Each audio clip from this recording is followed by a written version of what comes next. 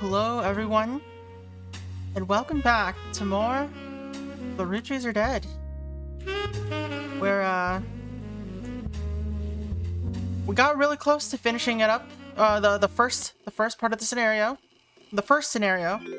last time, but we just didn't have the time to, to do the last 8 members of the family that we've got to solve, and we know where they are. So there are these two whose faces might be swapped, whose faces and names might be swapped. There's these two. We don't know yet. There's this guy. Hey Fire, how's it going? These two children whose locations or whose ages might be swapped, we're not sure. And this guy, Matin Ernest Jr. We know he's correct. He should be correct. That should be his face. He and his sister have glasses that they inherited from their grandmother, I think, is what they said. And we also know he's the 4th president because that's the only president spot still missing, right? 2nd, 3rd was Guy Hudson. Where is he? Yeah. Yeah, so we're basically trying to find the last clues needed to really mark all the names down. So, 5 pieces out. There's still 3 clues related to this. Not sure where we're gonna get them. We'll see. Teen Blast. We haven't looked that up yet. Teen Blast. Periodicals. Teen Blast. Root Tree. One of them was already in your evidence. 5 pieces. Thanks for opening the door. Alright. What else does it say? Their website has a news section that offers condolences. Their fashion line. Okay. Let's look for Root. Some of them mention Brenda, but more often than not, her daughters are mentioned. You love this basic guitar. We found a small bit of an ad from many years back that says, be sure to look at our upcoming article about Reina's inspirations for our Root clothing. Hold on a second, I gotta move this window a little bit. Alright. Reina. Root Tree. Alright. She did an interview. You added the cover and article to your evidence. Alright, what does it say here? So we got this this is Reina. Let's drop her picture onto the evidence board. Reina Root Tree. Bam. Alright. Let's see. There's an article about Reina Root Tree from 1994. This also mentions TMS and Brother Trouble. In an interview, Reina talks about her inspirations. One important thing I learned from an early age is that dreams are not outside our grasp. My grandpa was a college professor who taught lectures about history. We knew that. He always told me that history was full of people from famous families. I think he may have practiced that lecture a lot. His older sister even wrote a book that some of my friends tell me they had read in school. I took his advice. Alright. Now I work with my mom designing clothing. I help decide what colors and patterns I want to model. Then she designs the clothes, blah, blah, blah. Grandpa passed away earlier this year. Grandma Laura tells me he was really proud of what he managed to... Okay. So, let's see. We know then that this is Laura someone or other. Laura Carlson. That doesn't help us that much. His older sister, we know that.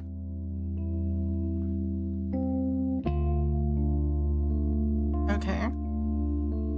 What else can we get out of here? movie? Teen Blast.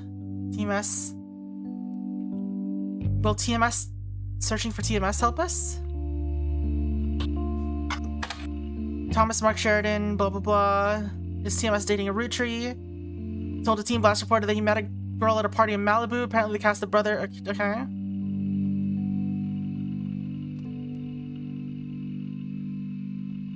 One of the creators of Brother Trouble, Ron, married Penelope, who played TMS's mom in the show. And get this, Ron is a distant relative of the Rootree sisters. Ron. Do we know a Ron?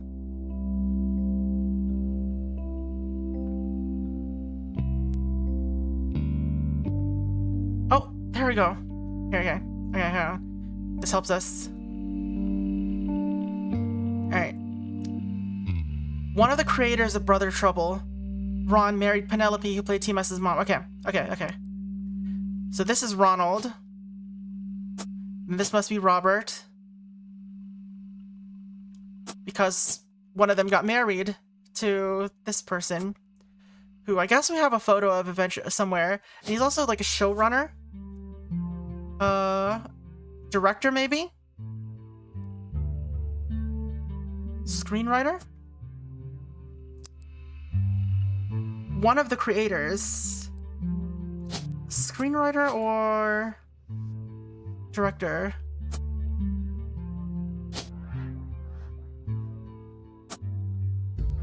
Alright. So I think I'm gonna swap these two. Swap.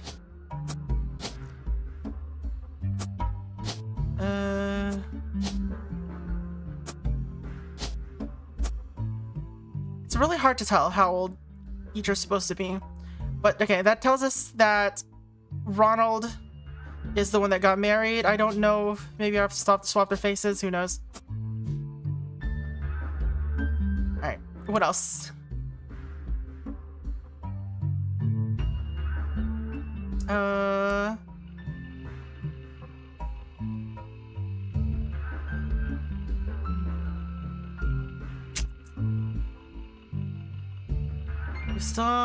Okay. Ronald Rootree.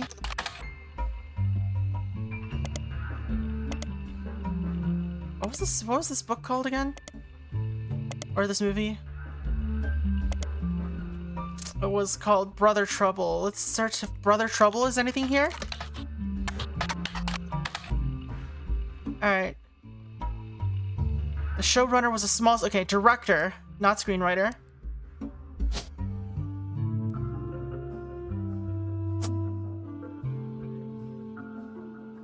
Alright. We still don't know what Elias Rootree did. We don't know what... The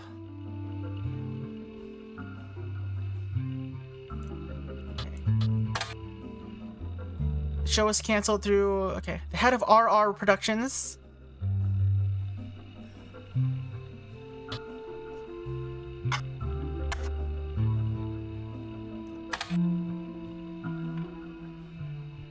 Ended up being an ironic name considering the rumors about... Alright. Search Robbie Rootree. Why was Brother Trouble canceled? I think it's because the writing went really downhill in season 2. They actually had an episode where Roxy was addicted to sniffing markers. Maybe it's because the rumor about Robbie robbed Silver Screen magazine. Alright. Let's go. Robbie Rootree.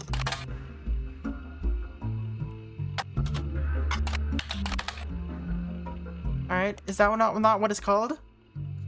Silver Screen magazine. Oh, there it is.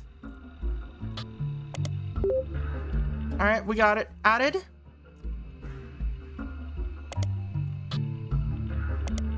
Alright. French court of law. He embezzled money from the company to fuel a gambling habit that left him hundreds of dollars in debt, and he fled to Paris. Hey, Spots. Halloween from your markers? I don't know anything about sniffing markers, so I can't comment. The article's author says they weren't able to get a statement from French authorities, but received information from an anonymous source and were able to confirm through public record there was a trial involving Robert Roottrees around that time. Brother Trouble was cancelled. Alright, and how about anything about Ronald Roottrees? Ronnie Roottrees? Ron Roottrees? Don't blame nepotism, he gets results. Yeah. Thanks, Fire, for gifting that sub to Splats. Sorry, there's like something floating around here. Alright. Ron has decided to start his own television company.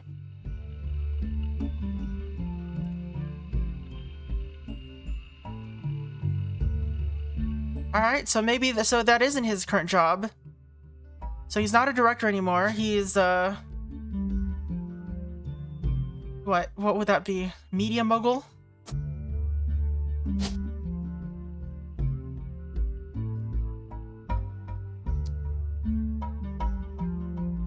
Is that what you would call someone who's head of a television company? We still don't know which face is which. Do they have alternate pictures? They don't have any alternate pictures, so we have to just guess for those.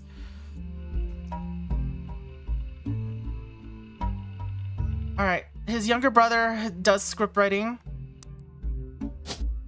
So, a screenwriter. Oh, we got something.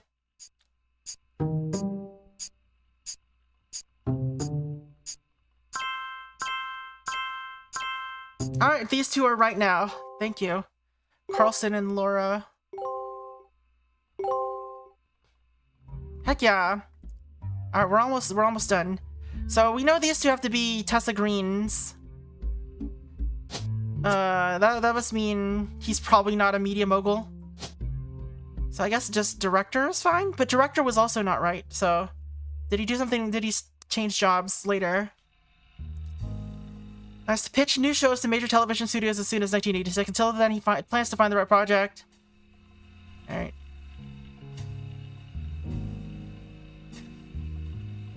Showrunner, struggling productions. Alright. I don't think... Maybe he's still listed as director.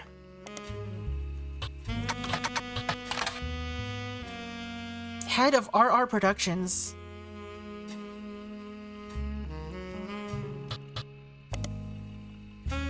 Defunct production company responsible for Brother Trouble. Okay. Let's just see what else. Okay, this still has 6 listed on it. Oh no, it's only 5 now. It just didn't update. CEO maybe?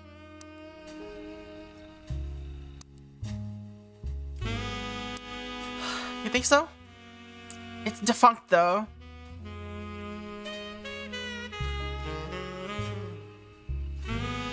This comma is misplaced.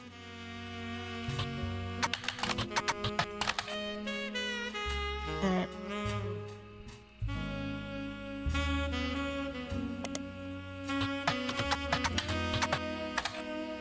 Alright. This is the same as before. Screenwriter. Oh, it did say screenwriter here. He then fled to Paris where he grew up and assaulted a police officer. French authorities.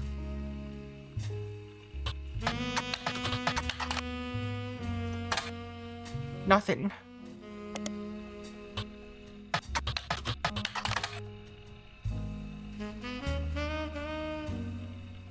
Is this guy important?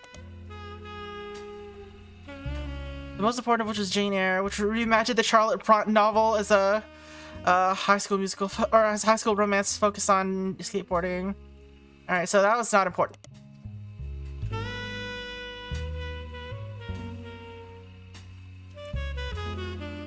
Blah, blah, blah. Alright. Oh! It's resulted in the Laugh Lounge, a club in Reno, blah, blah, blah. Breast milk cheese, okay. Jack watching one of his mother's charities sets, 1994. Alright.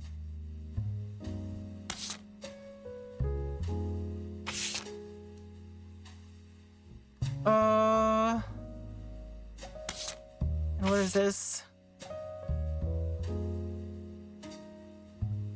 So this is the younger one. I guess this is Penelope.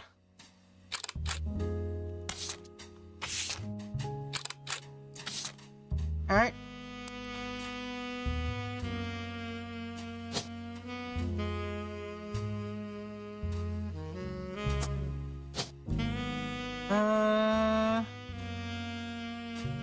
Guess that must be Christina Roottree. Alright, wait. Baby is an option, right? There's baby.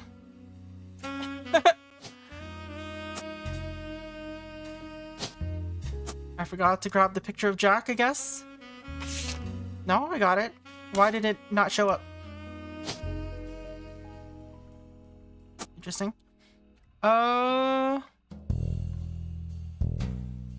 Alright, we just need to know what the heck is up with Elias Roottree.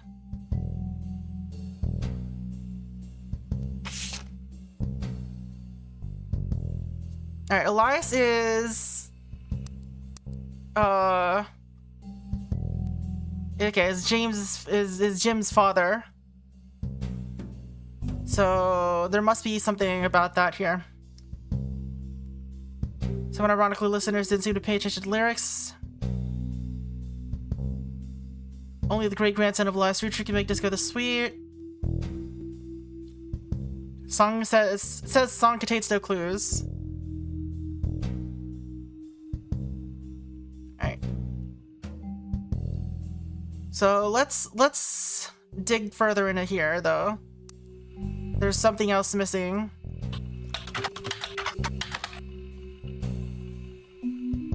The duo, according to many sources, rolling on that city.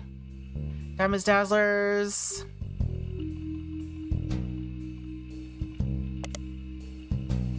One reply that mentions that Jim and Diamond sent out Christmas cards to Diamond Dazzlers. Alright, this is his children.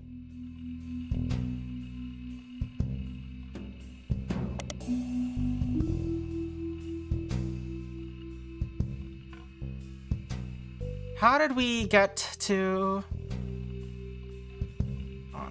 periodicals? There was... MMM. Jim Roottree.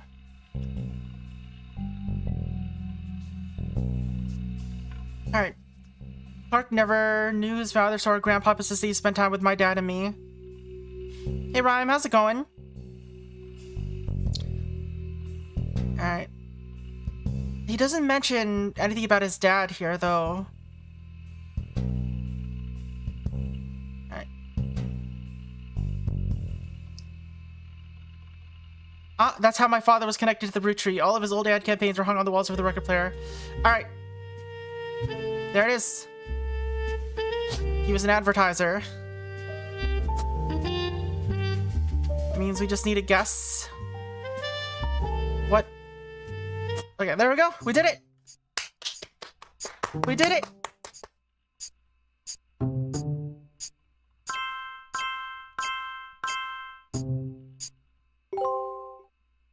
Booyah. Heck yeah. Alright, top secret. To my genealogy genie. If you're reading this, it means you've locked in 49 blood relatives. Congratulations. I knew you could do it. There are 2 more entries on the family tree I'd like you to consider. These last 2 are optional. You can summon me whenever you wish. However, this will end your search and reveal the truth. So make sure you're ready. Okay. Oh, who is EC? So, I mean, I already know the answer to this because this was also the answer in the final, or in the original version of the game. But I'm gonna go through the clues anyway, so that you can find out what it is with me. So, look, it looks like all the stuff with evidence is still marked. No, it's okay. So it no longer has evidence markers, so we have to solve this ourselves. So first of all, 5 pieces add. There were 5 pieces named as such because the original creator has 5 children. That's hint number one. The creator had 5 children. Now the problem is, we already have the 5 listed here, right? There's the 5 children. We know about them. Their names are Gwendolyn, Elias, Clancy Edward, Margolite, and Miracle.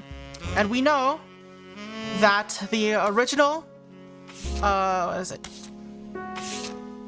These were named after the 5 children. Gwendolyn, Elias, Clancy Edward, Margot, and Miracle. But here it says that they introduced Miracle Berry. What happened here?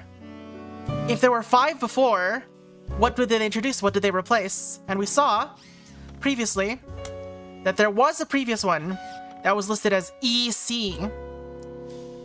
So EC is listed here before Miracle came around, which means that EC must be a 5-piece that was part of this family that got disowned for some reason. Now we know that EC was a farmhand. This was mentioned in the diary over here. I think it was the diary. Yeah, it was Sam. I think it was here. Let's see. Clancy swore he saw Sam working alongside the farmhands EC and John when he used to drive past the old Anderson farm on his way to work. Upon hearing that, Zach checked his records and managed to confirm that all 3 are on the books. So we know EC and John were farmhands. And we also know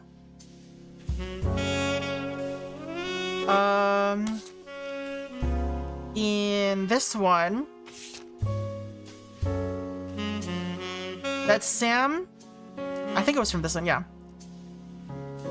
Sam was raised by EC, and EC was a confirmed bachelor, which was slang for he was gay. So we know that EC was gay, and that was probably why he ended up being disowned by this family, who was very into blood relatives for whatever reason. But they ended up raising Samantha Roottrie, and that's how she ended up inheriting the Anderson family farm. So we know the spouse is probably John at this point, because that's who John Miller? Is that what his name was?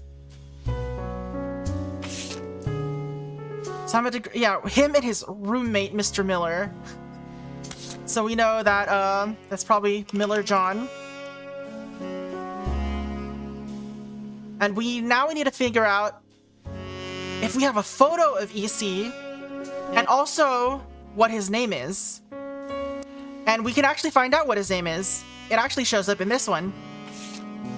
So, sorry. So it shows up here. Names. Let's see.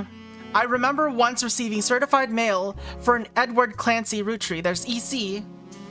Had to break the news that they got my father's name backwards. But they didn't get it backwards. Because, if we look here,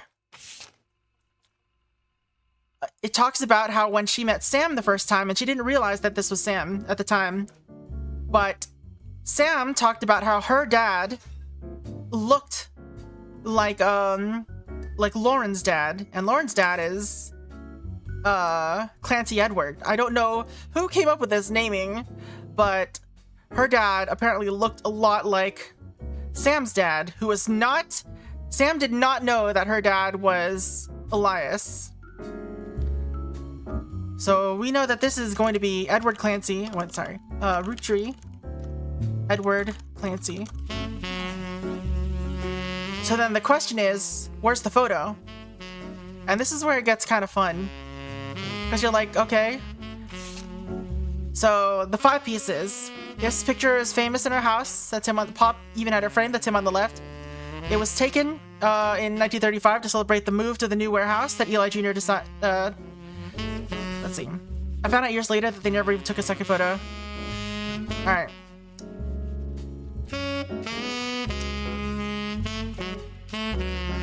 So, I don't know how you were supposed to find this out. was there. Mr. Morden. Okay, that was Gwendolyn's husband. I don't know how you're supposed to figure it out, but anyway, you can see this guy's face in here in the background.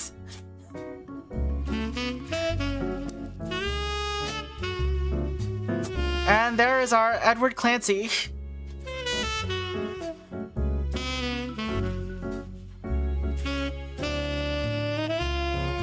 Anyway, I think that's it. I think they're supposed to, yeah, they have like the same face. Same hair too. He just has a beard. But yeah.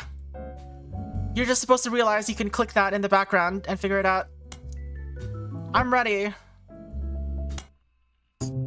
But first,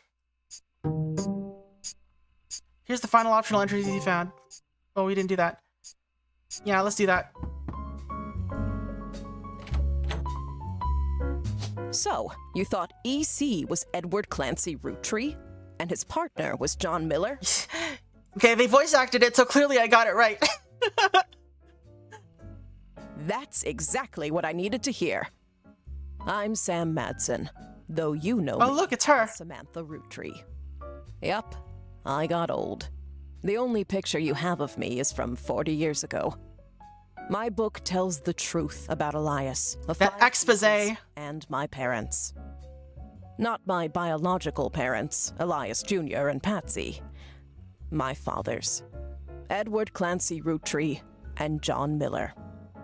By now, you've either read Lauren's diaries, or you're just an incredible Imagine guesser. guessing your way into the ending. Lauren was right. I hated the 5 pieces. She just didn't know my full reasoning. My father, Edward Clancy, was a great man, but his identical twin Clancy and his father, Elias, were not. At age 16, my father was caught kissing a farmhand. Confirmed bachelor. That's what they highlighted.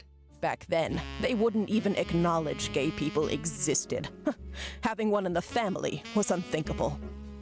The same year, I was born. A bastard granddaughter. 2 stains on Elias's perfect family. He decided to fix both. They tried to erase Edward Clancy. They even removed his 5 pieces flavor.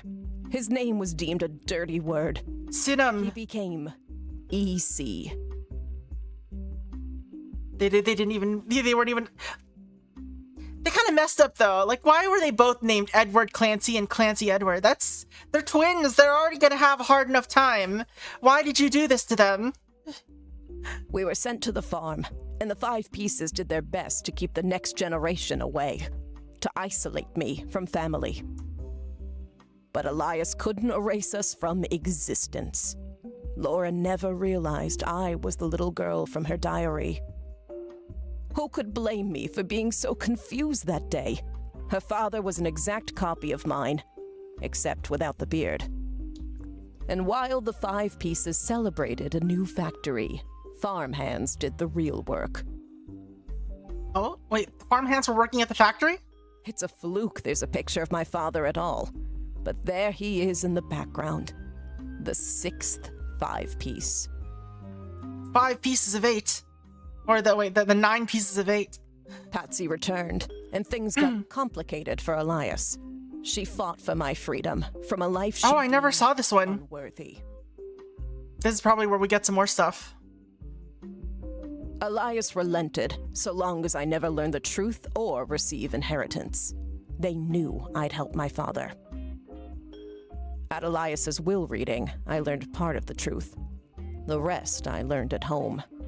I began to hate the 5 pieces. My father made me stay silent. He was worried history would repeat and that his grandchildren would become outcasts. His fears weren't unfounded. As you know, my son Ernie died a few years ago. He had trained to take over as president.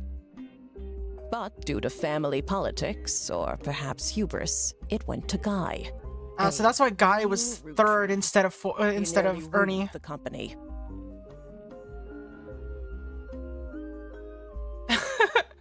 Zach talking about his own nephew. Guy is new to the business world, but he is family. Vote for He's a Nepo baby.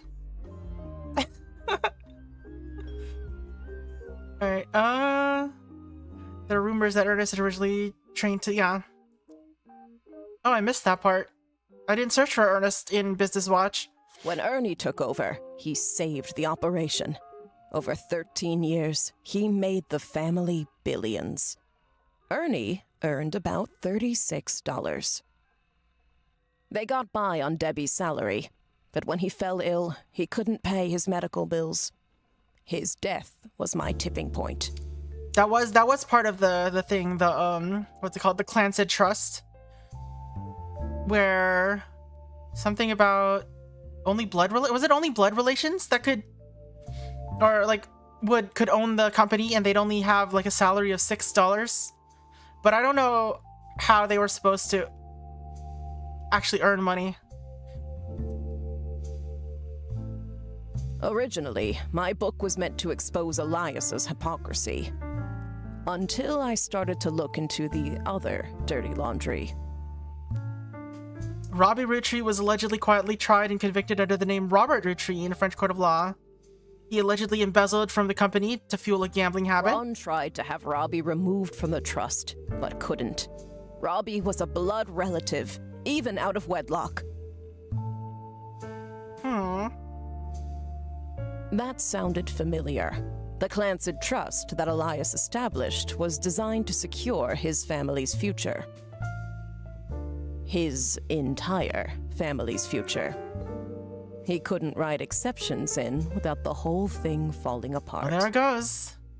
My book can definitively prove that Elias was not the paragon of virtue he's heralded as, and that my daughter and granddaughters are just as much family, at least in the eyes of the Trust, as anyone else. The Clansid Trust will secure their future. They can decide what to do with their shares. But I'm old, and I'm not in it for the money. The truth has been eating away at me for years, but now I can set the record straight. Thanks to you. How convenient that you just popped in as soon as I solved the mystery. As someone who enjoys searching for the truth, you might understand the power it has. Whitewashing the past to protect the status quo can lead to repercussions in the present and future. So thank you. You knocked it out of the park. With your expert work, the truth will come to light. And when it does, my share of the Clansid Trust is yours. Hello. Like I get to be rich. Set for life. Looking at the family... Oops. Looking at the family tree on your wall. Now with my father's, everything finally feels complete. Unless a whole lot more root trees somehow appear from thin air. This is the last time I'll come knocking. Thanks again, and so long. And before the root trees appear out of thin air. Alright. So we'll jump into the second one now. On down to the sea. Thanks to your hard work, Sam Madsen's book was published. It received mixed reviews. Life went on and a new president took over the company. Who was it? The Roottrees family faded from the news cycle. And then everything changed. There's another mystery to solve. Roottrees Mania is now unlocked as a new game. Let's go. So, I'm a secret Roottrees. Oh no. Alright, I wonder how big this one is. Alright. Wait, spoil unlocked content? So do I want to finish up stuff here first? Let's see. We do have a few names to fill in still. I don't think they're incredibly necessary, but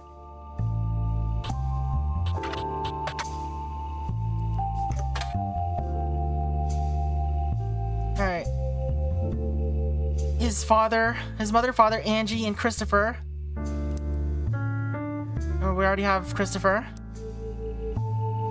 Guy's uncle, Zachariah, with his wife. It doesn't mention what his wife named. Now their daughters have started families of their own. Clara? Okay, Clara. Clara Lansing. There we go. Also, we need to find another picture of Guy. He's probably somewhere in here, right?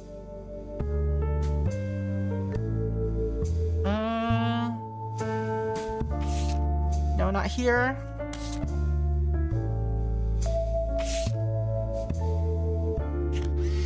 I think we already placed all these pictures, right? He would have been the next generation after that, anyway. So these two are swapped, I think.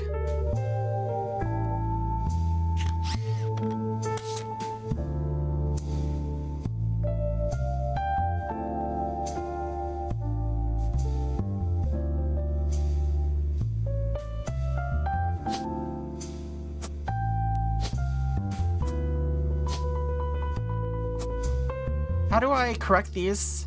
Lol. Hey, Daigo. Alright. Let's see what else we can figure out. Where do we get another picture of Guy Hudson?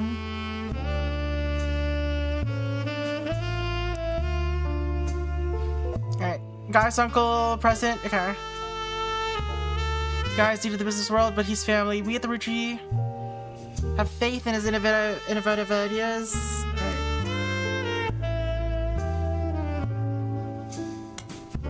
Alright, let's see if we can correct anything. I do have some missing stuff, yeah.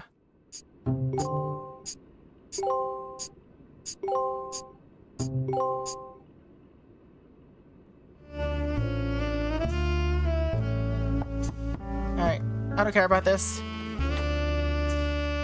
So, alright, so if I want confirmations, I have to sit through that for a little bit. I don't think we're gonna do that every time. Did it not get Clara Lansing? Did it not confirm that?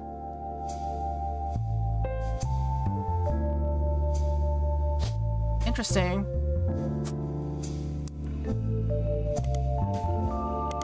Was that not her name? Oh no, Zach's wife is Clara Lansing. Okay. Doesn't mention anything about Guy. We at Roottrees have faith in his innovative ideas. Alright.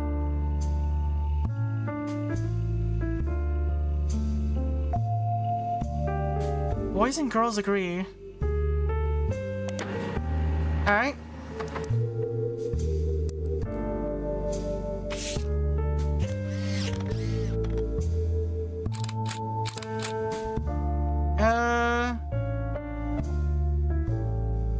That's obviously these two.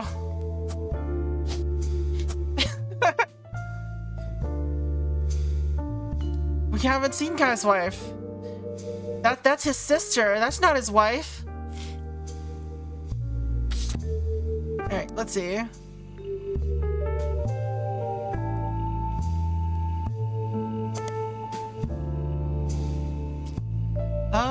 They both appear in the company's advertising. Yeah, that's what it was. Why does it not mention his wife at all? Alright. So there's a bunch of names here of women that are just not here yet.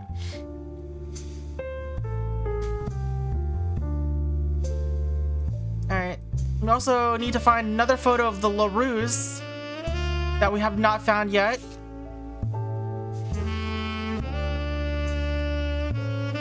Oh wait, this is... okay. So I think Diamond is the blonde one. Where is she? Yeah, Diamond is blonde here, so I assume that's Diamond. That must mean that this is Jane.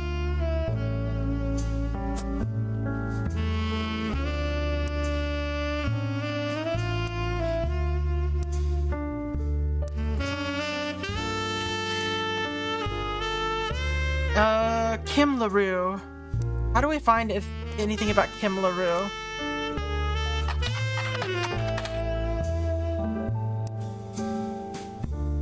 She goes by a different name though, I think. I guess Kim Rafferty? Nothing? How did we find out about her? Rafferty LaRue, maybe.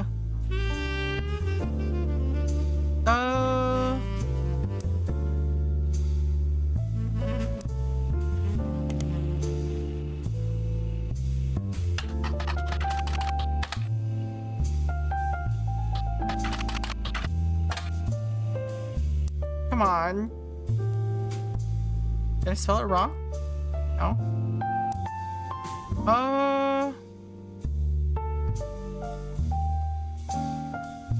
Who's Danielle Franks?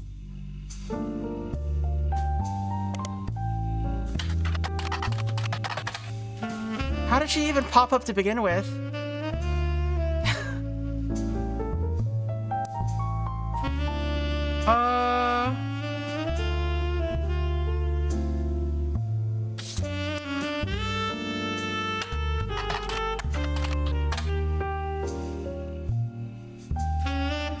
These times.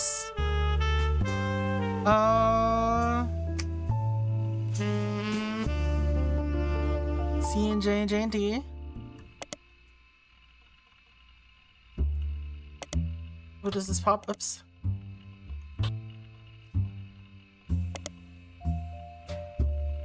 Let's copy this mess of a name. Skip it or flip it. Has a short pithy blurb. Okay. These times, a new single from Zane and blah blah. Amateur's folk style songwriting is catchy times, but ultimately doesn't do anything new. I wonder if there's a search here. Nothing. Alright. Album called These Times. Let's skip it.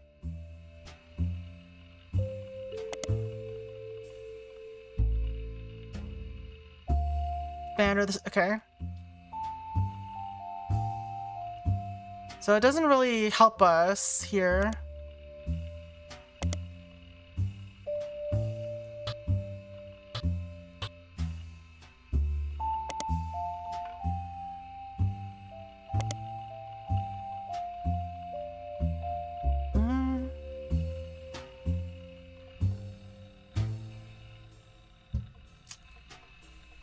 And what else have we got? How do we figure out these wives? November, April. It's gotta be April, right? If her name is November.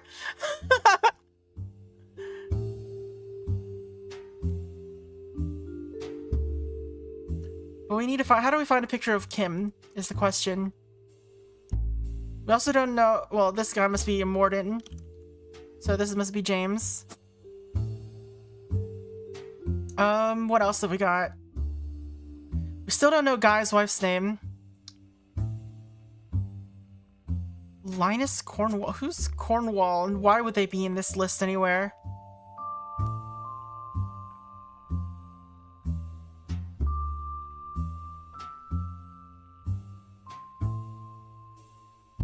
Alright.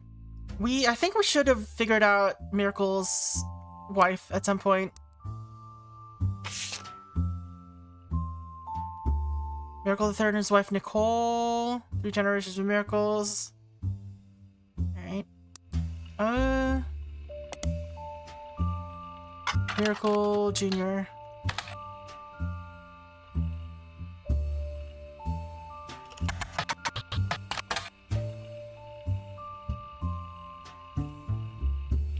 Alright. His mother and father, Elias and Gwyneth, named him Miracle. He was younger than his brothers and sisters by over 14 years. Does it mention his wife's name? At 18, he began burdening himself with the Roottrees name and his... Okay.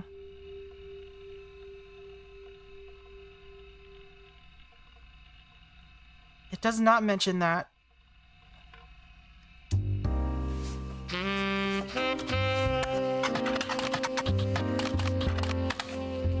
Alright. Miracle Network, again.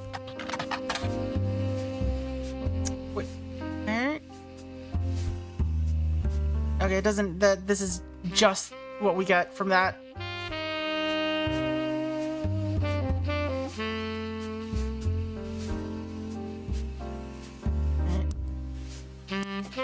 So it gives us this blurb. Summer of '96.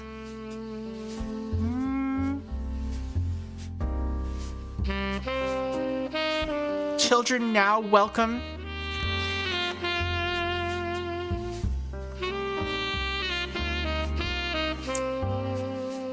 It doesn't really tell us anything about Miracle.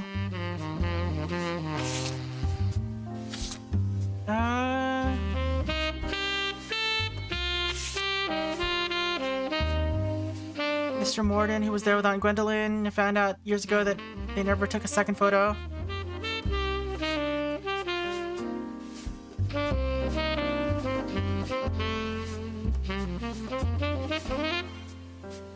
Okay. Nothing there. Why is this out of order? Alright. An attempt to recapture the spirit of the 5 pieces photo with our generation.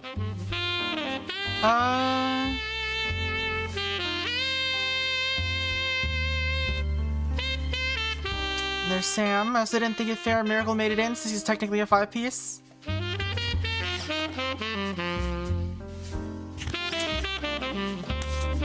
How are we gonna find another photo of the LaRue siblings? Or, yeah.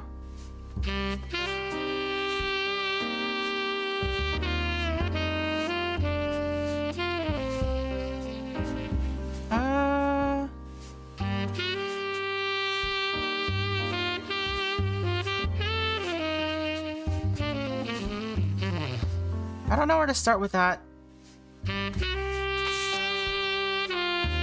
Oh, wait. Duh. She's in the photo. Rip. Alright. Alright, so who... Where would Linus Cornwall be? I guess he's gotta be you. You're the only, like, person who doesn't have a... I think this name actually did come up already.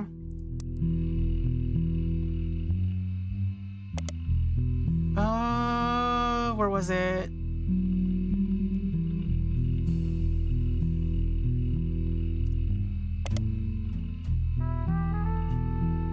Yeah.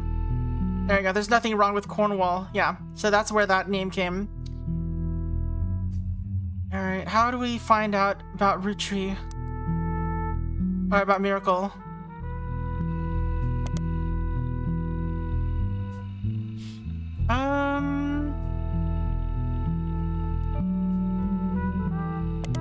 You know what? Let's look up Ernest. What is he? Ernest? What was his name? Ernest Hudson, I think? No, that was guy as in Ernest Madsen Jr. So we never saw this one. Little's known about Ernest, but sources close to the family who have asked to remain anonymous have made it clear that he's more than qualified. The rumors he was really trained to succeed Zach Morden. Last 4 years at Roottrees have been tough, rough. Fancy flavors. What went on there?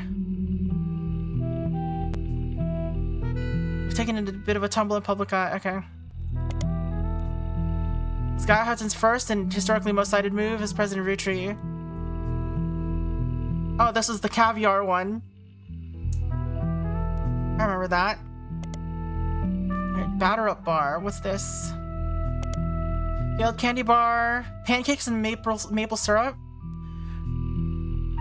Consumers loved the taste and the candy launched to stellar reviews, but after a little less than a month at shelf, it was discovered that the filling of unopened bars began. Ew!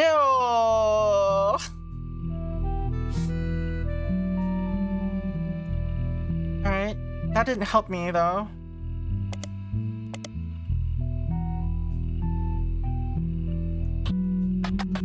Is there anything else here?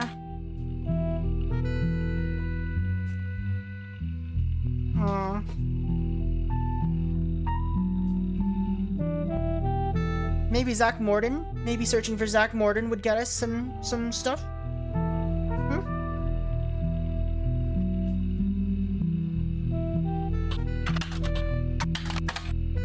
Go on.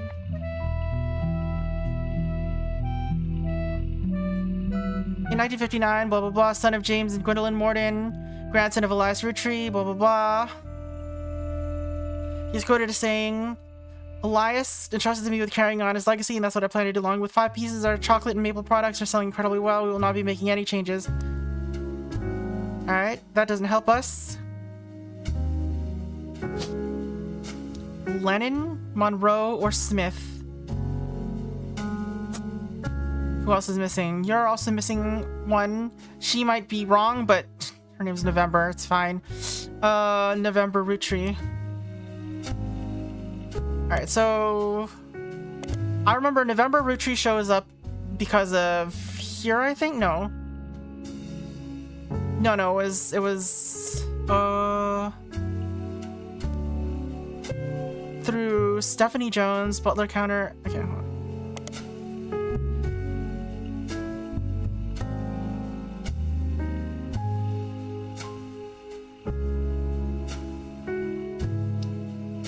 Generations, that was the name of the thing. Legal troubles.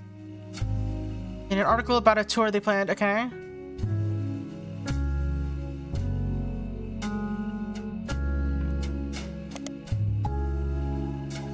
Alright, that's... we've seen this before.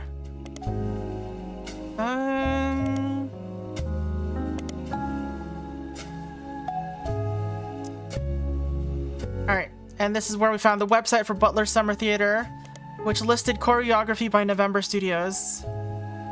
So, local dance school. Oops.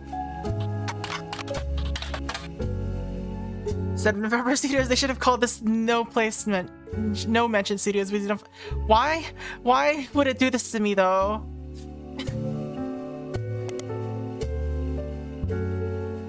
Why is there hardly any information? What do you want from me?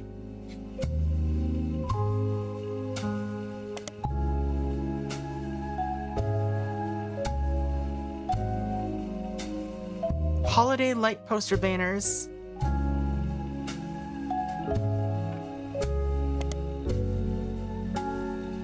Okay, Butler County Times, presumably local paper. Their likely articles has been automatically out. Okay. A video game called The Roottrees Are Dead was once set in Butler County, and it turns out the creator never lived in or near Butler County, or even had any connection to Butler County. Okay.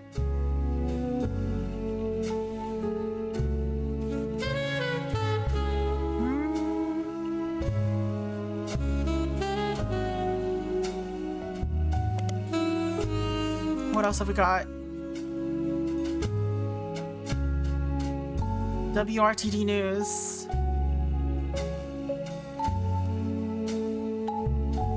Was a break-in. Psychologist also had to pause the culprit. Blah, blah. Alright, this is where we learned about the Rootree curse.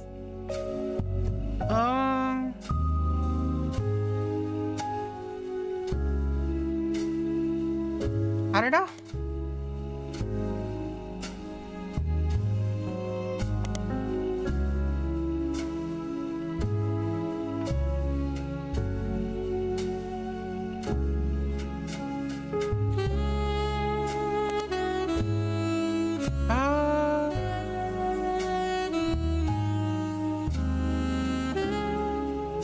Well, I guess we do have to find out how we find the that book that we saw mentioned that we never actually read ourselves. So how do we find that is the question.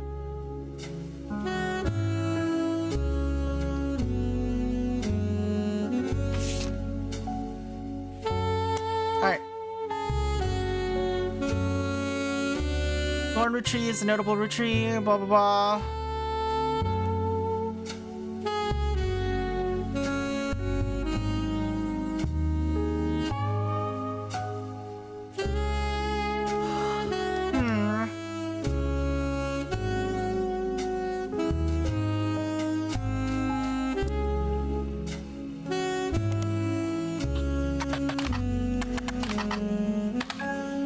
Costal or... Yeah, okay.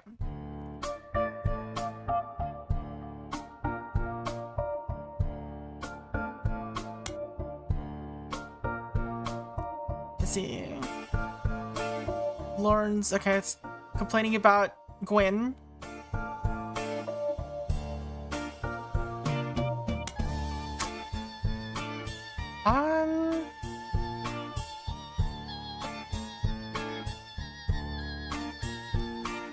I'll never forget the customers Pop used when he told Ma I wouldn't go to us, blah blah blah. Maybe they wanted it to go to... Okay, yeah, that's where we found out that Zach looks kind of chunky.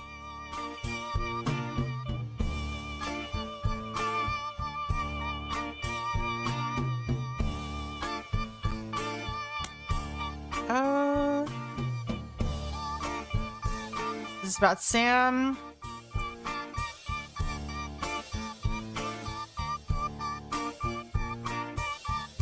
Angie summoned all the next gens. Gwyn's in Paris.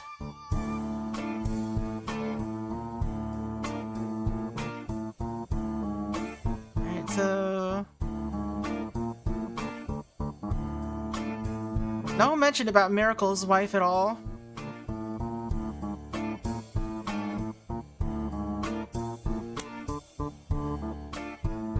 Alright, this is where we learned about Clark's first marriage.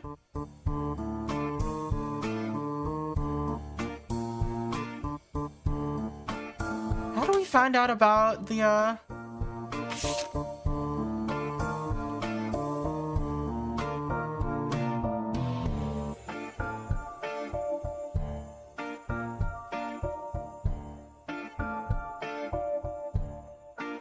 Patricia Christensen.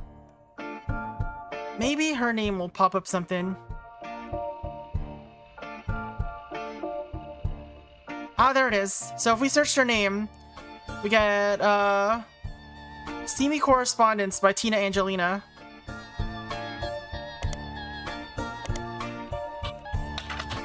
And this is how we get that book. It's a book of historical letters with an erotic twist. Each letter is accompanied by context from the book's author. A letter from the book has been added to your pages. Alright.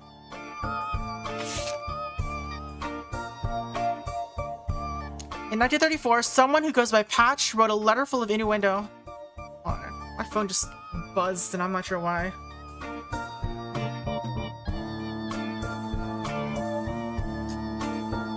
Yeah, it was random notification. Okay.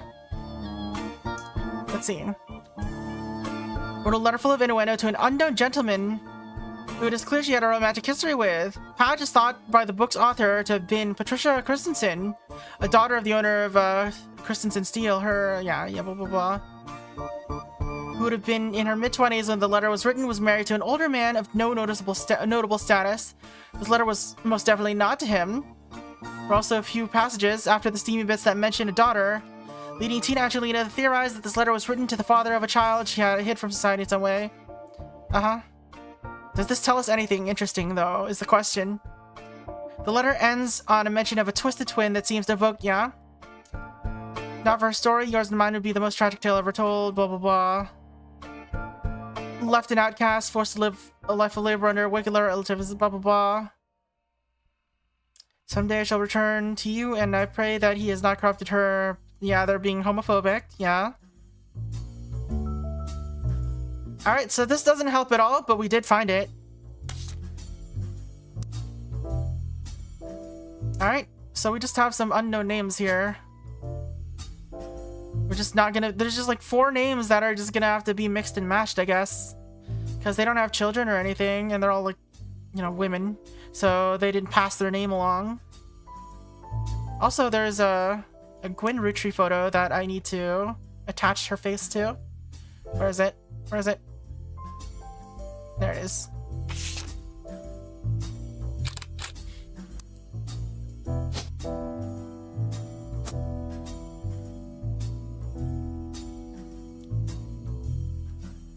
I guess we could search them. Patricia Jones. Who's Patricia Jones? We know there's a Patricia already, but all right, let's search some of them.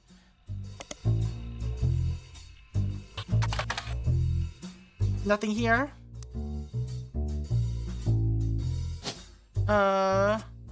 Quaritch April. April Quaritch.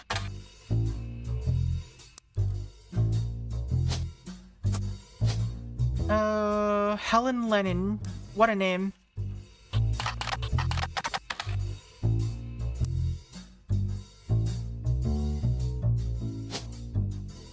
Joan Monroe.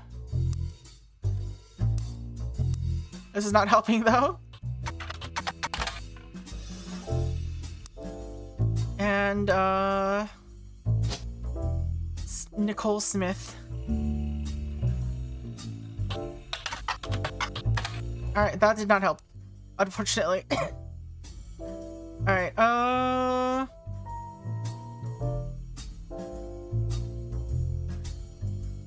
there's gotta be something on Guy Hudson somewhere.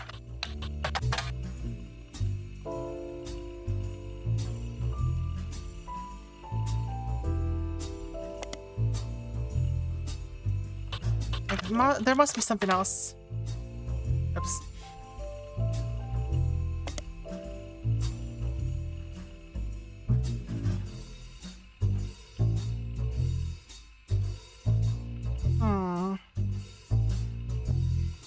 Maybe he appears in Butler County Times. Oh, Patricia. There's one. They died in a car accident.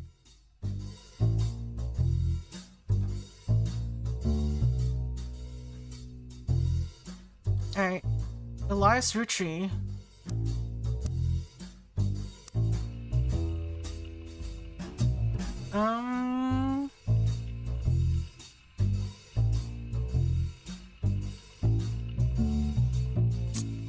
Alright, just a description of what happened.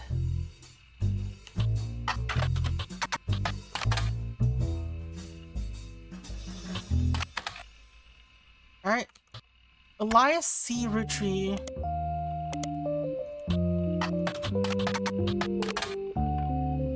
How do we find out his wife's name?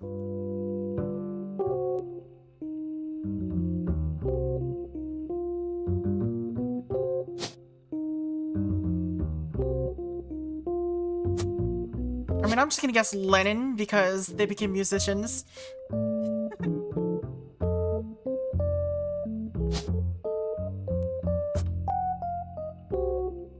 And we somehow don't know. Wait, we know this wife's name. That's Nicole. Because that was mentioned here. Yeah.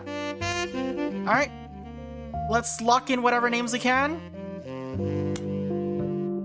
I didn't even have to zoom in. I could just click it from here.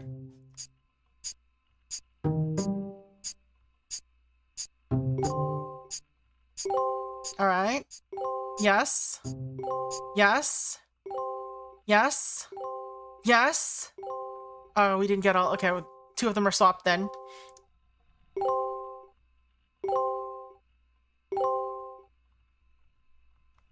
Whoa, whoa, whoa! There's a third optional entry. Hold on. What are we still missing?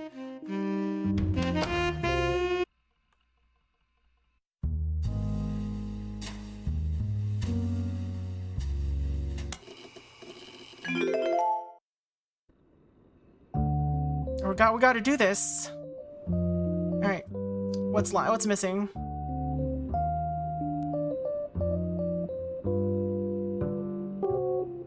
So these 2, I got their wives swapped. Clearly, that's the only option there. But what's the last thing? Oh, we're missing a photo of. I know where that is. We have that. Where is it? No. There you go. All right. There we go. Dun, dun. Dun, dun. There we go, 100%. Let's go. You did it, family tree complete. All right, now time to start Root Tree Mania.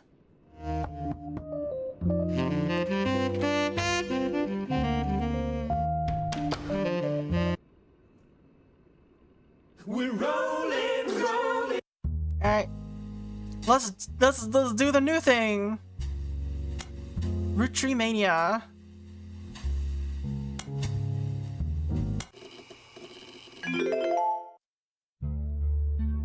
All right, what happens now? This is new. This is completely new content for me now. Oh, who's this? Hi. Oh, it's Clark. Clark Probably Rafferty, not huh? who you expected to be knocking, but life's funny sometimes.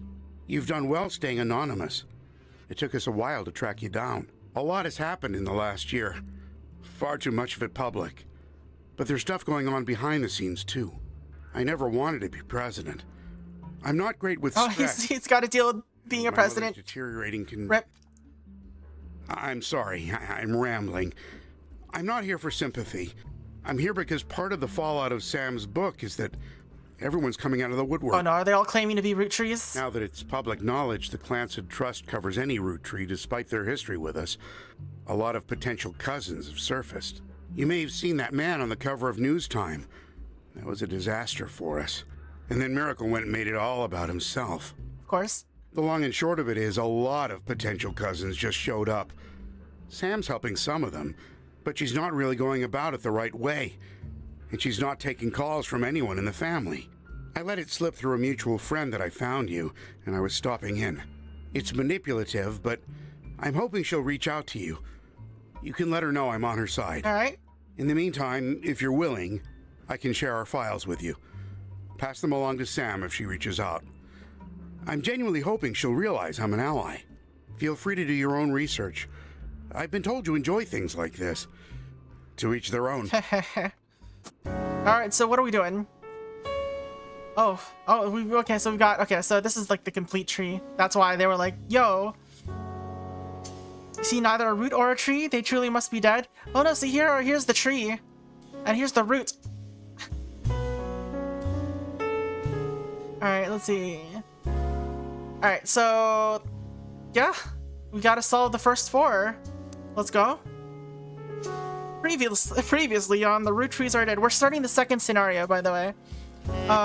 Actually, I'm gonna go change the title just to make sure.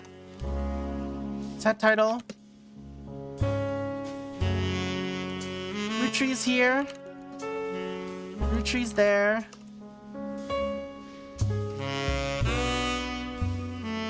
Roottrees everywhere. There we go.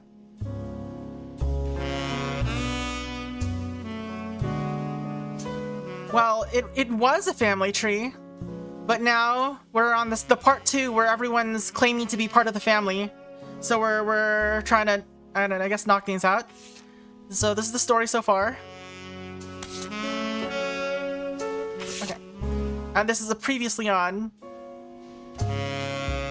Alright. This is a new investigation with a new focus. After many months of newfound interest in the root trees, it is recommended you try to catch up with some of what happened since last time. Some web searches may yield new or different results. No! And some books or magazines from your previous investigation may be relevant to your new one. It's also a much more widespread search. The list of first and last names you can choose from will contain red herrings. No! Stop this! Below is a reminder of some of the most notable beats of your initial dive. All evidence from before still available. Alright. And for your convenience, any searches that do not lead to new information still function as they did during your first investigation. Alright, this is stuff we know.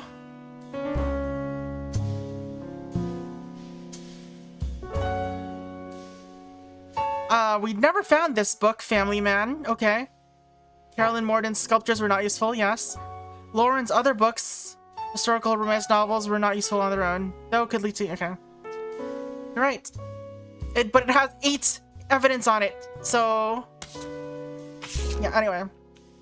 6 pieces. Okay, that's a new book. From the new book from Sam Madsen. Alright. At the time, Carl had not yet been replaced. The root tree rift. they said that the results were mixed. All right, the Roottrees Rift. In March, the Roottrees company stumbled publicly as they attempted to respond to the book's release with multiple. Okay. Alright, these are just, I guess, keywords for us to search. Clark Rafferty LaRue is the new president.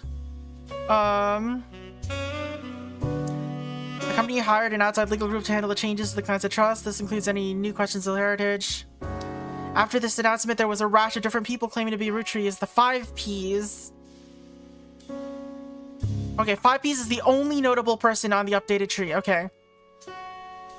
So he was a rapper named Felix Fellows, who changed his moniker. Okay, I guess we'll put him on the board.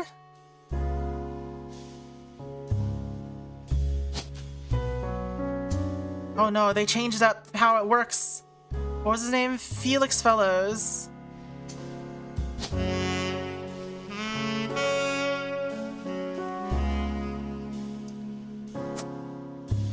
And he's a musician. You have like a separate rapper? No, that's just a musician. Alright. Alright, I guess we'll find his photo eventually. Roottrees Mania. Another high-profile misstep. Miracle Roottrees publicly and vehemently denied that 5Ps was a Roottrees. The Roottrees legal team then offered to do a DNA test to get a 5Ps to drop his claim. And in a moment that caught what seemed like the entire world by storm, the test was proved he was a Roottrees. Suddenly, the world was obsessed with the Roottrees. Anonymom and Jane Doe Roottrees. In July, an anonymous woman, who the press began to refer to as Anonymom, appeared in interviews with her face and voice disguised. She claimed that an affair with a Roottrees led to the birth of her daughter, aka Jane Doe Roottrees. If true, this would make her daughter yet another secret Roottrees and therefore entitled to the share of the clans of trust. Nobody knew it at the time, but this would turn out to be the last chapter in the Roottrees Mania saga. As more and more of Anonymom's story came out, people began to notice how much it echoed 5Ps in nearly every significant way. The court of public opinion began to turn, confirming the world's suspicions. The DNA test proved that her daughter was not a Roottrees. This final event caused public disappointment, smugness from doubters, and countless accusations of the entire ordeal being blah blah blah. Things got a bit ugly, and the fun of Roottrees Mania seemed to disappear overnight. Not 2 months later, it seems like it has in memory. Alright, so let's get a photo of 5Ps.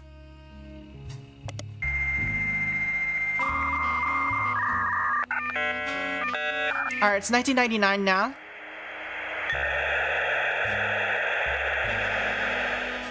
Let's go. Alright.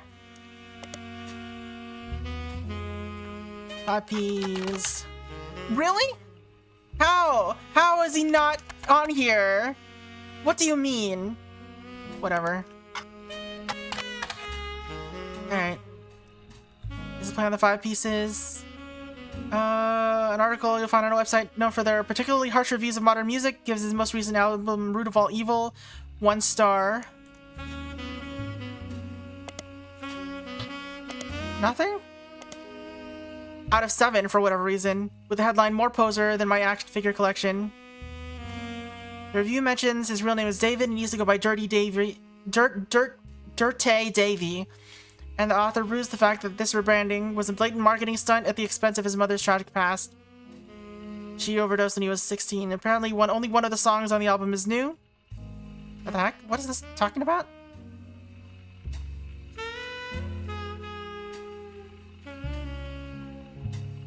Further, particularly harsh review.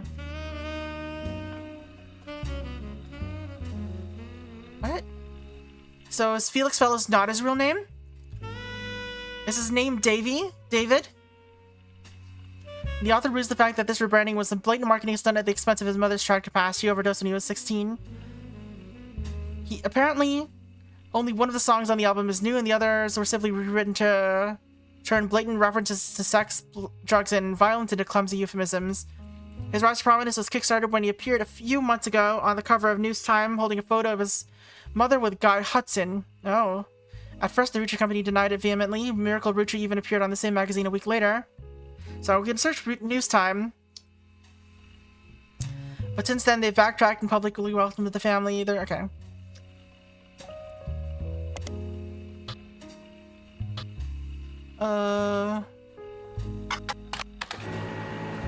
Let's see. Then a week later, Miracle Roottrees appeared on the cover of the magazine as well in an article that focused heavily on 5Ps. Alright.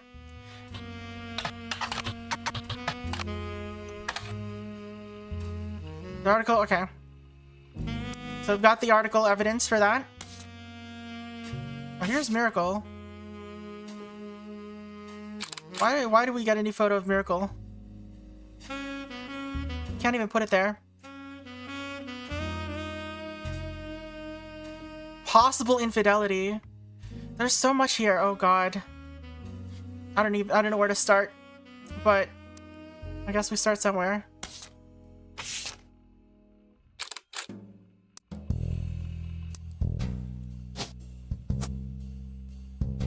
Alright, there's Felix Fellows. First affair. Split up.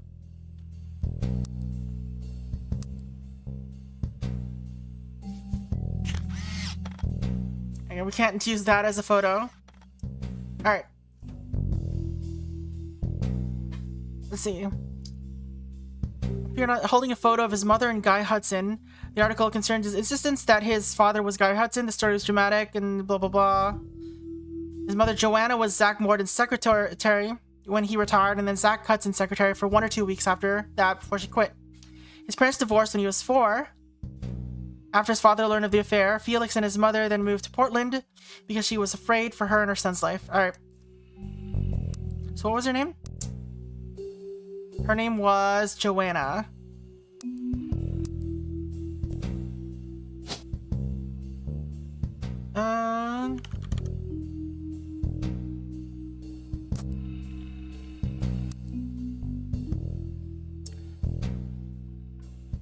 His parents divorced. Felix and his own mother. I guess Fellows is what we're looking for.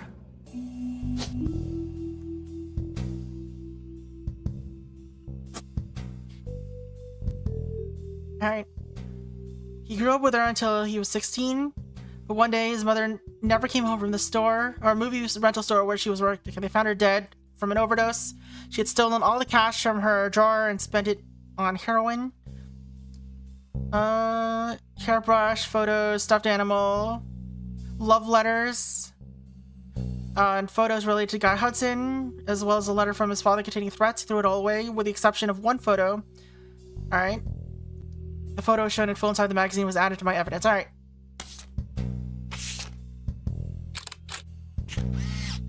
Root Tree Family Picnic. Yeah, that's Guy Hudson. So supposedly...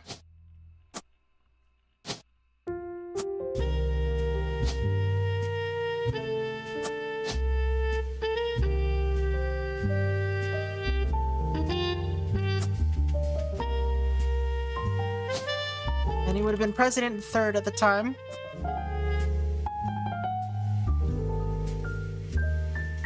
Alright, so these other affairs in different orders. What is this about? Oh, it's just like an updated family tree. Possible infidelities. So these are confirmed infidelities.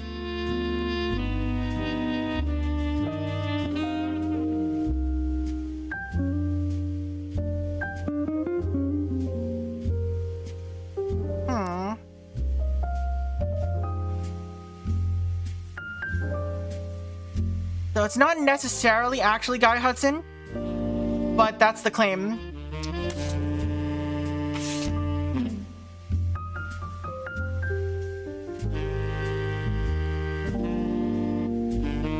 Alright, Riley Fellows. That's his dad's name.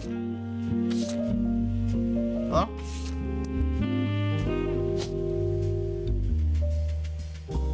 Don't know what her maiden name was.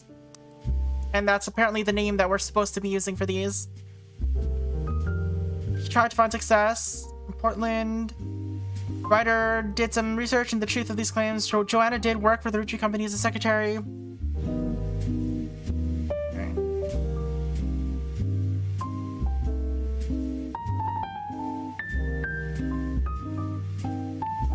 Alright.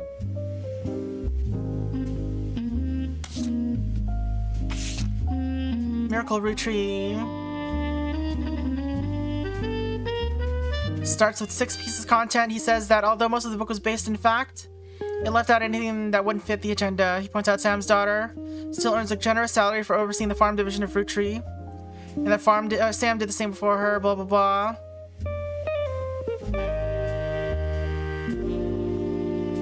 Claims that though he didn't have to, the family helped pay for her son's medical bills after voting that it was the right thing to do. Miracle also says a story about Elias shunning EC was one-sided, leaving out Edward Clancy's blame in the whole thing. What blame? Yada yada, blah blah blah. Recounts a delusion of claims to the Clancy Trust. He doesn't cite any specifics. All that he was tarnished his father's reputation. They've had to hire an outside legal team to help, but so far every case, okay. Who appeared on News Time. He called him a grifter and a delinquent. He says that he's using their name and products to sell filth. Right. Miracle states that those that wish to hear the true story can join him on his farewell tour in the upcoming fall. Alright. Miracle's Roottrees are planning on touring the country's churches. Miracle's the oldest living Roottrees. This is your last chance to hear the truth from the man, blah blah blah. The article mentions that Miracle's son, Miracle Jr., did not wish to comment and has a statement from Clark Rafferty LaRue. Okay, Miracle does not speak for his entire family. We're working on a plan, blah blah blah. The article does not refute Miracle's claim that he's the oldest living Roottrees, despite Sam Madsen being born the year before him.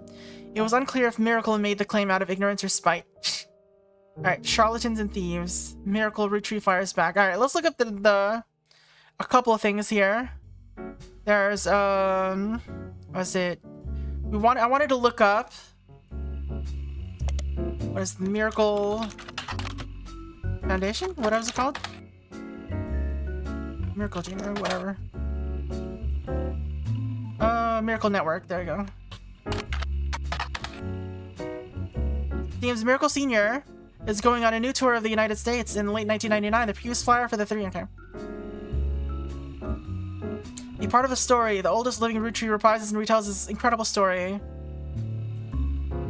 The fortune is nothing compared to the powerful force of the Almighty. Doctor is determined he was destined to die young, but faced different plans.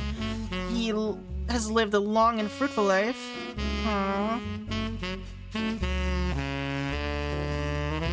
He'll discuss his family's saints and sinners, blah blah blah.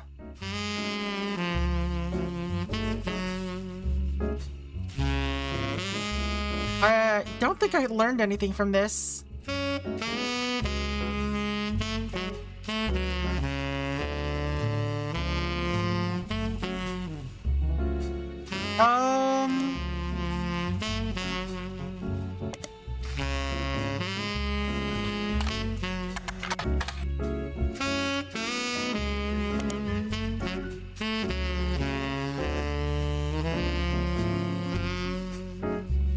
What's a good search for this? Oldest living Roottrees?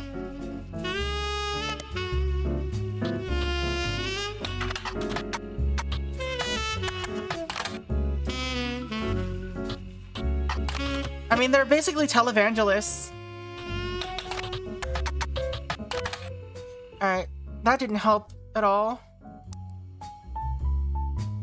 Alright, let's look up 6 Pieces by Samantha Roottrees.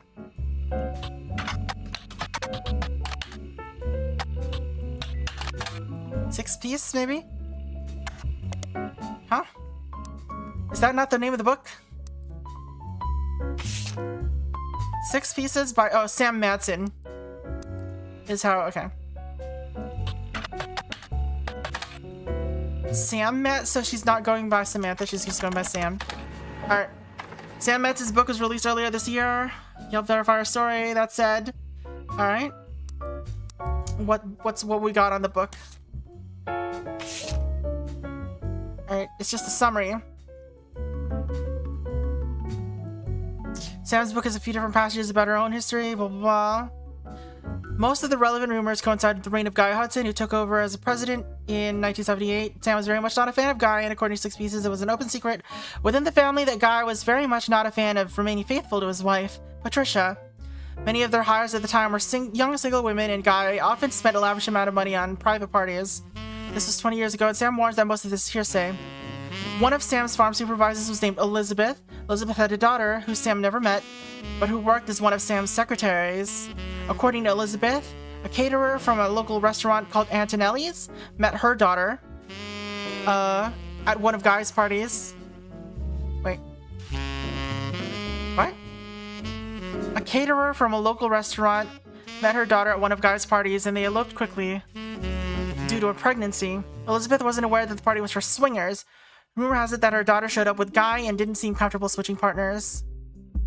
Guy's main positive contribution to the company involved expanding the markets previously untapped. However, when he went on a trip overseas, they were often for weeks at a time, and Guy was known for spending more time and money on unofficial business than meetings with distributors and manufacturers. It was said that he bribed at least one politician to open a factory in Brazil. Alright. There's also a section where Sam speculates that Elias may have also cheated on Gwyneth. Oh. Gwyneth was always much kinder to Sam than Elias was, and was the first to invite Sam to family events. While she has no hard evidence, Sam always got the impression that Gwyneth was able to coerce Elias into allowing Sam back into the family using some kind of leverage, instead of it being a natural course of events. She mentioned that Elias and Gwyneth were known to loudly argue, sometimes about another woman. Sam also says her son Ernie once asked her, "Who's Beth?"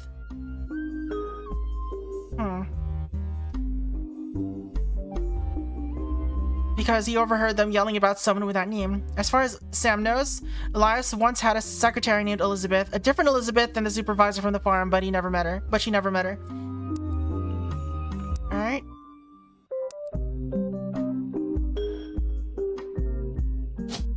We don't have a photo of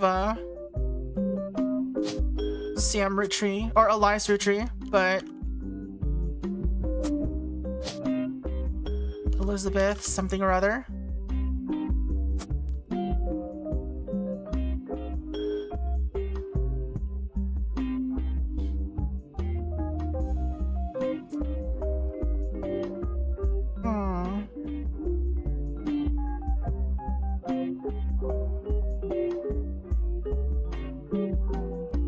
There's so much here. Jesus Christ.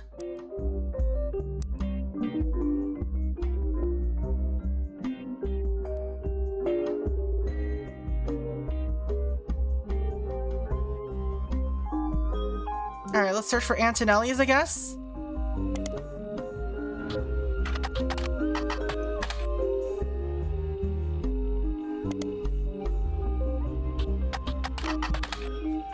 Alright. It's been in Butler County times twice. The most recent time was when it closed on 1992. The owner, Rochelle Zimmer, sold the land the building was on, and at the time of the article she was unsure if the restaurant would move to a new location or if she would retire. And there's a pup piece from Valentine's Day 1978 that asked recently married residents of Butler County how they met. Christine Garland responded, she and her husband Steve, who was the chef at Antonelli's, met years ago when she delivered produce from her mother's farm. Alright. Steve used to work extra hours just to be there during their deliveries. Although they grew apart when the restaurant switched suppliers, they reconnected by chance and eloped at the end of the year.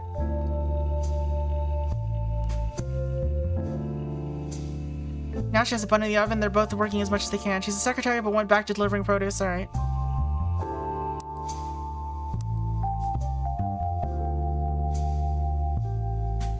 So the only one of them that got married, and is still married, it was, what was her name again? It was Christine Garland.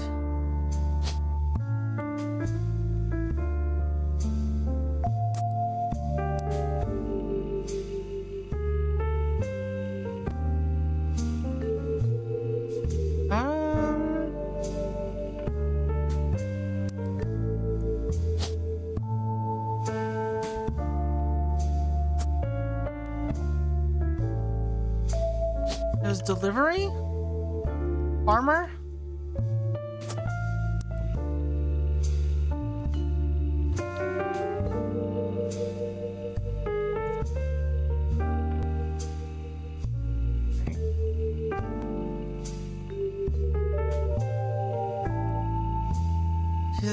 She's a secretary.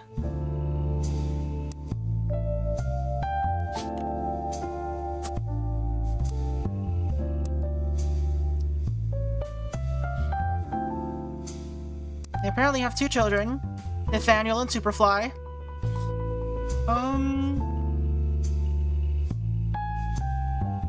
Alright. To move to Boston to open their own restaurant.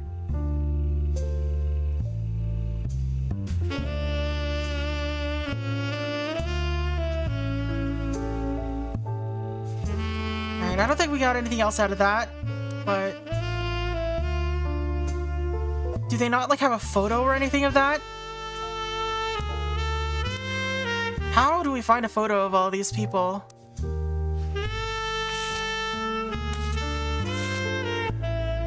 Alright, Roottrees Rift.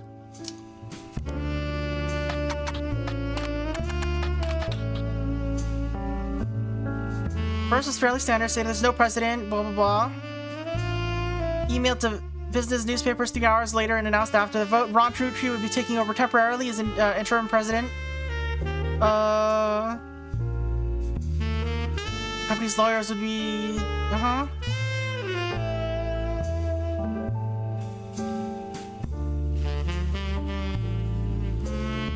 Third, much shorter press release came the next day. It claimed that a draft of the announcement was made prematurely and that Clark, Rafferty, LaRue, and Ron Roottrees would be taken over.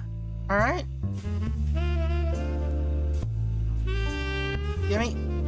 Let me select the X, thank you. Alright. Alright, this does not include Root, which appears to have its own new leadership. In early March, it was announced that he would be taken over. Few seem to touch on his complex and volatile marital history. Since taking over, Clark has tried to make... Okay.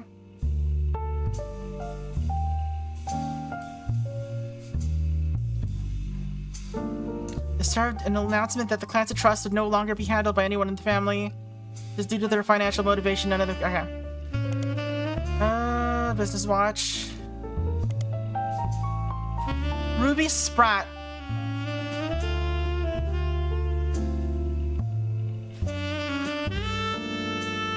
So that's a name to keep track of. It seems that Ruby actually approached the Roottrees sometime in late March after the Roottrees Rift. An accomplished but relatively low-profile lawyer, she offered to work for very little money as long as she could be a public face to build her reputation. Alright. Many family members often attempt to spend as little as possible.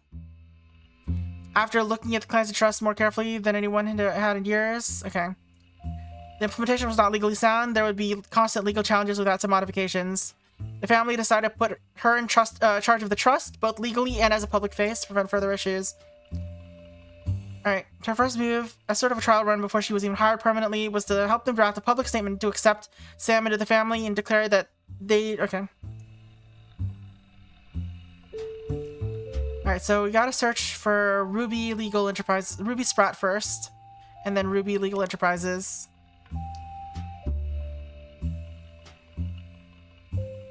Foster care, she's definitely one of them. But excelled at school and earned a scholarship to study at Mid-Eastern University. There she graduated at the top of her legal class and was quickly hired as a lawyer for a prominent firm. The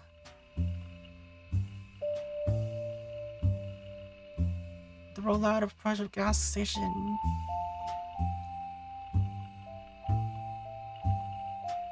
Alright.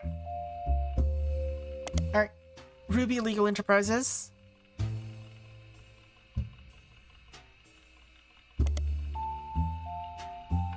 Can't find much about the company after the Vasco. This is... Okay.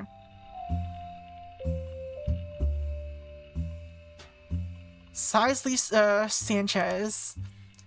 Author of best known for Portrait of a Changed Man. Her follow-up, Foreign Gospel, did not perform as well critically, but still sold quite respectably. She has written quite a few books since then, including a biography of Van Gogh, but her first 2 are claimed to fame. According to what I said about authors, Sisley is known for her non-fiction, with a focus on exploring darkness in the human psyche. Let's see. Appeared in a magazine called Piketty, with an article about a book she had commissioned to write for Guy Hudson. Uh-oh. Alright. So Piketty and Sisley Sanchez.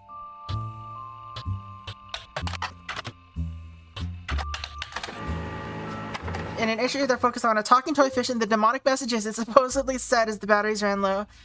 Piketty had an article about a canceled book by Sisley Sanchez. The book's subject was Guy Hudson, and the issue was said to contain pictures that Sisley did not have the right to publish. Because of the pictures, the issue was pulled from store shelves. Alright, let's see what we got here. Basil Bub? Or Basil Bub, I guess.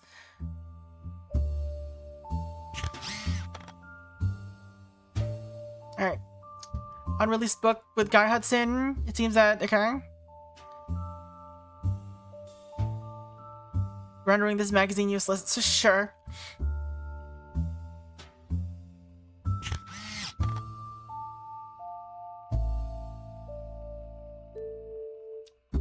Alright, so that was in December. We do have some more stuff to check here, though. Portrait of a Changed Man.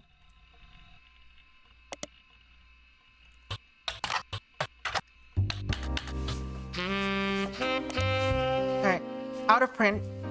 What if everything you stand for? Okay.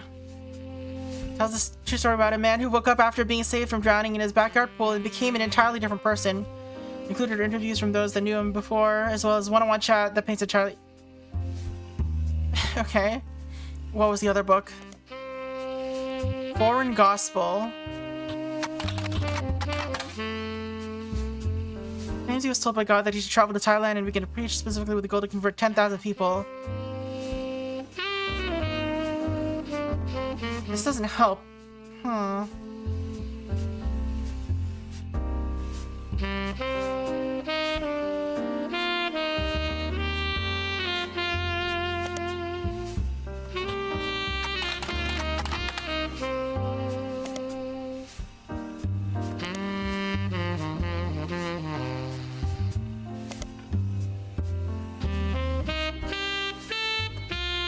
Come on, highlight it.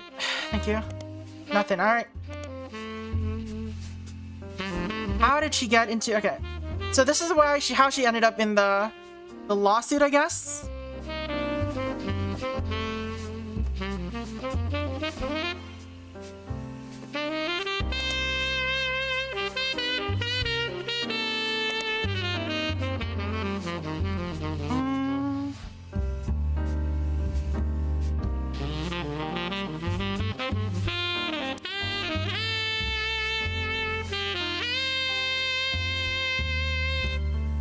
How did she get those photos? And how do we get information about how she got those photos?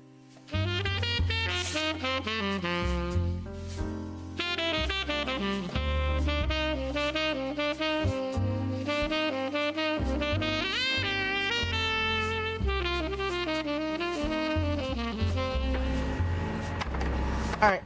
We got a hit from Chris Raff because he's obviously been doing stuff since then. Chris Raff's Prodigy site seems to have been discovered by the masses. Gone are the art pictures of his cousins. Instead, there's a list of questions that people keep emailing him. Mostly, yeah. Are you the son of Clark Rafferty? Yes, but I didn't grow up with him. Huh. I remember from when I was young. When I was a little kid, but I moved away with my mom when I was very young. He left Pennsylvania and moved back home to Virginia. We live here with Pete, my stepdad. My dad and I spoke a few times, and I found his phone number on a check. Uh-huh. He tells me about things like, I don't remember, people like Guy Hudson and Ernie Madsen. My dad and I get along, but obviously we aren't very close. I used to know the Roottrees, but never the sisters. I was in the office sometimes when I was a kid, and I remember definitely met Guy Hudson before he died, but I don't remember. My memory's weird, it's hard to know what I actually remember. For example, I have a photo from when I was 5 and in the office with my dad, and Guy was there. I made myself sick by eating chocolates, and a woman I don't know cleaned my face. I don't know if my memories of that come from the picture or not. Okay, this is the photo that we got. Did you have proof of Ernie Madsen's heart condition? I knew Ernie had a heart problem because my dad told me on one of our phone calls. I asked him about the poison because I saw it on the Roottrees Curse website. He emailed some stuff including the proof, but even with the proof, the website didn't take it down. He spelled fiance wrong. I'm not good at spelling or writing. I'm good at painting and other art. I'm going to school to learn how to edit movies. I want to... Okay. Lulu's much better at spelling. So, random woman. This is, according to his photo of his father, how old was he?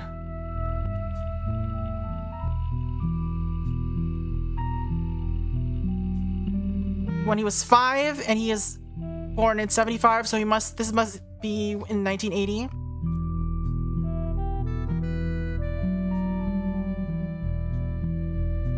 That's her?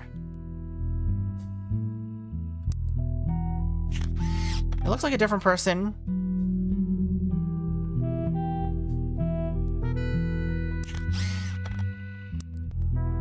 But anyway, this is Mr. Rafferty.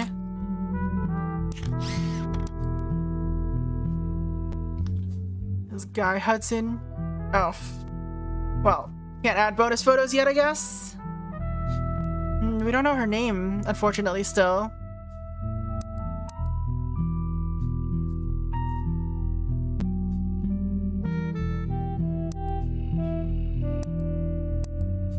And we don't have alternate photos of her, so this must be the second secretary. Perhaps.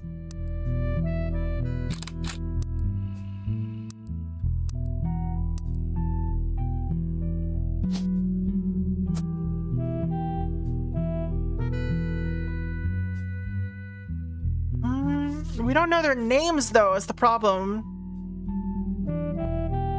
Also, we don't have a photo of Elias Roottrees to put here.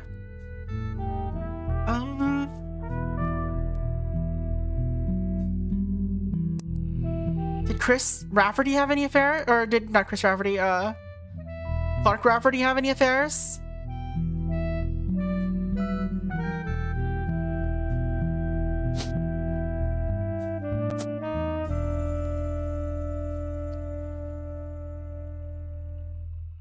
Where's Guy Hudson? Yeah, he doesn't get any extra photos, so that's definitely him. That's going here. How do we get last names here?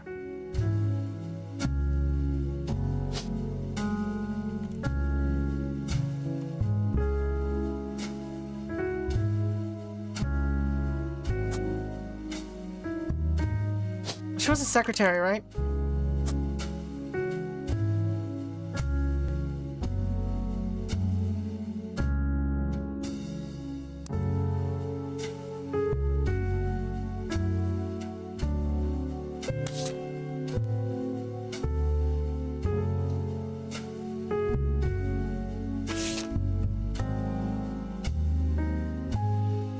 Let's search. All right, well, let's search this interesting stuff first. Not a mom. She claimed she'd slept with Guy Hudson and that her daughter was a Roottrees. She referred to his daughter as Jane Doe Roottrees. This okay. People became skeptical. Within a week, DNA tests proved that Anonymom's daughter could not be related. This is announced at a joint okay.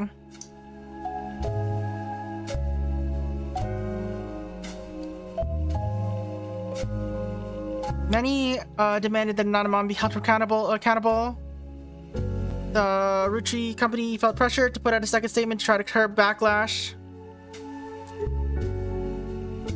She had every right to make her claim, as it had been verified that her story about Guy Hudson were not exaggerations. Alright.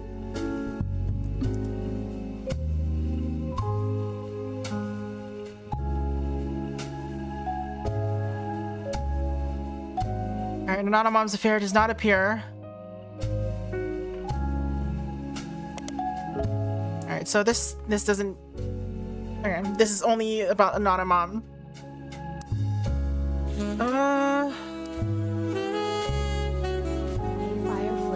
What's the vibe? Alright, let's search Roottrees Mania.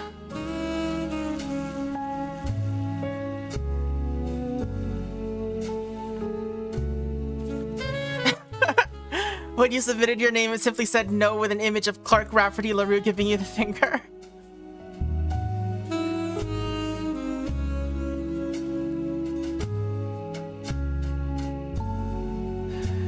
Fake joke websites. Alright.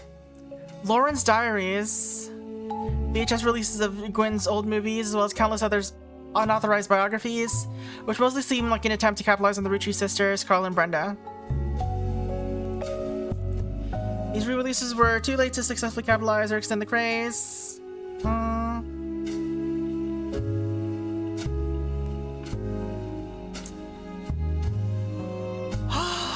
gonna help, I don't think.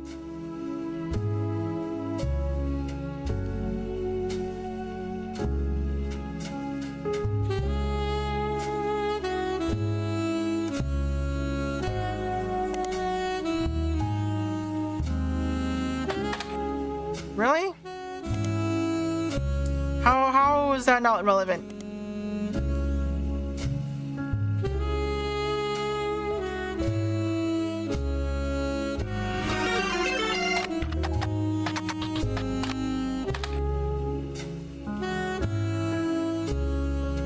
Let's see. Alright, this has been updated. She died peacefully in her sleep while being treated for a sudden case of pneumonia. Huh.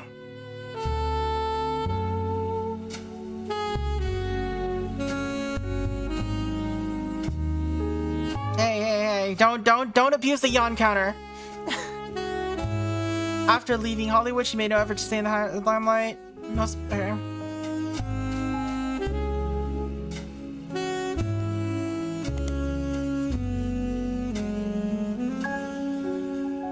The time it took to manufacture and ship VHS copies of God Like Us missed the height of the craze. Even so, it did sell modestly well, and there's been talks of a remake.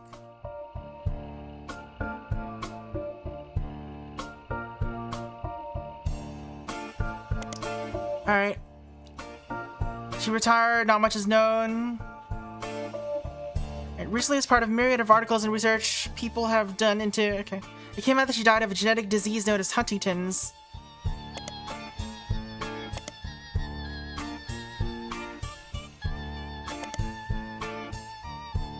Why is this here? Alright, neurodegenerative disease that most recognizably causes muscle issues and... Okay. After symptom onset, somewhere between age 30 and 50, those affected by Huntington's... Okay. Past compared to child. The gene that caused Huntington's works in a way that... Okay. I have to imagine that this is relevant because it's a genetic disease. Huntington's cannot be passed on recessively, meaning it cannot skip a generation. In other words, if someone has a mother or father with Huntington's, but they themselves did not receive it from that parent, their children will also never have it. Until the early 90s, it was impossible to test for Huntington's. Said symptoms would usually appear later in life. This would often be after the person affected already had children. Alright.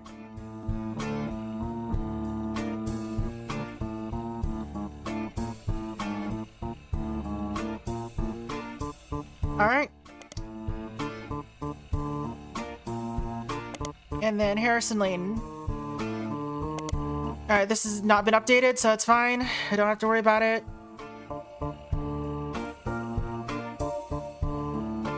I wonder if TMS got an update. Alright. He very publicly went to rehab. Since then, he's been doing...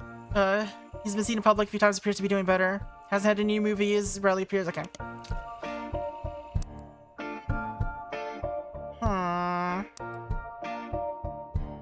Huh.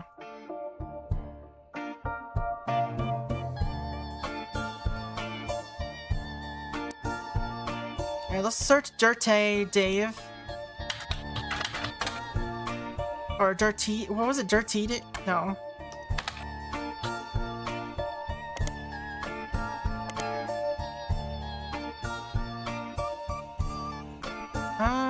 Where are you?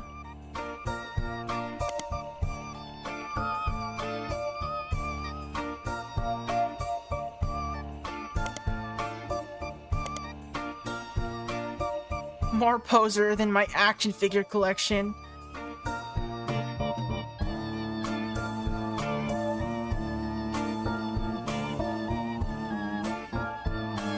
Oh, Dirty Davy. According to fan site, Felix Fellows is not 5P's actual name. His birth name is David Fellows.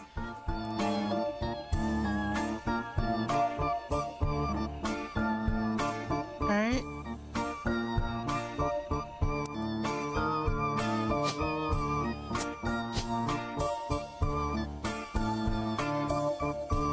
Why would he change his name to Felix Fellows?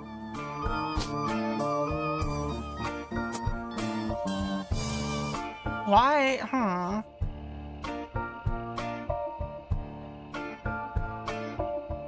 He used to sell records and perform live shows in Portland under that name.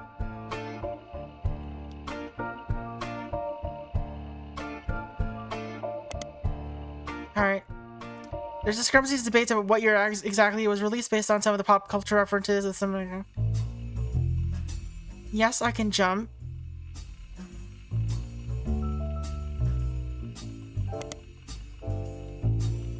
In it, he references a popular movie from 1992 called White Men Can't Jump. This reference caused some confusion because it is agreed upon that the myth. Okay. This would have been in 1994.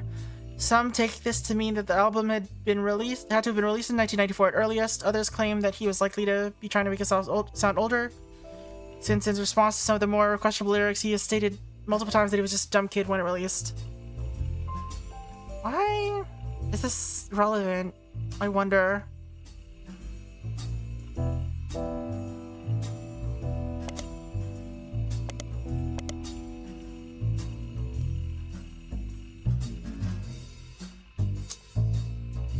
Rebranding was a blatant marketing stunt at the expense of his mother's tragic past. What does that mean?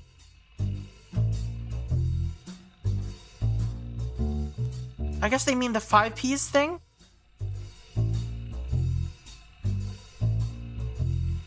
Only one of the songs in the album is new and the others were simply okay.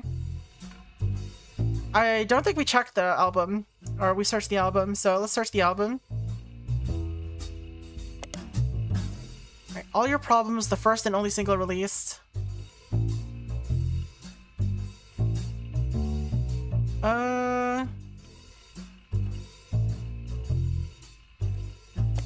Stevie Whitlock is a lawyer with a history of publicity stunts and grandstanding. Oh, okay. She became famous in the mid-90s, or mid-80s, after successfully suing a multinational sandwich company whose 12-inch subs were actually an average of 11.5 inches long. Stevie argued that since the company sold... Okay.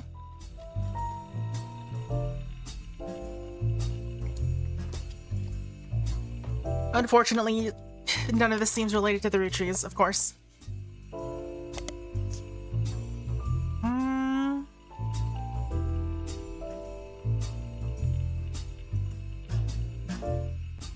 MTV eventually caught on and banned the video altogether, which in turn received news cover. Alright. Search for All Your Problems.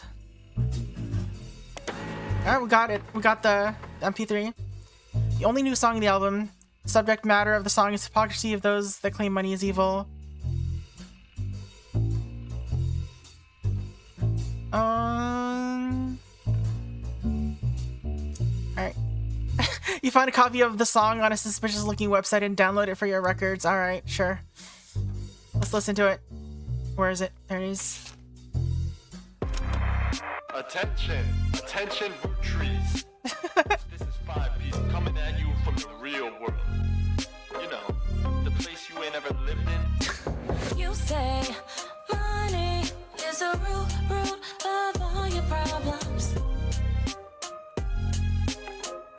Root of all your Man, problems. y'all are hypocrites, sitting back in your massive estates, built from the cash that your ancestors gave you, acting like you somehow deserve it, based on your family's creations. Yo. But looky here, sonny, don't you come for our money, or you might burn bright in hellfire someday, like that Madsen chick, and her 2 dads. My pappy's cleansing trust should keep you away. Yo, it's disturbing, catching a sermon from a geezer who's never known hurt, but blurts out these claims that somehow we're sinners, cause we didn't earn it. When all of your worth it came free with your name, you expect me to treat your lectures on greed as some expert creed from he without blame. But instead, is this relevant is the question. When you give me criminal, you'll know just where to aim. You say money is a root of all your problems. Let me take those problems away.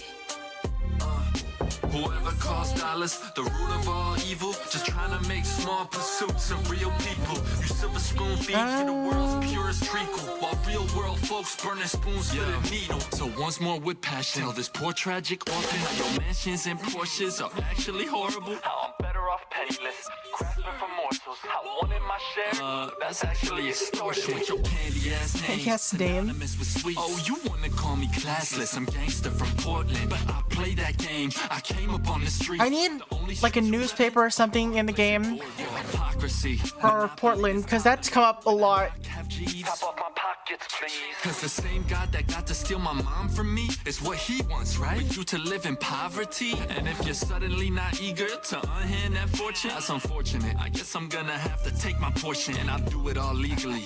Class action, courtrooms, decorum. I'm way past your fancy ass doorman. You say money is a root of all your So I don't know. Let me take those problems away. Bring the Anyway, I don't know that, does it say anything about that? attention, Roottrees. This is 5 coming at you from the real world. I see. Anyway. I don't know that those lyrics helped at all.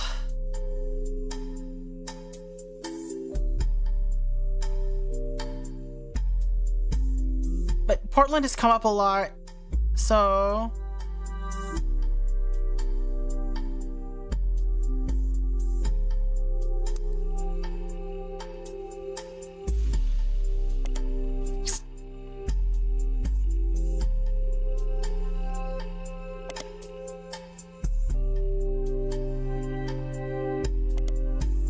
Not sure. Let's see if Dirt Poor shows up anything. There's a lot of online discussion from people who like to point out that in one of the songs, Felix Fellows includes someone that would be revealed to be his own cousin in a list of attractive women. The lyrics to one of the songs, Heat, mentions a few different prominent female actresses. When we released in 1999, much of the rhetoric was toned down to be less overtly profane, and the line referencing Raina was clumsily replaced by Dana, referencing a character from the X-Files. Nothing. Alright, nothing on Heat.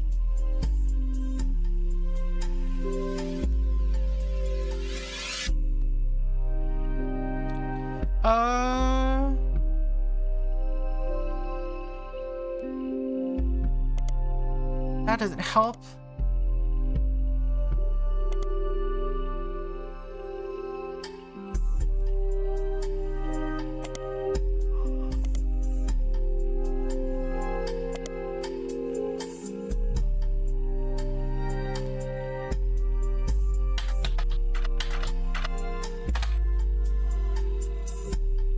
It's Creative Commons, so I assume it's just like a... You can visit the artist's site. It's called Groove. Oh, it's Kevin. It's Kevin MacLeod, however you say that. Groove Grove. I recognize that name.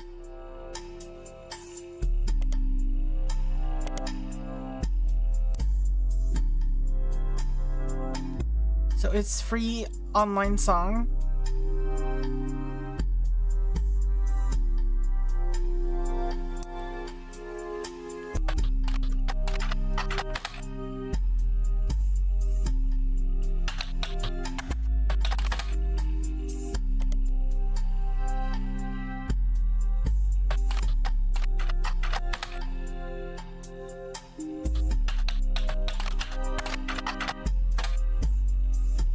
Nothing new here. Maybe Rochelle Zimmer? Alright, and her husband Mark Zimmer have a few mentions in the Butler County Times. Bookmarks. When he was sued by Steve Garland. Hello.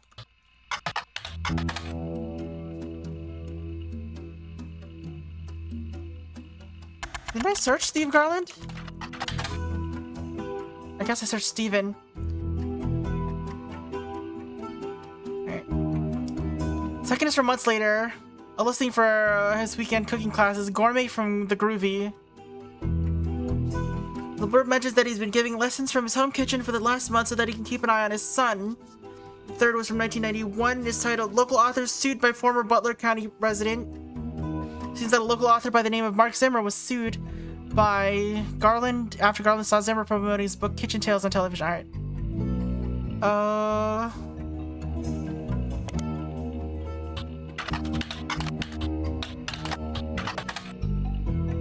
A recipe book that contains stories. Alright. Re-released as Garnishing the Truth.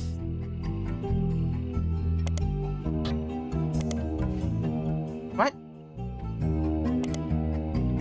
Oh.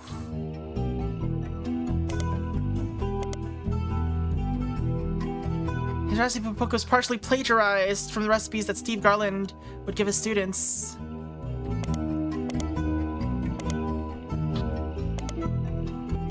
Introduction to this book is a series of acknowledgements from Steve. The first is, Christine, thank you for everything. Your support means the world to me. You're the apple of my pie. Second is to James and Robert, you're becoming amazing men and the incredible chefs, and I guess I'm a good teacher. The final is to Mark Zimmer. You proved my storytelling approach to recipes could be popular. Without you, this book wouldn't exist.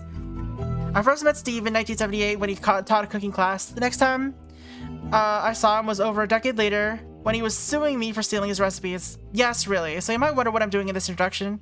Well, it turns out that Steve and I had a lot more in common than we thought. Instead of settling it in court, we settled it at McCarran's brew house over a game of darts. They said they'd give us the first drink of the night free for an entire year for mentioning them.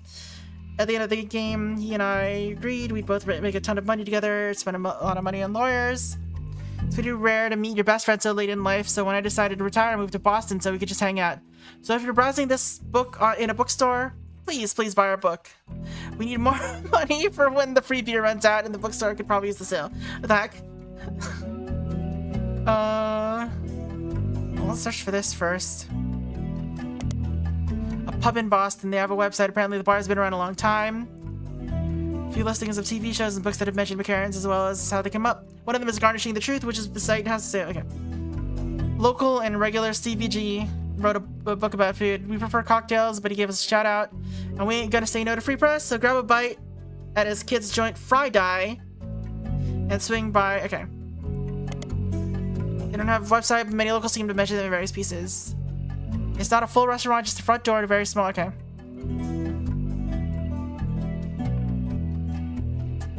Let's find a short story listed on a website called My Boston Homepage. Whoever runs the site seems to just link to random sites related to Boston. Okay. Wicked overrated, I saw it in Chef's Signature, so I went. There was a huge line. They didn't have a single meat dish. What's even the point? There's a magazine. Alright. There it is.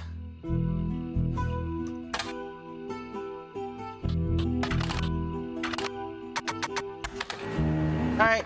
Covered Fry Die less than a year ago, right around the time you started doing your investigation.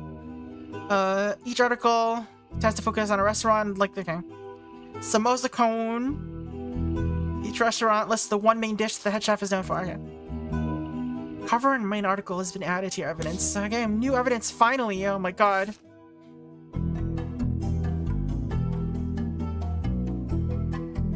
Alright. So these are the sons of Stephen Garland. I assume that they are cooks, chefs. Oops.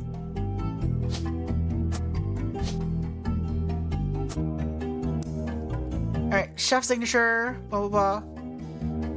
A play on the tie-dye shirts that the servers wear that exclusively serves vegetarian dishes. Most of the offerings are heavily inspired by powerful spices and, okay.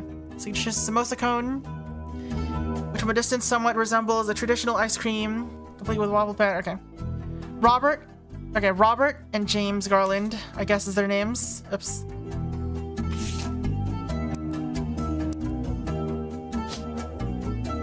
Wait, which one was older? So James Garland, Robert Garland,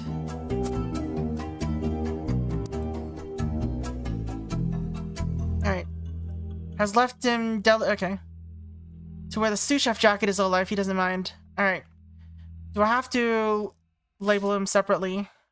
Is the question. As sous chef.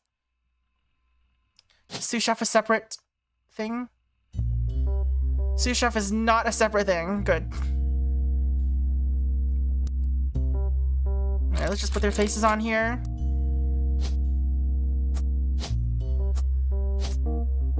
just in case. We'll double check. Yes. All right. We got finally. Oh my God. We got something on the board. Jesus Christ.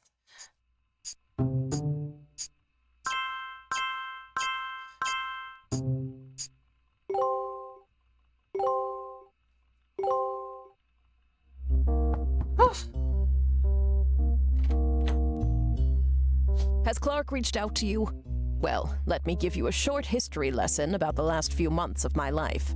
3 different people contacted me, claiming that somewhere in their history, they might be Roottrees. Yeah? First, that young man, the rapper. I ignored that one. He seemed dubious. But then I saw the news. I felt terrible. So I began helping the others. Because my doubts with Felix were so misfounded, I ended up putting too much faith in the second person that approached me. I went to the media prematurely. I admit my mistake there. But the third person who contacted me also had a credible case. Before I could help, the company got to them somehow. Oh? The fact that the family silenced them doesn't seem to fill me with hope when it comes to Clark's intentions. But you're making progress based on the leads he gave you. It's really hard for me to get a read on him. I'll let you handle it. Sure. I've sent you the I'm just case involved in their and some company records I managed to or their track family down. affairs now. All The right. records are quite dense, but hopefully they're useful. Good luck. All right. And there's still more here. All right. As a result, okay. James answers most of the interview's questions. Most kids hate vegetables growing up, but they don't have parents like we did. My father was a chef and my mother grew up on a farm that supplied his restaurant. That's how they met. I didn't have any memories from the farm or anything like that since we moved here before I could even talk. But they told me stories. My dad's a great storyteller. He even wrote a book that partially helped fund Friday. When we moved, they were looking to open their restaurant together. Fortunately, they never got it off the ground. His line cook gig ended up being less temporary than he hoped, and she had to go back to work as a secretary even though Robert was born. Okay. We spent our days with my aunt. On the diner, where he worked, Dad had no room for experimenting, so he'd exercise his skills on at home. Parents who are now retired visit Friday often. They even have a signature dessert, the Sistine apple. Apple pie has always been my mother's favorite, and my dad always had the stupid line he used to make her, laugh involving, Most people realize it's a Sistine Chapel pun and assume that's all there is, but it's secretly named after them, sort of. Alright. Nothing, alright. Nothing about Sistine Apple, but we do have stuff to look at. Oh my god. Alright. Got this photo. A woman named Regina Clementine came to her and claimed that her husband has confessed he thinks he's a Rootree. The details, okay. Stuart is the older boy wearing a vest. The woman in the photo is Mary Beth Clementine, a singer who may have had an affair with Miracle Rootree.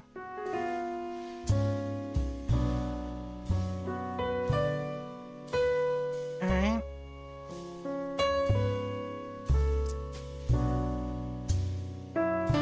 So I guess Stuart was the husband that in this thing. It's written really weird, so it's hard to say. Alright. Everyone uses prodigy.us apparently. This is all the information I have about Regina Clementine née Salazar from New Orleans. Alright, so this is just that.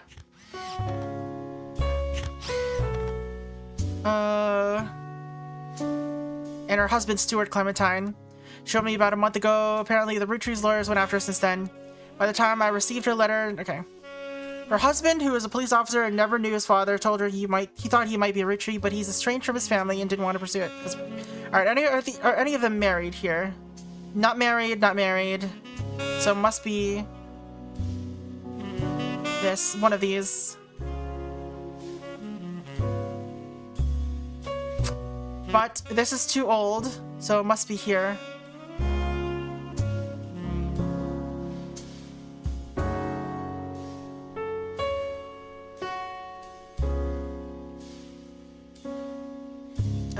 What's it say? Never knew his father. But he's estranged from his family, didn't want to pursue it. Okay. So they're married.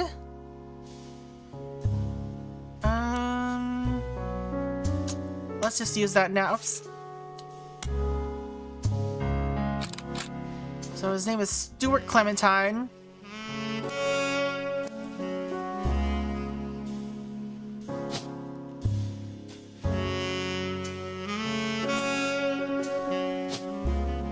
He was a police officer.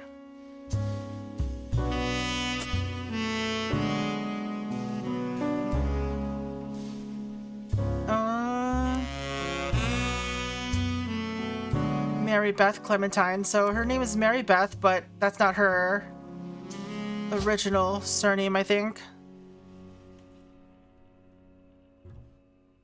I guess she was a singer.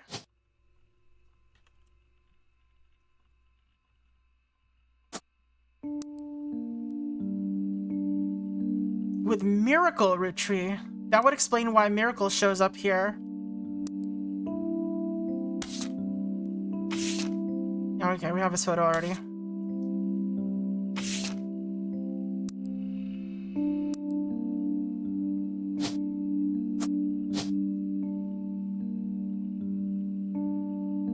Oops.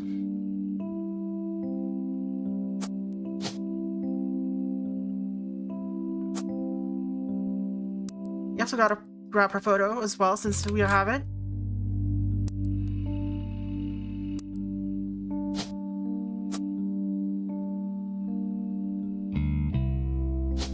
And this would make him Clementine. And we do have his photo.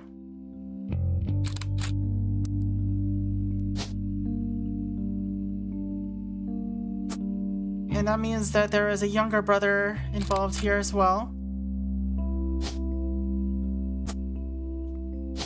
Probably also Clementine.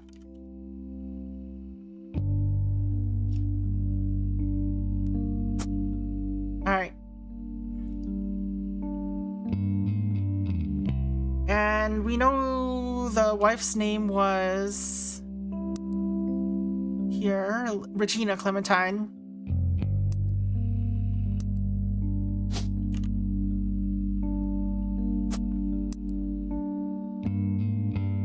Alright. Back to this. Husband is a police officer. 30s to 50s, yeah. You can look her up online. She was a big proponent of adoption. Regina said that Stuart told her that they always seem to spend a lot of time at the Miracle Church. She sent me a photo to prove that she's who she says she is, and I've attached it to this email. Why? Friggin' signature. Please consider saving a tree and not printing this email. Alright. So we could search for Mary Beth Clementine.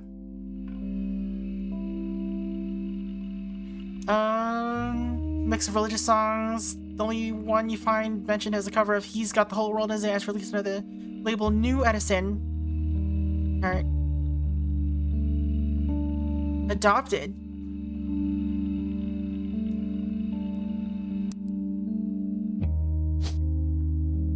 Mark?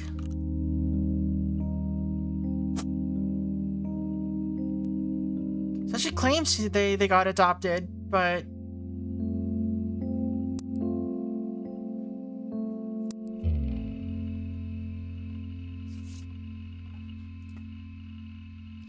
she also spoke as an advocate for the benefits of adoption in front of the United Kingdom. First adoption of an African-American child to a white family. She was specifically there to detail her experience going through the system to adopt Stuart. Her other son was adopted later, and according to a single line on one adoption site, under unusual circumstances, it surfaced that Mary Beth had been twice divorced, both times to her manager Sterling. Alright.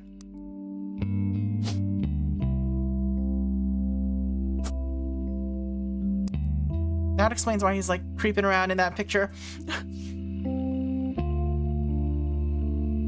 We don't know her first name though. Right. She died of a stroke, New Edison. It was named after its founder, Sterling. Wait, what?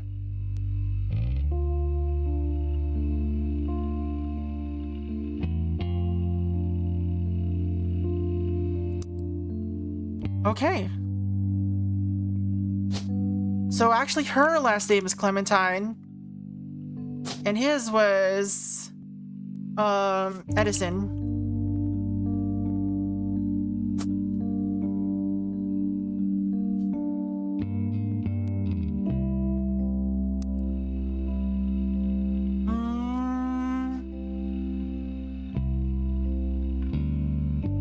Says that the first edition was original. Okay. Wait, legally changed her name? I guess to Edison or to Clementine?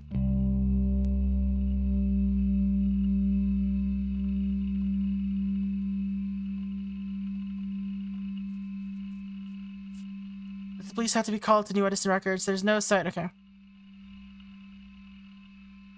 Send me your stories about old Hollywood and I'll add them to the page. Alright.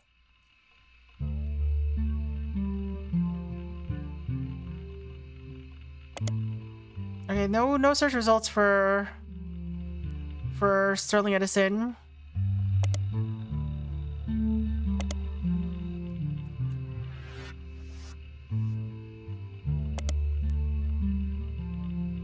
Alright. Edsel? Why is it called what? It raced to release cover records, okay.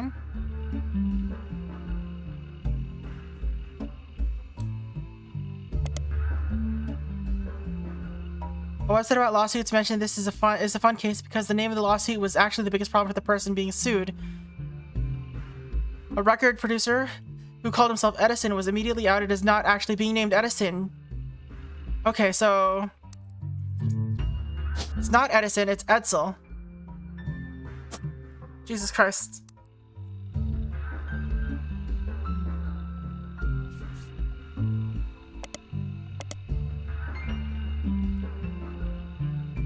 Alright.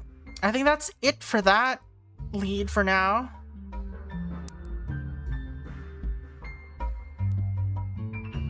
Alright, let's check this confidential one.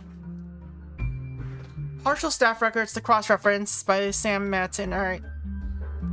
Special management, Ernest Matson Jr. Office staff, Edward Roottree, Lloyd Carpenter, Carl Monroe, Elizabeth Cravensworth.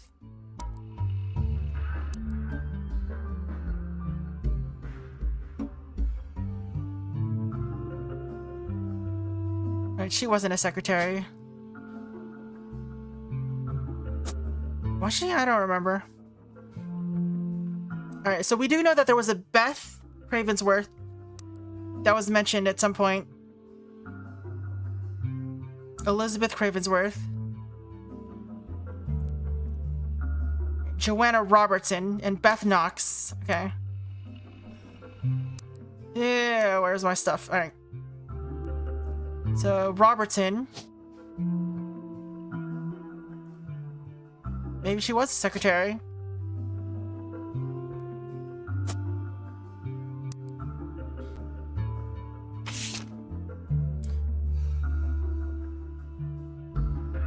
Alright, Christine wasn't mentioned here. But I guess she was no longer secretary after a while. Alright, good night. Have a good night, Fire.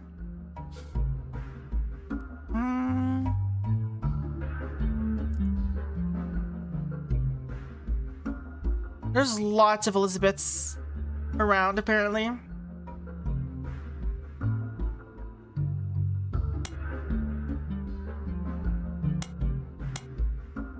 Alright, so this was in... Wait, hold on. What year was this?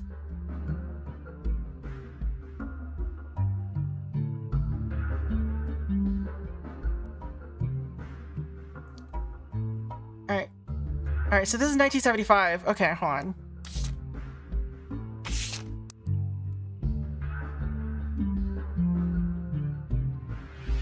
Alright. So we don't know the dates of these, but they're in this span of time.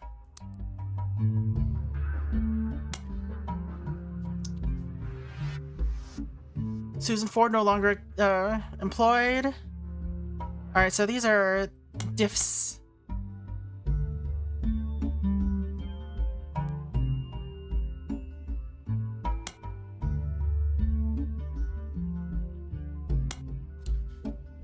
President asked exactly retiring. They held a retirement party in November before spending the final month working on the transition.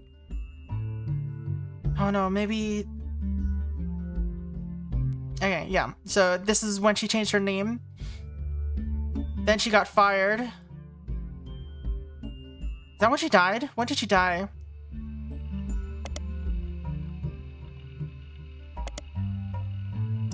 "16. When was he born? Do we know? We know he was 5 in... Or he was, around 17 in 94. So 77?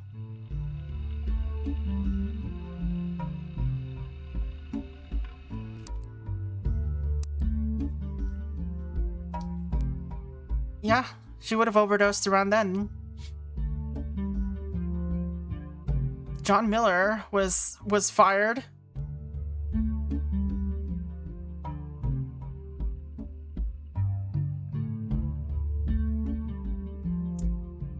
"50-year work anniversary." So not Beth Knox. Beth Knox is definitely way too old.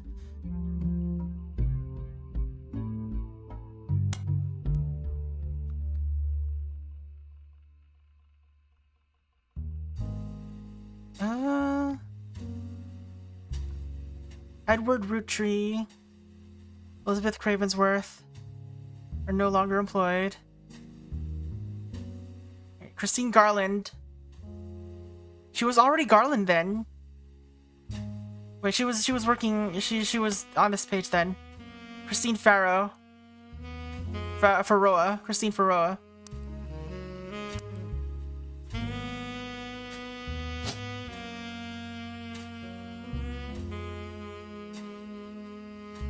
Alright. This is probably not her then. We know this photo was taken. When was this photo taken?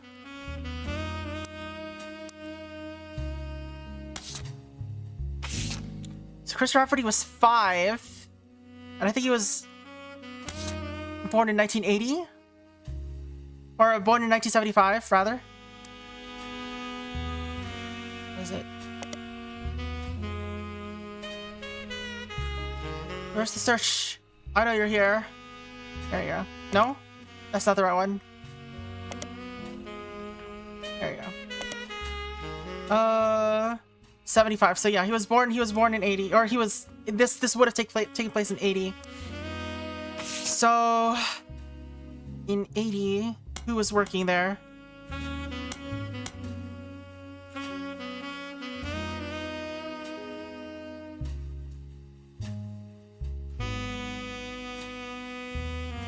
Well, I guess,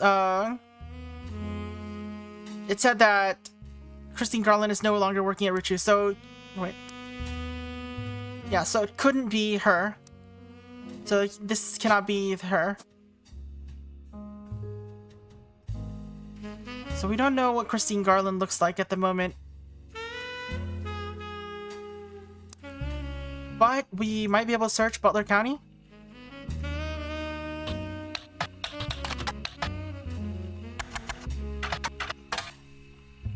Aroa.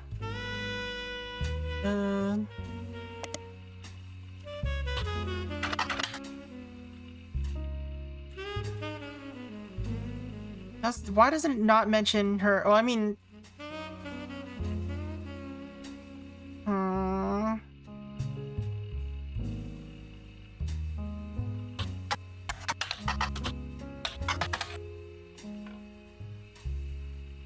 Bookmarks. Nothing, okay.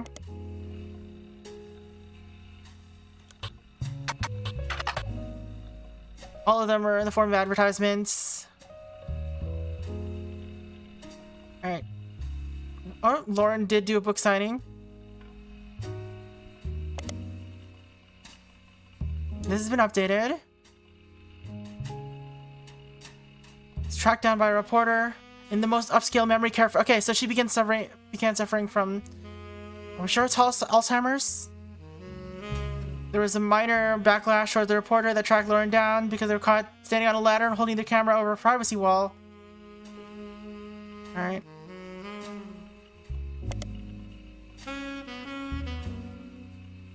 Alright.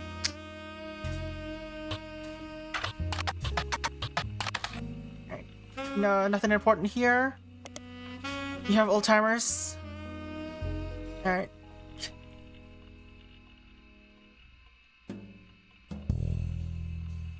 Let's see. What do we do here?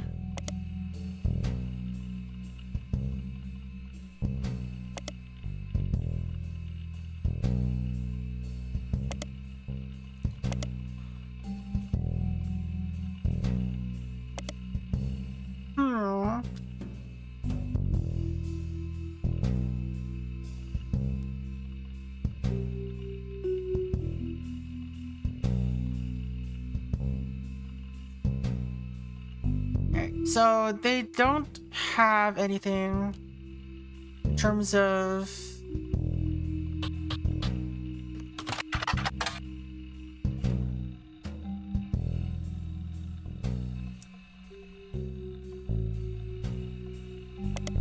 nothing searches for there. I'm just trying to find a photo of her. Garland accompanied each recipe with a short fiction about how he learned it. They usually double it as a way to remember certain ingredients. Apparently, these stories were found word for word in Zimmer's cookbook. Yeah, we saw that.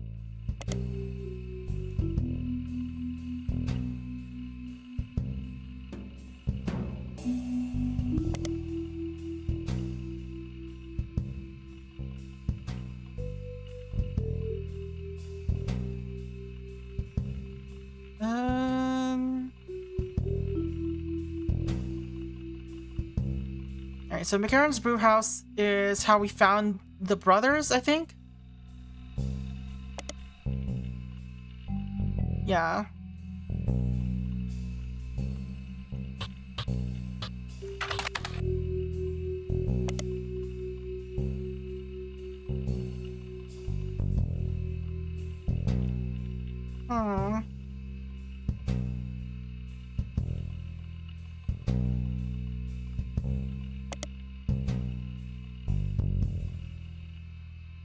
Alright. There's nothing here, I don't think, that can help us.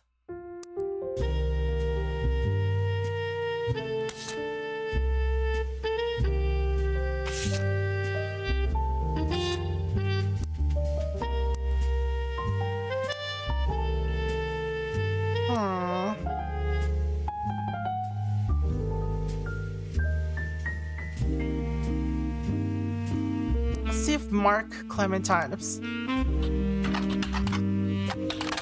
There we go. Crocodile Clementine is listed on a website titled The Infamy List. It's a massive list of criminals who are known for odd crimes.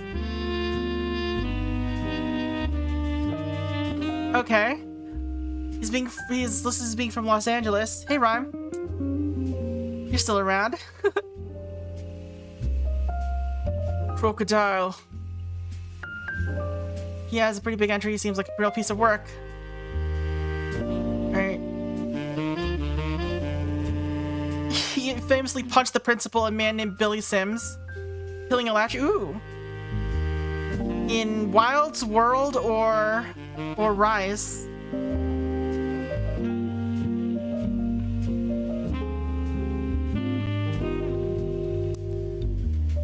It's a criminal, I guess. Is that a thing you can write down here? What? Smuggler?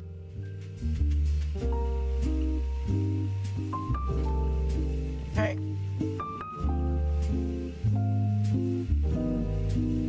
Let's see. Basket Baby of 1950. What does this mean? Alright, this is pilot. Ex-pilot.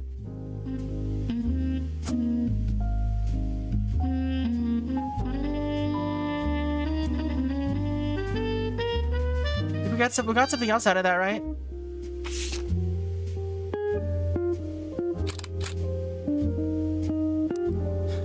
Arrested for smuggling reptiles, huh?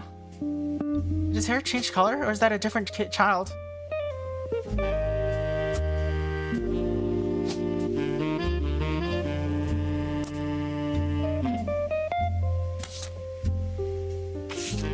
Stuart is the older boy wearing a vest, okay.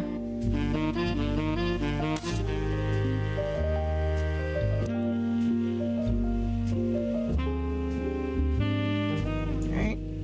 Illegal reptile supplier was caught. He was apparently quite successful for the first 4 years, but he caught. Okay.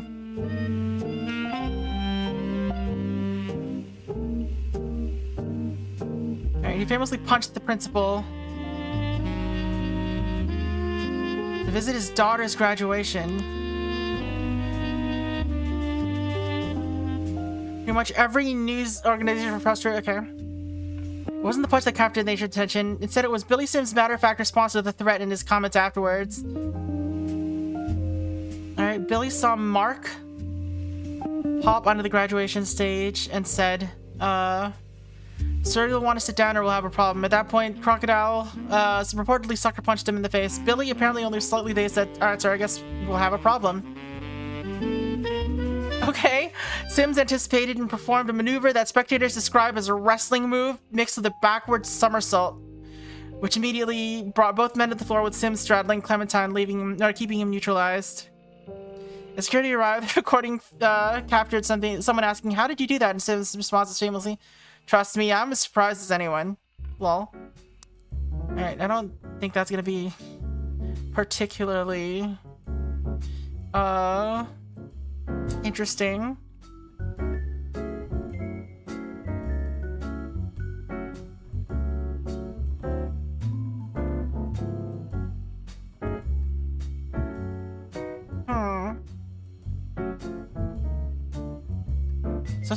So I've got something here wrong somewhere. Because otherwise these would already be correct. Maybe Stuart Clementine changed his job later on.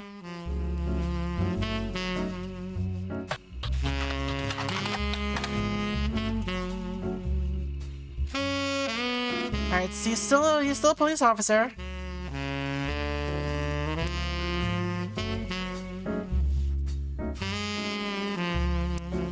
Maybe Mary Beth Clementine had a name before this.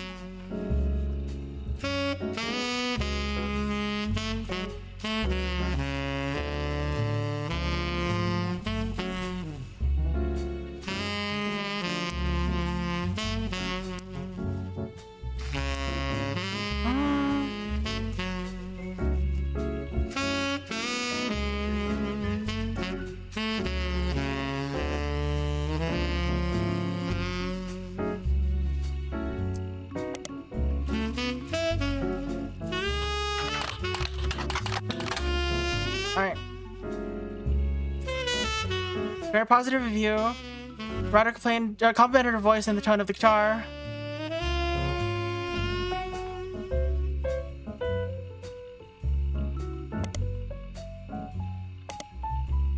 The old rugged cloth. Cross. What am I saying? Alright. Quaker. There we go.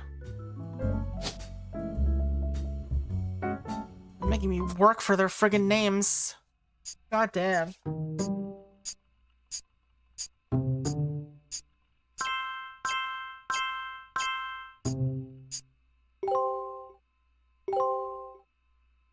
Booyah! Alright, we don't get any new info, but it's fine. Figure it out. And also, this is a guy. Alright. So, you're still not right. Were you not Joanna Robertson? Were you not a secretary?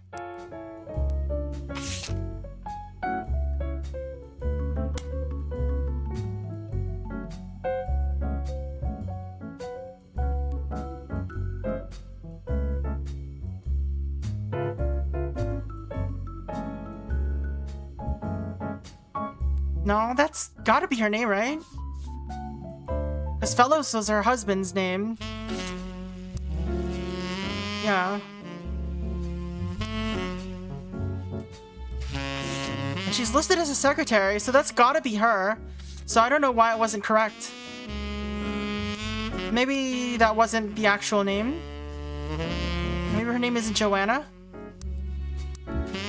That's odd.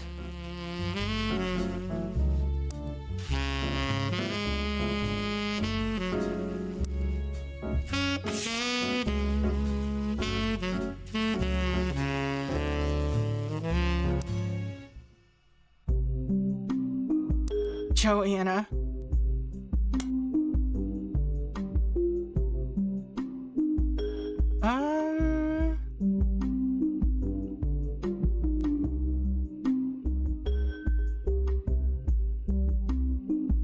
Like, we know that was her name, right? That was what was listed for 5Ps.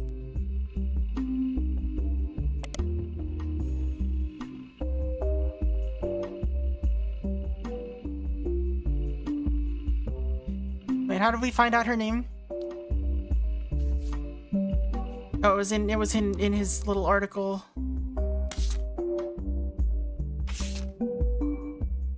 Yeah.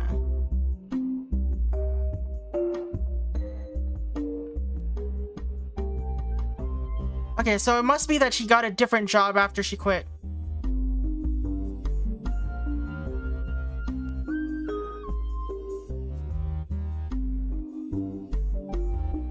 Okay, she worked at a movie rental store. That's what was going on. So, as a clerk, I guess? Cashier?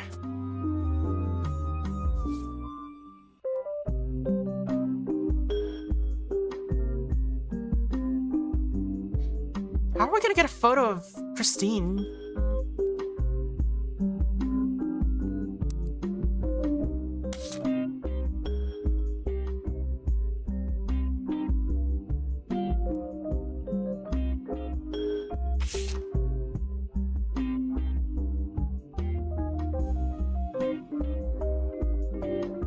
Search family, man. I'm just curious.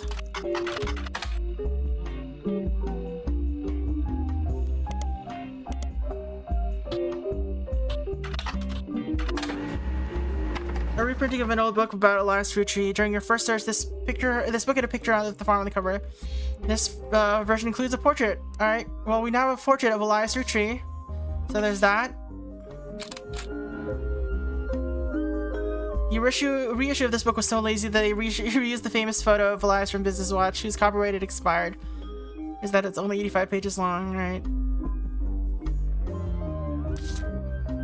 It still somehow has 2 evidence items on it, so that's fun. And he was President 1. President the First.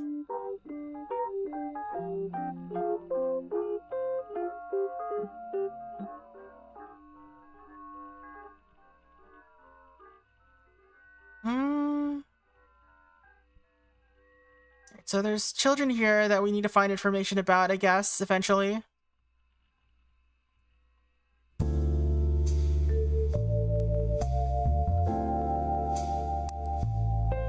Alright.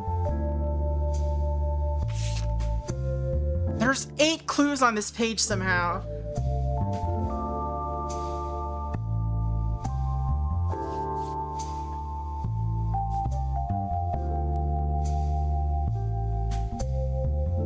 Let's search Picot magazine, I guess, some more. Of course. Alright. Tabloid-esque. Alright. Included Beanie Babies, Magic Eye Images, and Red Bull.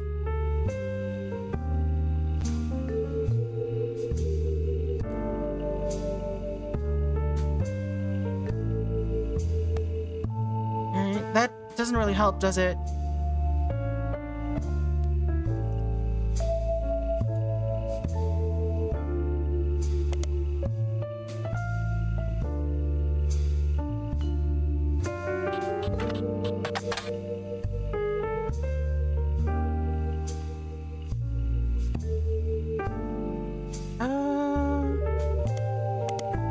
Okay.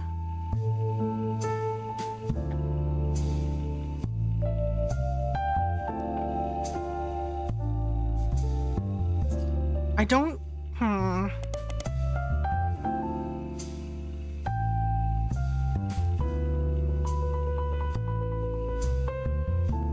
We don't have a name for the book, do we?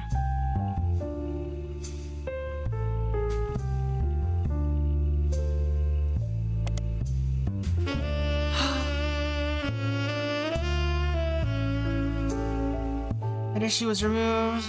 Okay.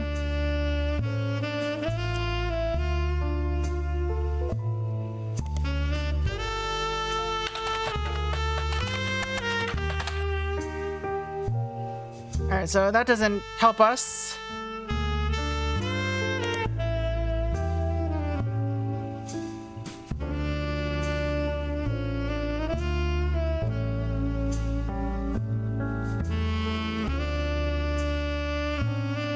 Issue was okay.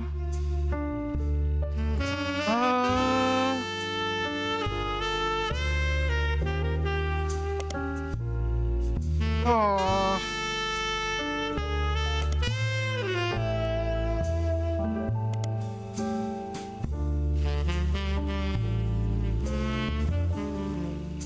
Yes. I don't know if there's a way to search for collector's items stuff.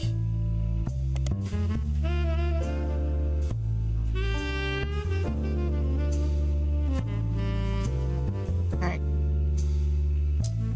Porter site is known for nonfiction.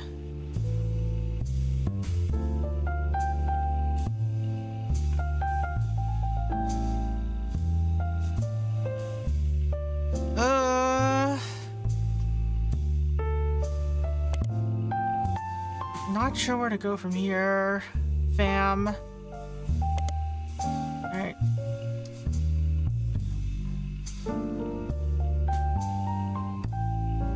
About a man who woke up after being saved from being okay. Included are interviews from those that knew him best before, as well as one-on-one chat that paints an entirely different picture. I don't think this is useful.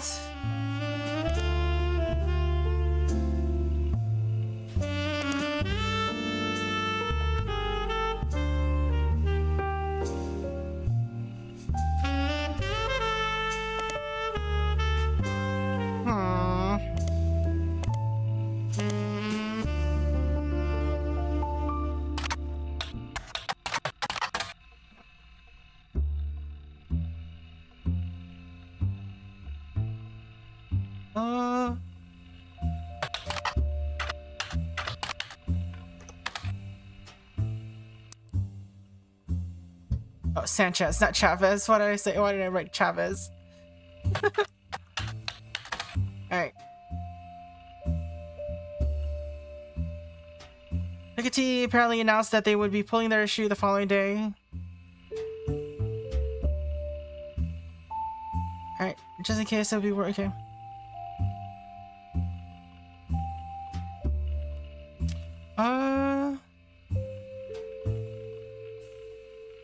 Alright, so it got Streisand affected.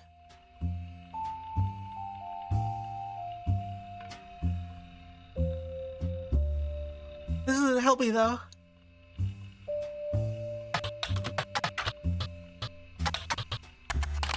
Oops.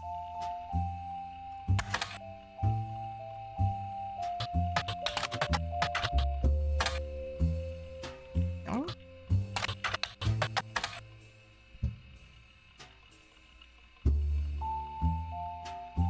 Okay. That doesn't help.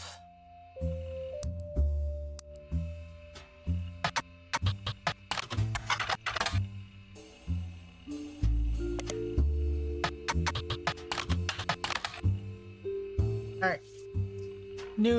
Okay, so it's the conspiracy page. Alright. 6 months later, the page still exists and is thriving. The visitor count has reached 7 digits. Wow. Many older articles have been replaced. Seems the recent uprising in Roottrees has left Thomas Overwood with a constant stream of events to base new theories on. Alright. More than one of his theories involve Roottrees' death being faked. Okay. Guy's not dead theory.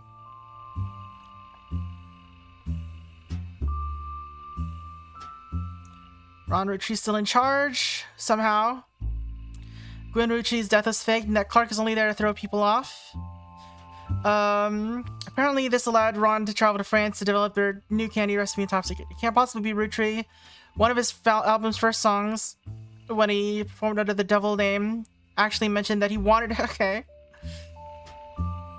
Not even Sam Madsen is spared. According to Overwood, the author of Six Pieces isn't even real Sam Madsen. It's an anagram for Am Madness. They're purposely leaving hints for us. He claims that by using Six Pieces with Lauren Roottrees' book as a one-time pad, he has begun to decrypt a cipher. One of those cipher... Well, most of the cipher is deemed meaningless, but he managed to pick out the words people and vastness, and so we're gonna figure out what it means.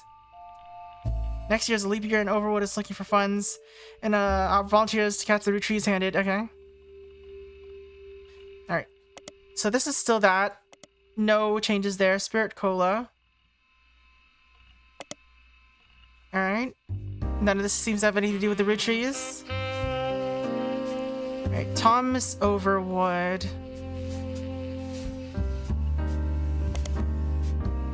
No hits for that in particular. Alright, we got a conspiracy theory. Oh. Go for it. Get that rank. Get 800. Alright, the Guy's Not Dead conspiracy theory stems from a website that focuses on clues that Roottrees have supposedly hid all over the place. Alright. Guys, it was a terrible precedent? Yes. Something needed to be done that would put the company immediately... Okay, so they killed Guy off and replaced him with a new president. This move immediately garnered sympathy, and the company recovered the next year. They're certain that there's a clue to all of this that accidentally leaked in a banned article from Magazine Piketty. On their page is a scan of the magazine's cover. Yes! Alright. Thank you. Finally. Oh my god. Oh, it's got a part 2 now.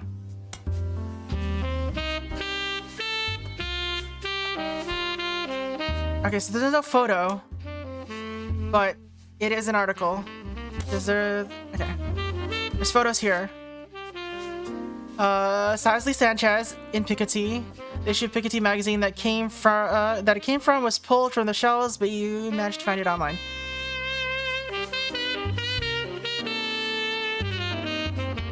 So, Christmas. Who are you? You're definitely gonna be important because you're looking at the camera.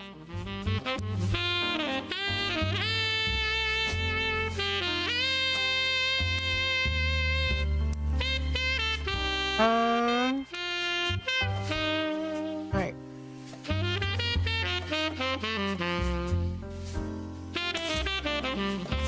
And what is this? Alright. Sure.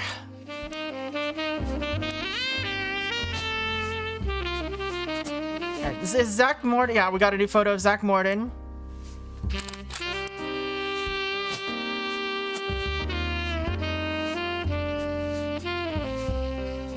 Alright.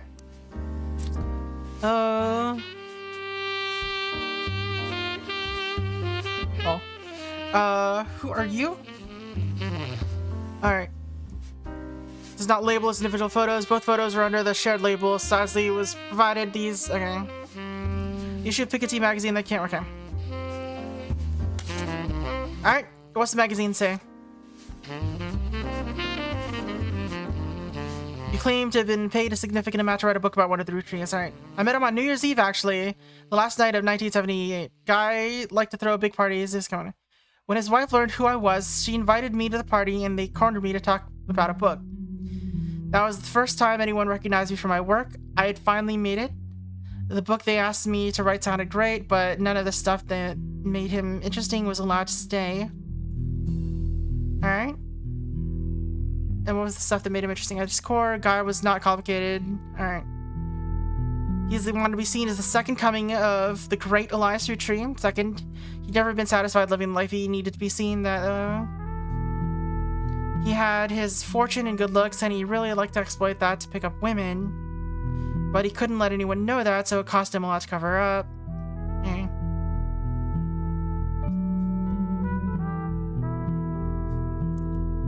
Guy did everything he could be seen that way.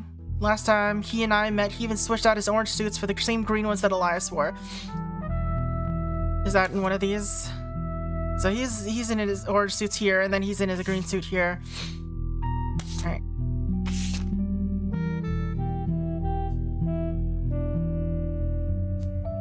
Wait. Does that mean that she's Sisley? Cicely? However, whatever her name is?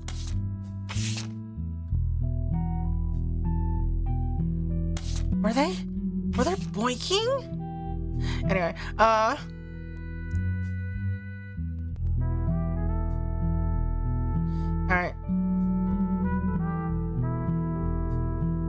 And remember Fancy Flavors? Guy knew that part of Elias's legacy was the 5-piece layers, so that's what Guy tried to do with Caviar.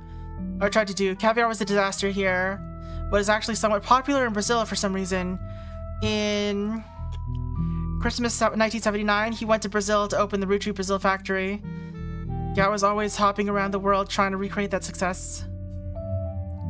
I had an out in my contract. Surprisingly, Guy signed the contract my lawyers wrote without running it by anyone legal. After I left, I probably got a lot harder. Okay. Oops. He was present, right? Do you know why he never released it himself? If I had to guess, his family was very wise to put a stop to it. He called me back and showed me a final draft. Do you know how expensive it is to publish one copy of a book? It had my name on it in big, shiny, embossed letters. Like all problems in his life, throwing money back at me was his attempt to win me back. But had half the page count the directing. Dinner was good, imported steak that likely cost as much as a month of my mortgage. She sent his mistress, Susie, or something, into the bathroom to proposition me. Poor girl, I remember her from our trip overseas. She was too good for him. Anyway, he died soon after, and that was the last day ever came up. Mistress Susie. Alright. So that's a thing.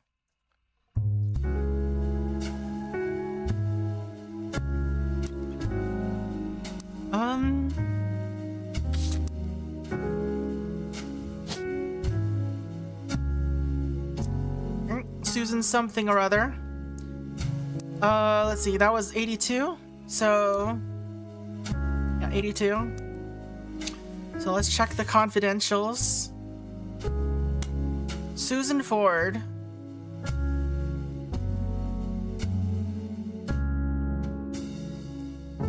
Special Services Interpreter.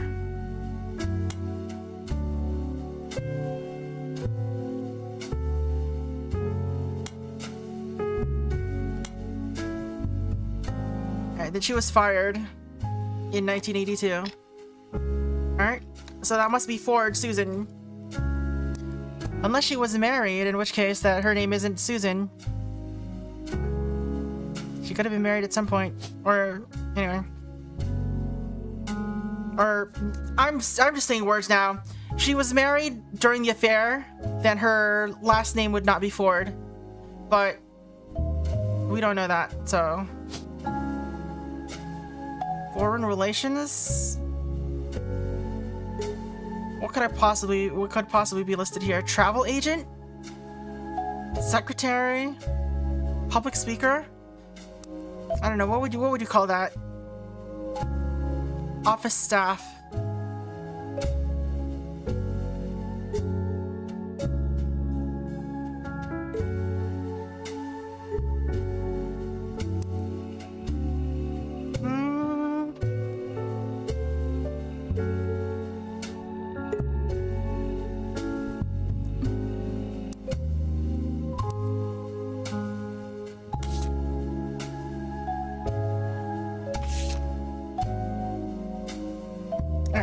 Let's see.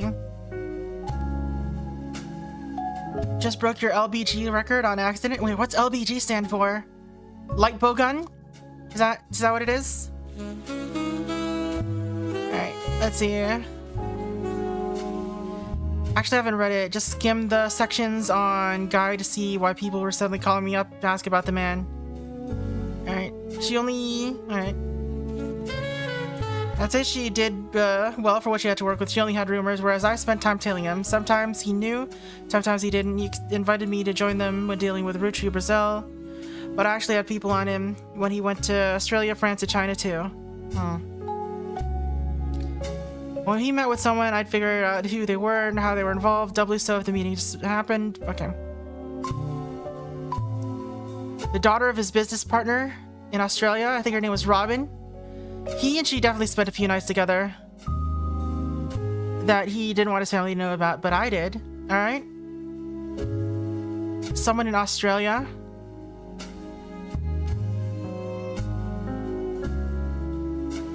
Oh.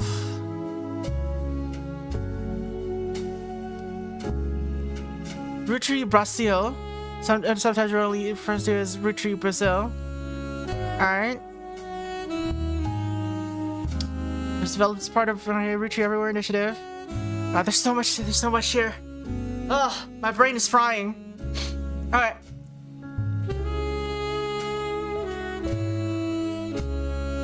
Brazil was the only region in which caviar flavor was a hit.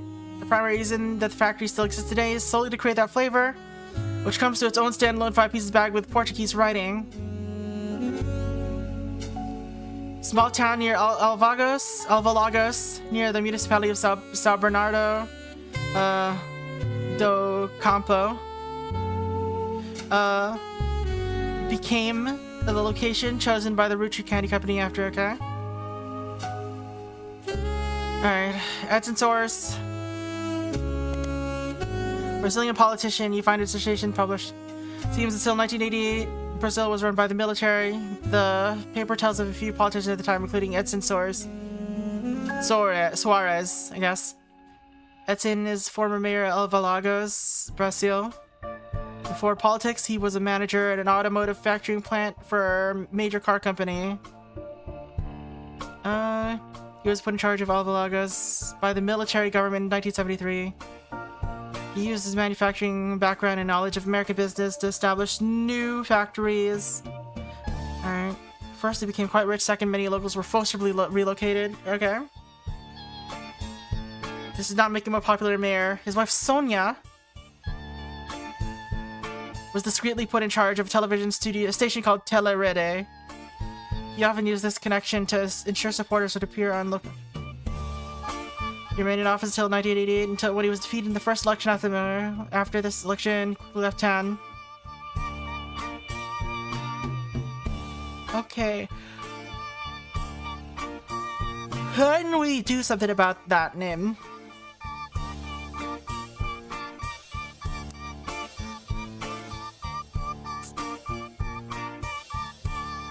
And there was a Robin in Australia. Sam mentions Guy's affairs. Like the infidelity was a problem for Patricia. When his wife first approached me, though, it wasn't to talk. If you got my meeting on paper and in public, it was a marriage like any other, but in reality, it was more of a mutually beneficial relationship. They both got what they wanted, the same thing. I'm assuming I only have to spell it out so you can... Okay. Patricia enjoyed the company of women, and the swinger scene made that more accessible. I told her that I wasn't interested in her and Guy. Found out later that if I said her yes, her next question would have been whether or not her husband actually had to be there too. Guy, on the other hand, was seen in a traditional marriage and at the same time could bed any woman that found him charming. I can assure you that was exactly the type of marriage he was interested in. Alright, so she didn't do anything with Guy.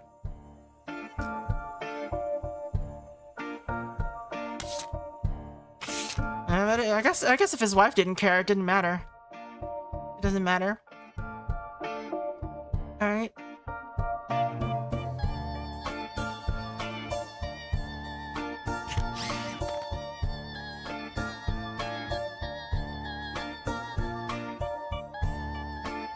Alright, so I guess Lee Sanchez was not in this photo. This is probably Suarez then, right?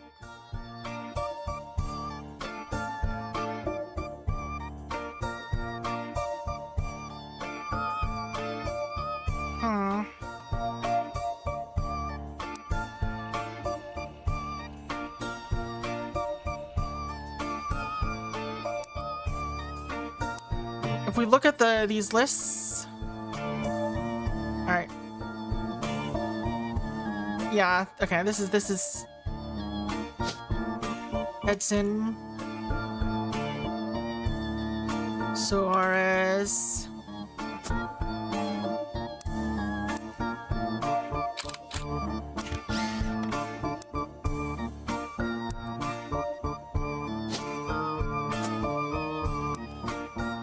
I don't know what her name is, but she's here.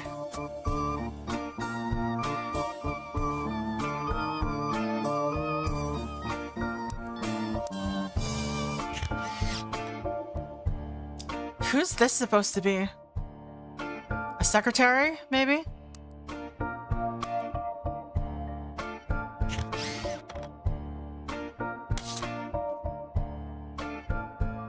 Alright.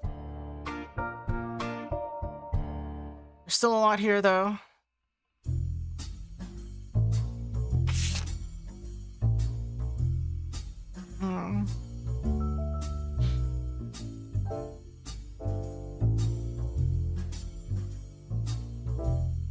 So Beth, Elizabeth something or other. Did we write that down? Yeah, we did. Alright.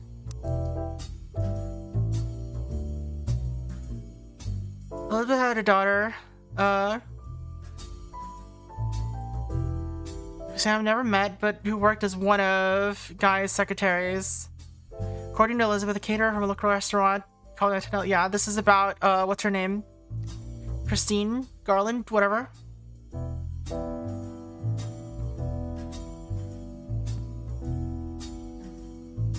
Alright, so this should be on the list.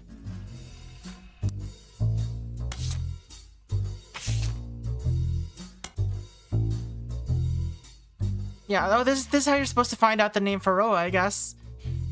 Or a way to find out about Faroa. Guess there's multiple ways.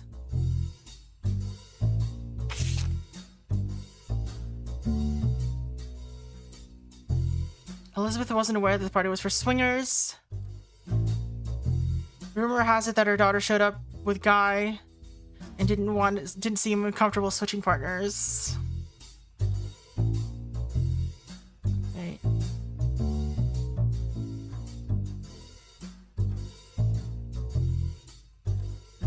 What party could that be? Could it be this party?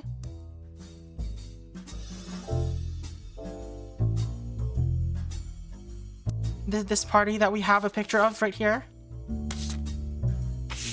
Could that be her? Perhaps? Because she does look a little bit uncomfortable there. Alright. Bribed at least one politician to open a factory in Brazil. Wait. Sonia.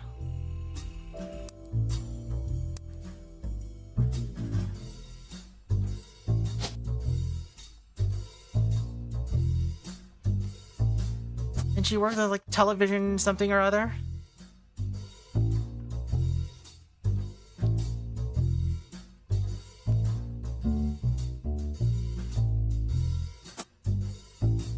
What's it say? She worked in charge of a television station. Is that what media mogul is? Is that what I put for in charge of a radio or TV station? News anchor. None of these seem right for that. Media mogul is just so non-specific, I feel like. Or like both too specific and not specific enough.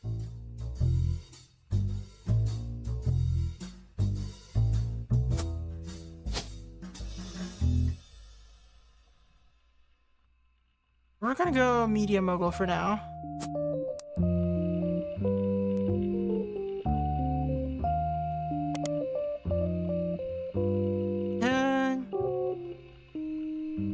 You don't have much to go, okay.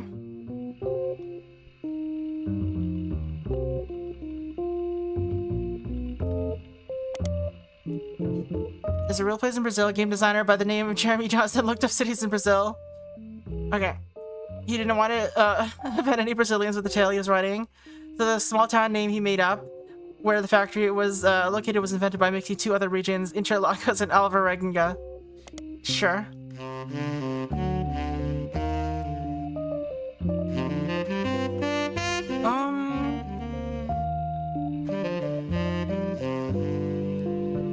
It doesn't say what car company he worked for.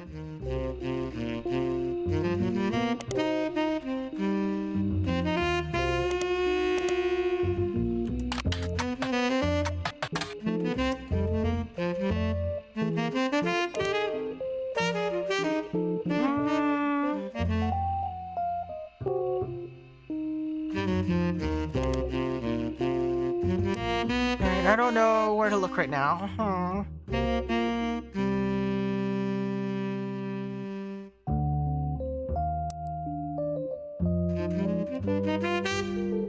Alright. Well, she has no hard evidence. Sam always got the impression that Gwyneth was able to coerce. Okay. Because he overheard. Okay.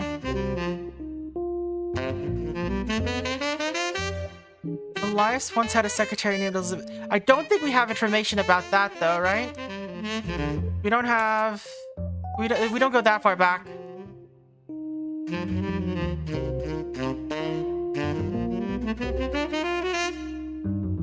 Well, Zach Morton was number 2 though. And Elizabeth Cravensworth got like a 50-year thing somewhere here. Oh no, that's okay. That's Beth Knox. Oh, where was Beth Knox working? She was a secretary.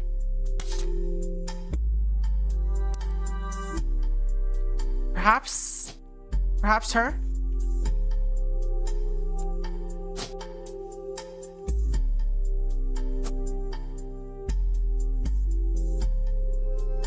We don't have a photo though.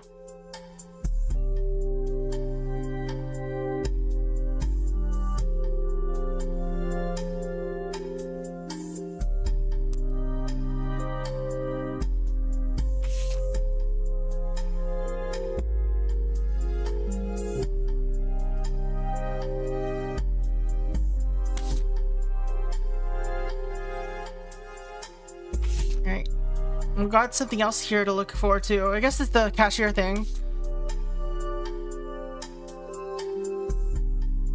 That does say cashier, right? Oh. We were able to track it down from here anyway. Alright, something else here.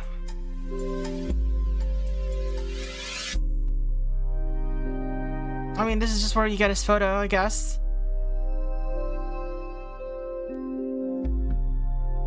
Let's see if Business Watch has anything new about Elias Roottrees. Alright, no updates.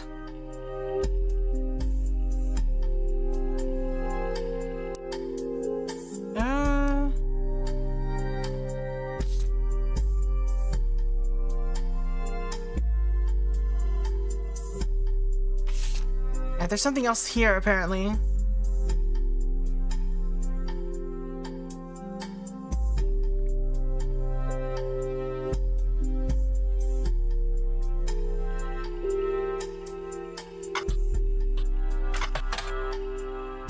No?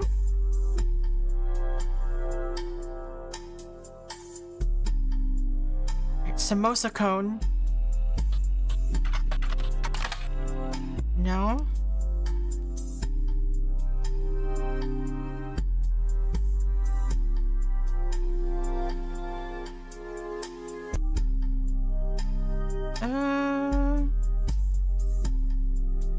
That's gotta be okay. No, the one clue on here has got to be about their mom then.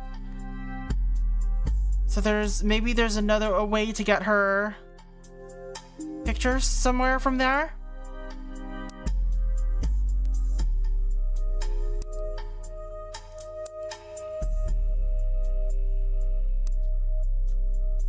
Maybe this is a photo of her.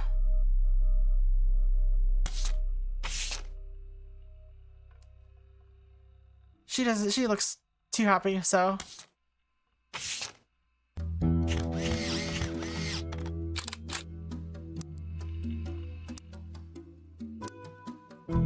Let's put her here for now.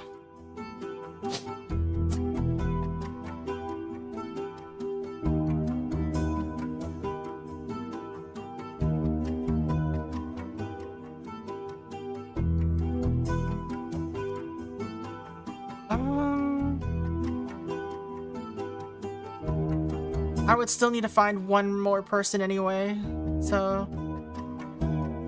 what else can we do?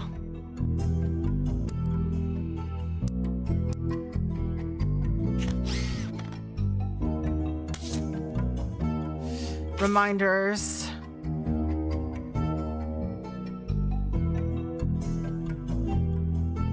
All right.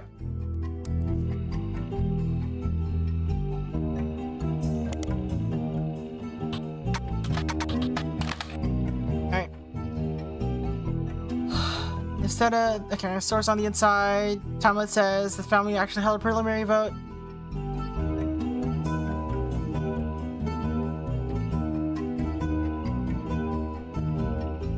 Alright, let's cause chaos.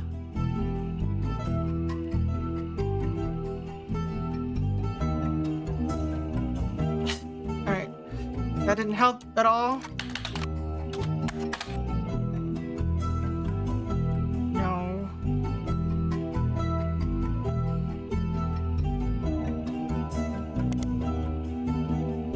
Alright, he was released from the prison. He's not yet returned to the US. Alright.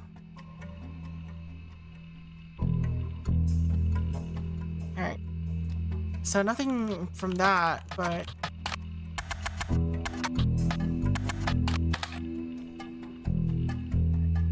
A few weeks later, Ron stepped down for the title.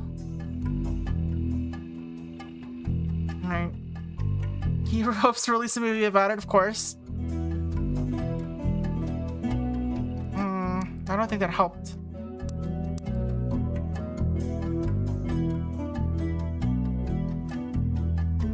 In a book about historical letters.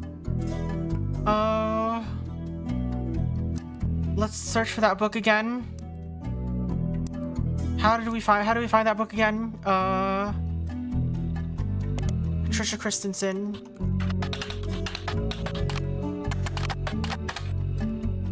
Steamy correspondence.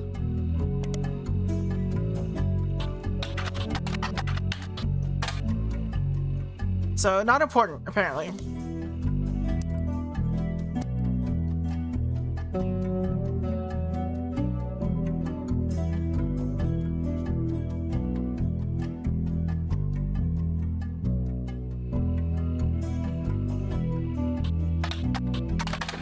Alright, we got Brian Jones. Two news sections. First baby photo. There you can see a photo of their new family together in the hospital. According to the site, our daughter was named after her grandmother, which ended up being fitting considering she was born the night before Christmas. Am I alright? Oh, right. Wait, what?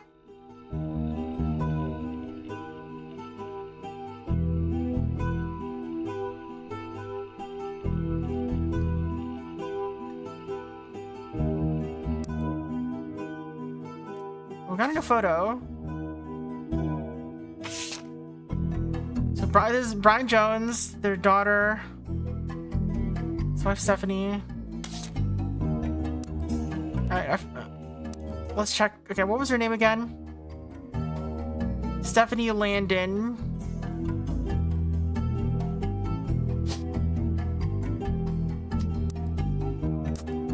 Just fill in some stuff, I guess.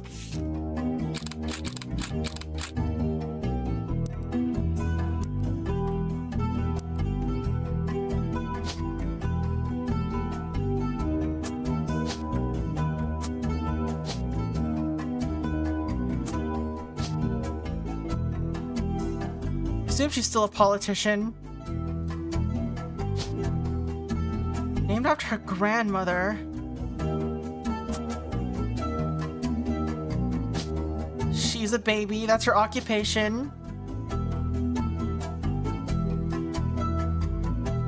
Named after her grandmother? Who's her grandmother? Surely not. Yeah, it wouldn't be Carolyn, right? That doesn't make sense.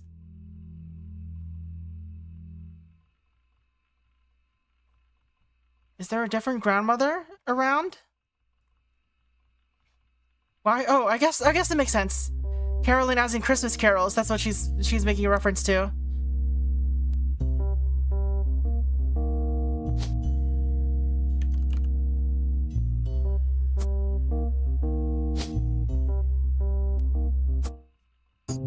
All right, who's getting secured? It's gonna be friggin', yeah. All right, okay, so she's finally nailed down. Good.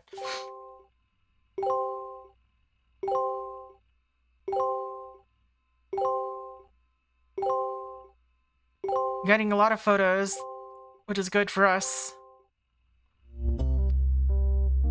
All right. Sam reached out to me finally. I think I have you to thank for that one. Oh yeah? My family's in a bit of a rough patch. Even though the candy is selling better than ever, everyone is fighting over the trust. The majority of us want to dissolve it. On paper, it seems like the right decision. The arguments about what to do next are endless and heated. More than a few Roottrees are worried about losing their wealth. I don't think we deserve it more than anyone else. I love my family, my wife, my daughters, even my son, who I hardly ever get to see. I want to keep them safe and secure, but I didn't do anything to deserve this fortune. Hell, I probably deserve it less than most. It took me way too long to get my life together. Uh-huh. Okay, enough about me. Here's the deal. I can't stop the majority from voting one way or another. If you keep passing along potential Roottrees, I'll keep adding them to the list. On the other hand, there's been some leaps forward in genetics. All right. They sound like science fiction, but we can actually determine who's in the family just by testing their DNA. What you've done so far has been very useful. Just keep filling out the tree and we'll prepare for the tests. Have you got anything new for me? Nothing new? I've got to keep going without new clues?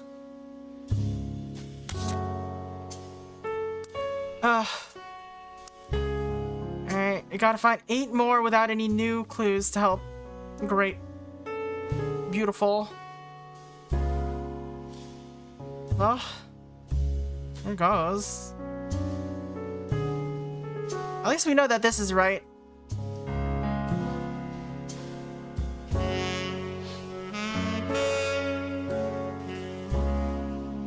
Alright, so this is basically done now. I don't have to care about that. Alright, let's search for Susan Ford. Nothing.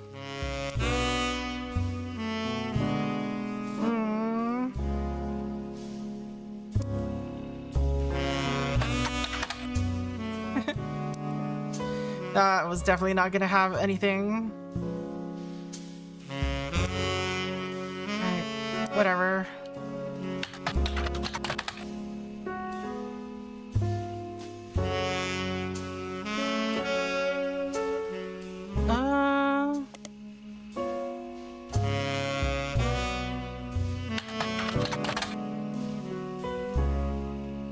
Jones graphic and print.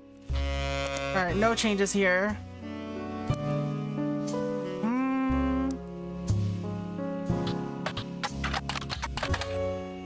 Alright, nothing there.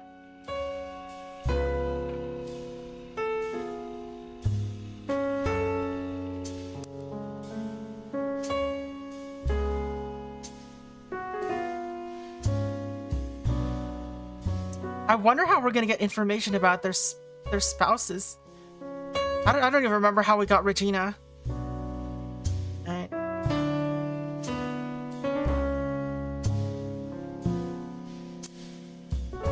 We don't have any good photos of anything.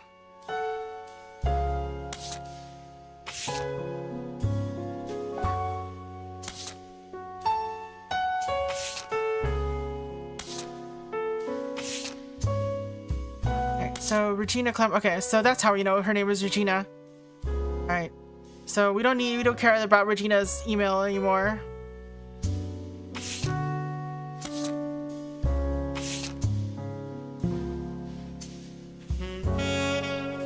Right, there's something else in here apparently.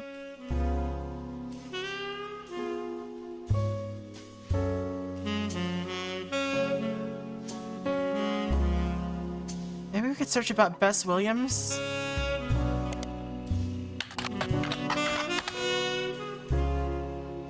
She lived just outside Miami and died tragically young in a major hurricane that struck the area.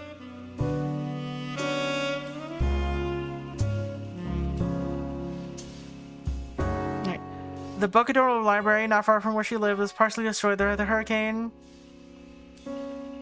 When they rebuilt, they renamed the nonfiction section after her. The library is expanded. Okay. No longer exists. You find multiple libraries in the area. According to the website for the library system in Miami, the building where it once sat is now the Miami Print Museum. Searching for the Miami Print Museum, you come across their website. It states there are hours and a list of exhibits, which includes a fountain as well as a statue of an unknown author. The picture has been added to your evidence. Okay. Let's see.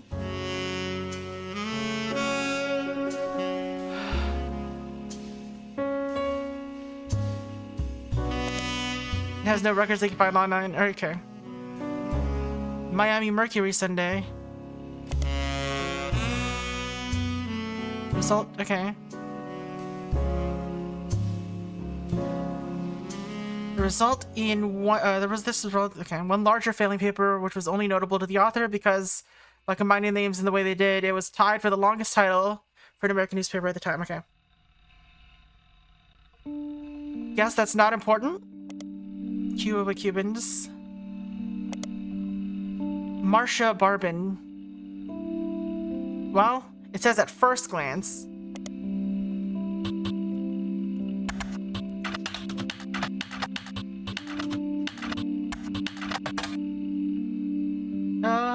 On second glance, it still doesn't seem related to yours. Okay, fine.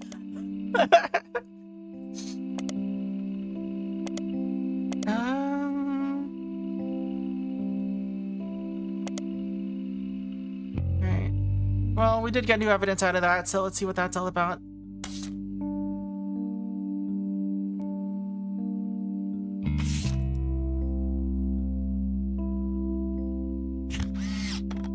Oh god. Fucking really?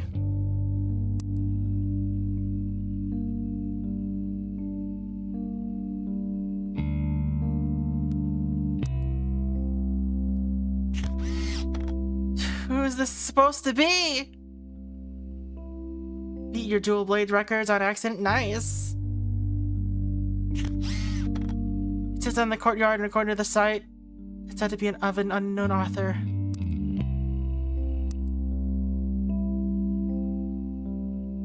God, it's just gonna be fucking her, isn't it, somehow?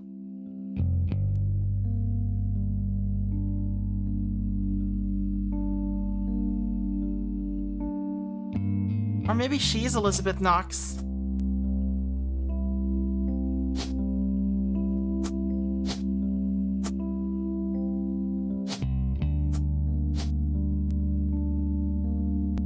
Maybe? Maybe? Because there's no other way we're gonna get a random photo of her, right? Of Elizabeth Knox. Right.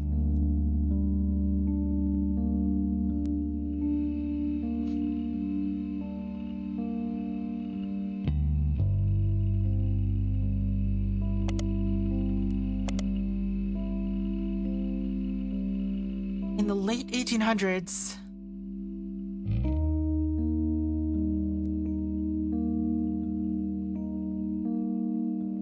when did this happen? 1908. Alright.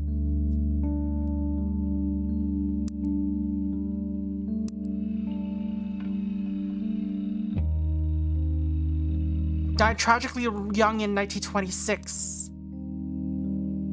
So she would have been born. Or no, if like,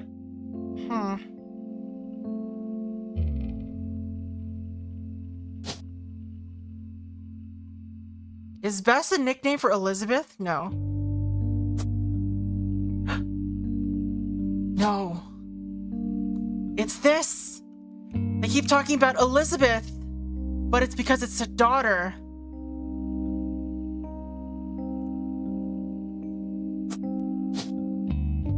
And what really happened is that Bess Williams... Huh? You see what I'm getting? What I'm getting at? Because they mentioned that they were arguing about someone named Elizabeth, and we're meant to assume that it was. Okay. We were meant to assume that it was a mistress. But what if it was his daughter, and that's why he had her working as a secretary to keep her there, to keep her around.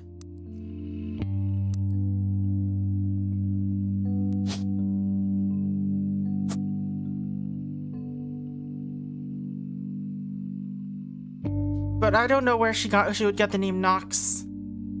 Ah.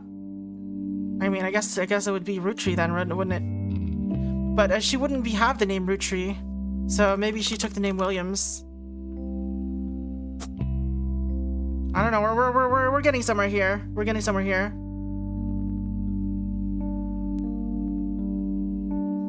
Or I'm becoming a conspiracy theorist about fictional video game characters.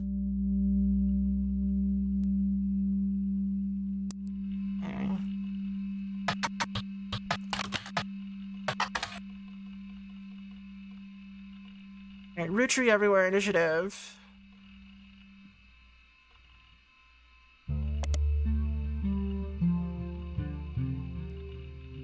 It had been distributed globally to certain markets, approved by Elias as early as the 1940s. This included places like Canada. Alright. Looks like we've got some other things to search. Roottrees. Charles Martin, who owned a company that manufactured licorice in Australia, was tapped to run. Okay.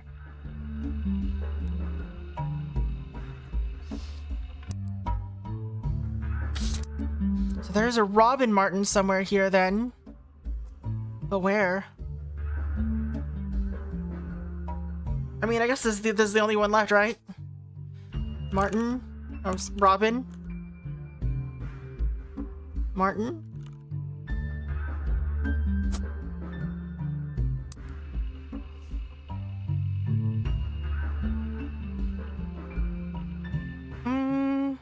Alright, started in 1992 after the death of Martin.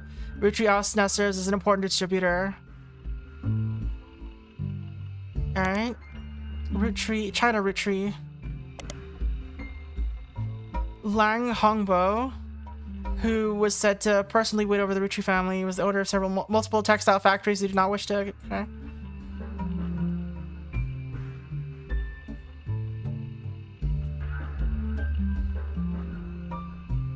And his brother Lang Hongyu took control upon his death in 1986.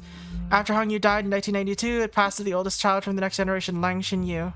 I don't know if that's relevant.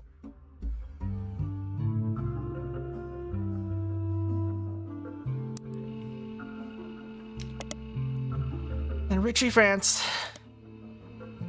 Non-starter negotiations broke down pretty late in the process, and then leadership of Roottrees went through a very large change after. Tristan Robert. He's alive, and you come across an interview unrelated to Roottrees from a few months ago. It seems that other countries have not been immune to Roottrees mania, as he recognized the word Roottrees in one of the questions. Alright. The article's in French. It takes some time to translate section by section. He mentions Guy by his first name only, and the tale he tells is quite ugly. Alright, it was one of the worst men I ever met. He approached my wife about having an affair, which she refused. He then kept insisting that this was the best way to celebrate the end of our business contract. I don't think he expected her to say no, and I don't think he thought she would tell me what happened. I punched him in the face. Alright. Because not only was he a terrible person, he was also a terrible businessman. When he died shortly after, it felt like the universe was working out. I wasn't surprised to learn he had a secret child. He seemed to treat women like collectible pocket monsters. It seems mentioning Pokemon sidetracks the questions a bit, and the interviewer never returns to the subject for future. Alright, fine. When did this happen? Must have been in the late 90s. Oh, I guess it was during Roottrees mania, so like the last year.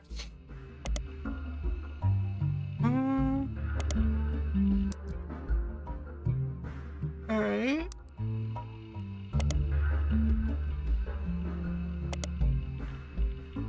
I mean, that's all of it, right?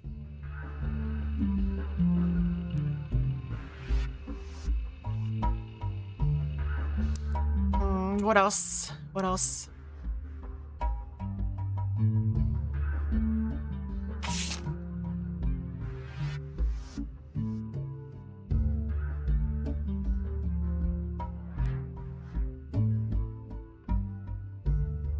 When your Pokemon get knocked up, no!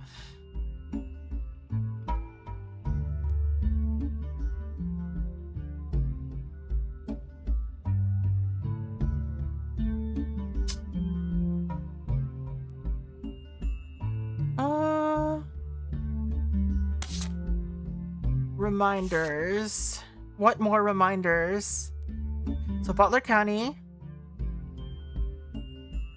Why?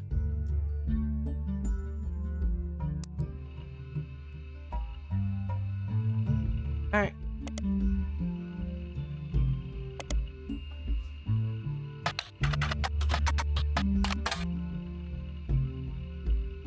Alright. The young webmaster has turned the site into a memorial for the sisters and their father. It seems like she did end up getting her ears pierced like Rose after all. Regardless, there's no relevant information, just a picture of the girls and sad MIDI piano playing in the background. Alright. Roottrees Sisters Fashion Scholarship.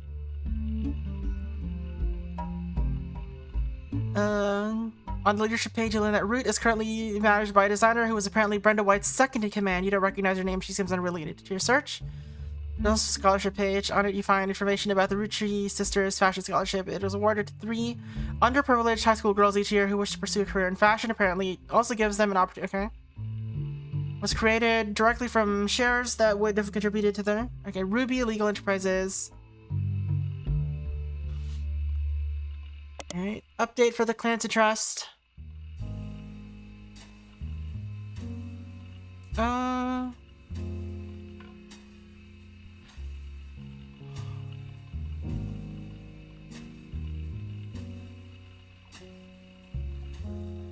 Okay. I think it just wants me to get into Ruby Illegal Enterprises somehow. Company is named after its head lawyer, Ruby Spratt.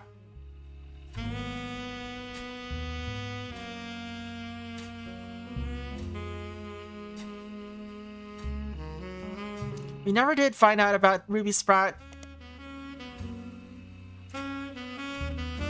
Before Time of the Roottrees.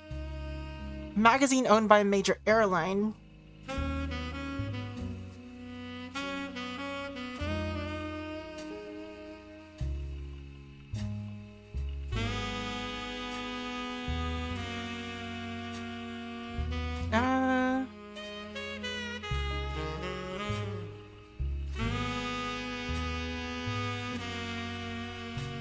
PR manager. Alright, let's see if Mid-Eastern University gets anything. The mascot is the Spectres.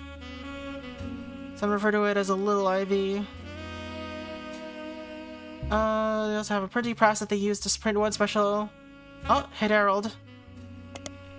There we go. That's what we want. What's her name? Ruby Spratt. Alright. Her valedictorian speech was somewhat controversial at the time, as it was quite serious with a heavy focus on wealth inequality. Ruby, unsatisfied by simply earning her place at Mid-Eastern with a full scholarship, went on to earn a captive audience of her peers with a perfect GPA. By the end of her speech, there were many in the audience that wished that neither of those events had transpired.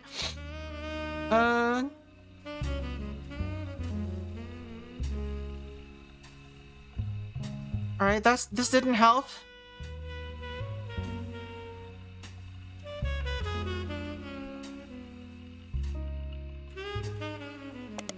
Why did that not help?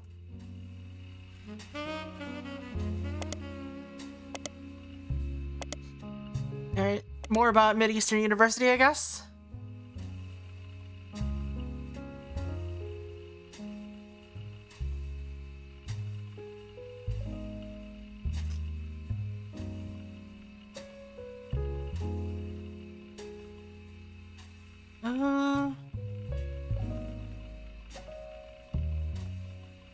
Why can I search this? Why, like, why? It feels like there should be something there, but there isn't. Magazine owned by a major airline.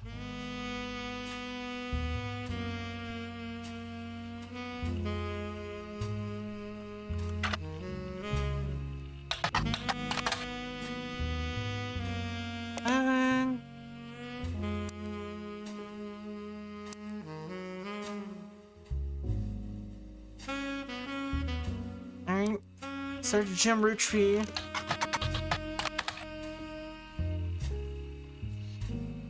Alright. Jim's marriage is still doing just fine, and there have never been rumors of infidelity.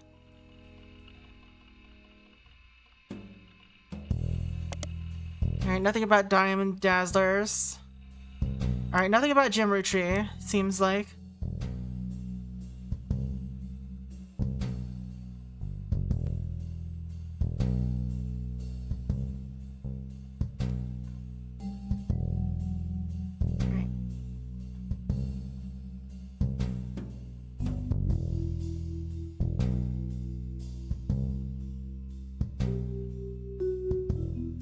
Carolyn Morden. Alright. Someone has uploaded a partial transcript. Okay. So, no questions. Alright. So we got some new stuff. 45 minutes. Alright. I've never really fit into families. It didn't surprise me. She could have put me in if she wanted to talk about the time during my activism days when I almost got arrested for stealing the spark plugs out of all our tractors, but I don't really think it fit her narrative. Alright, so she's complaining about Sam. They never tried to kick me out or send me to live on a farm, if that's what you mean. But I was already pretty unpopular once everyone learned why I divorced my husband, few people paid me attention. She's my wife, not legally, but we've been together for half our lives. Call it what it is. I was 20 when she had and just had my daughter. Hate to look back on that. Left my daughter with my ex-husband and followed Guy on a private jet to Europe. He lost a tooth and a client. So this was when did this happen? I found love and a better understanding of who I was. Still, in our family's eyes, his trip was somehow more acceptable. Explain that. No, I couldn't stand him. Our family wrote off his behavior like he was some huge fan of romance or women, but... And like the entire... I slowly figured out it was because he assumed I would be as shallow as he was. Huh?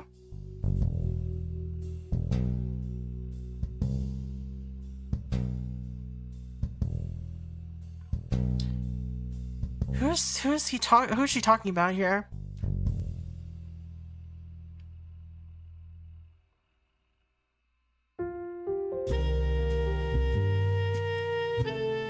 Honestly, I get why she's... Who's Carl? Was Carl her ex? Hold on. Where are you?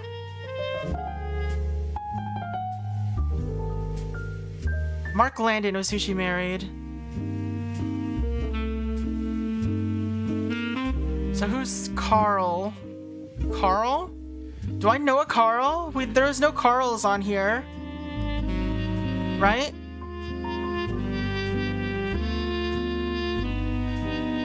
Oh no, there's Carl. There's Carl. Carl was the main dad. The dad of the three girls.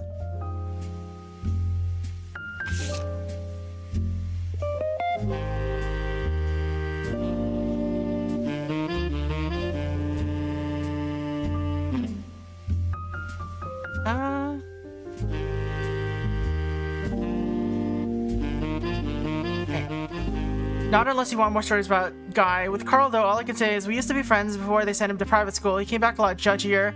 Made sense when they made him president. He was a lot like my father after they disciplined the fun out of him. After I started protesting the farms, he stopped returning my calls.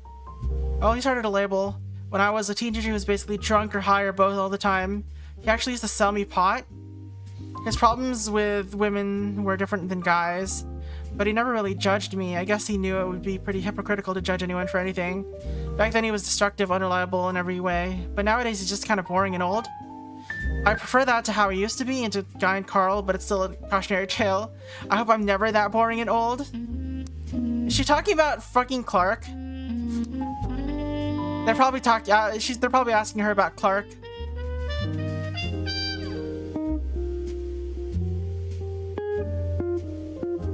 Cause he seems like the type he used to be, like really. Yeah, he was the whole sex, drugs, and alcohol thing. And then he just become a normal dude. Yeah. Is there what do we have in here? It doesn't say that there's anything in there.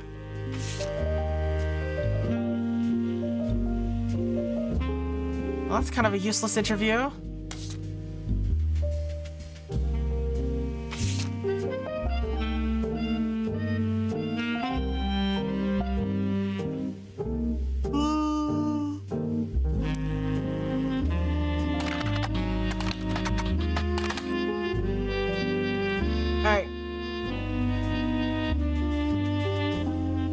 First, Anderson Maple Farm only used to be a popular tourist attraction during the summer months when it had special tours. Alright.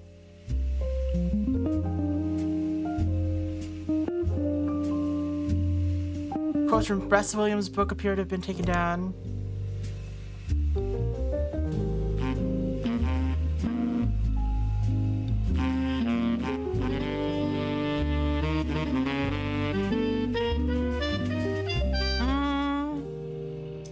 What did they used to say?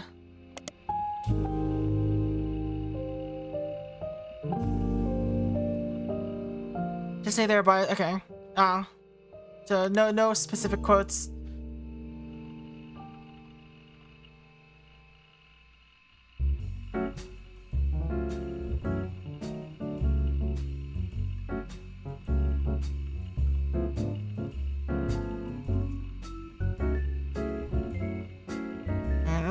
I don't know if that they got us anything, fortunately.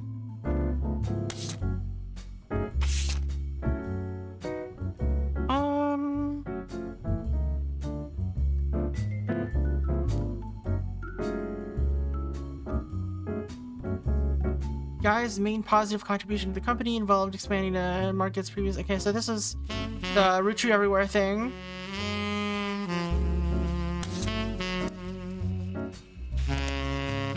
Can we get something for that?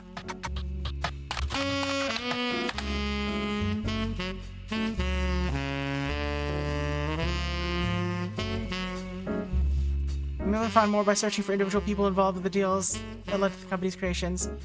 Alright.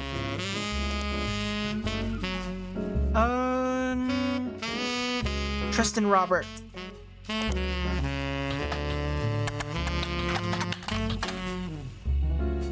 Really?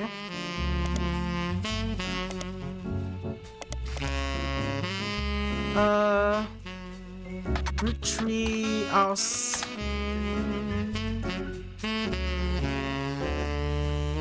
Came to an agreement and broke ground on a new factory in early 1978. Roottrees is excited to get. Okay.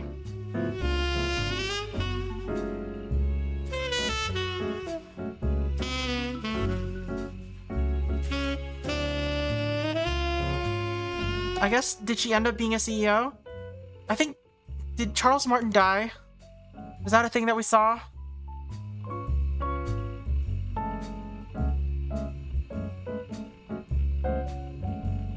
Did we not search for Charles Martin? Didn't? Alright, was a candy manufacturer in Australia. Martin's Licorice Bullets.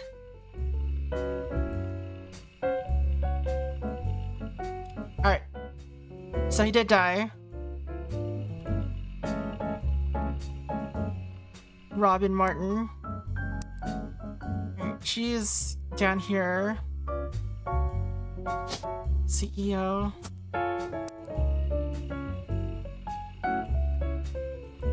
Oh, sold both businesses at first opportunity. Okay, fine, Robin. What did you end up doing? owns a private island off the coast of Australia where she reportedly has her own exclusive retreat.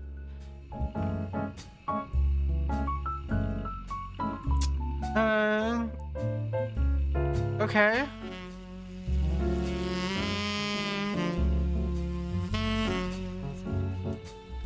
Satisfied.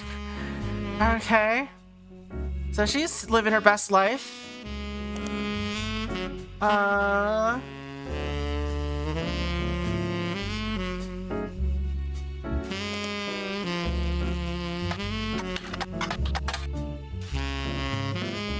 Which combined with her inheritance immediately catapulted her to almost unimaginable levels of wealth.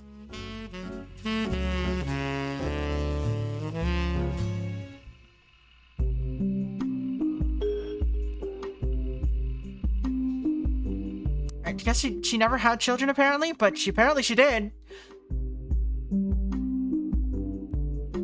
She wasn't a CEO then. What do I put on here? Rich person?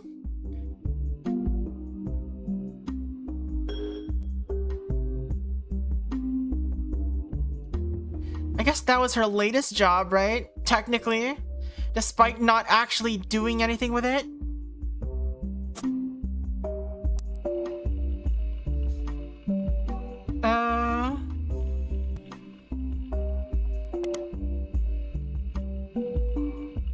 How are there no photos of her yet?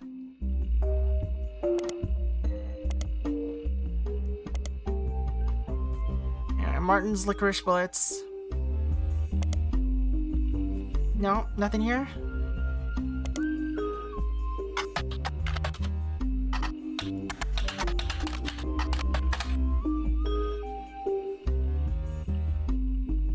Alright, that doesn't come up with anything.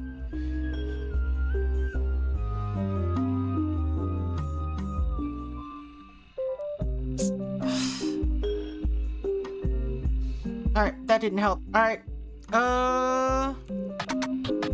China root tree. Okay. Root tree, France. Come on.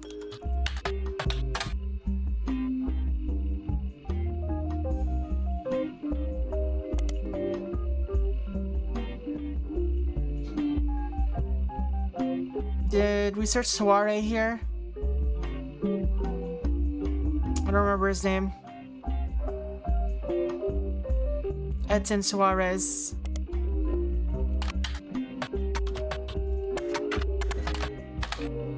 Really?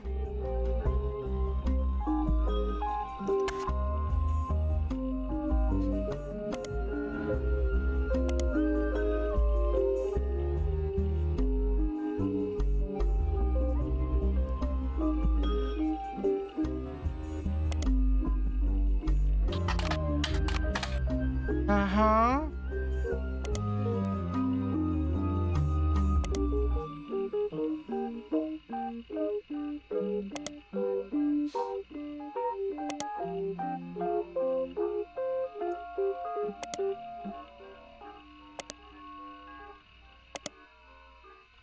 Okay.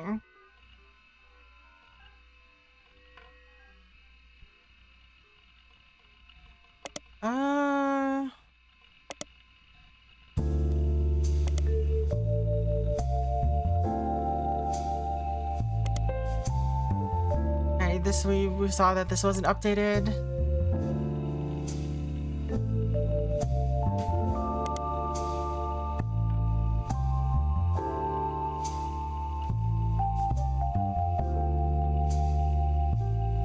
So many keywords to search that I don't know if it's important.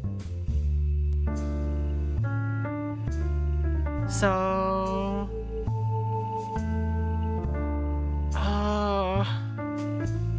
Ruby is the biggest, I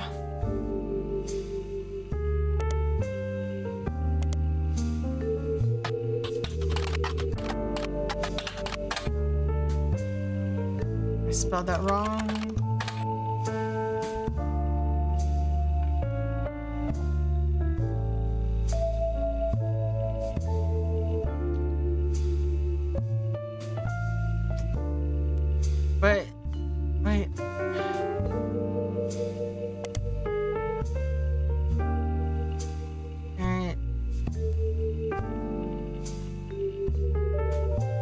So this has been updated, but I don't know what just changed. I guess they just mentioned that they've been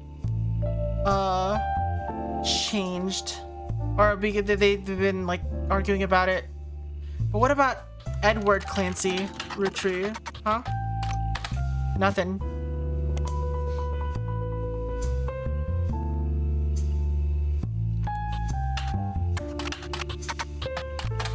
Really? That was a whole big part of it.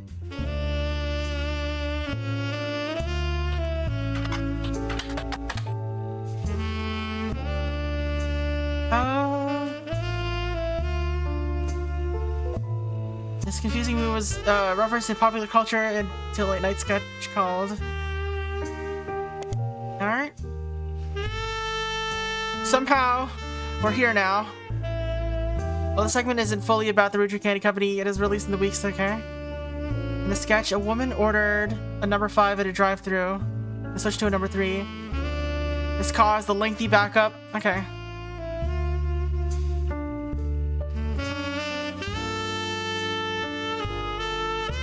Jet together. Is this useful? No.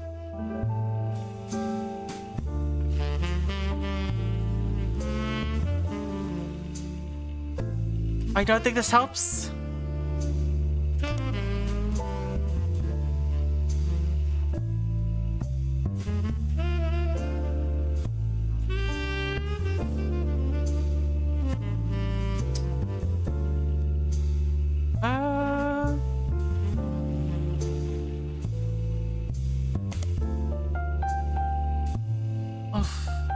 We're getting stonewalled here.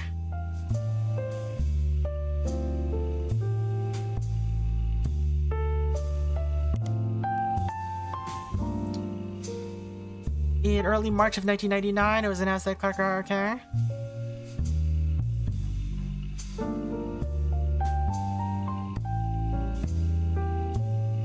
You seem to touch on his complex and volatile marital history.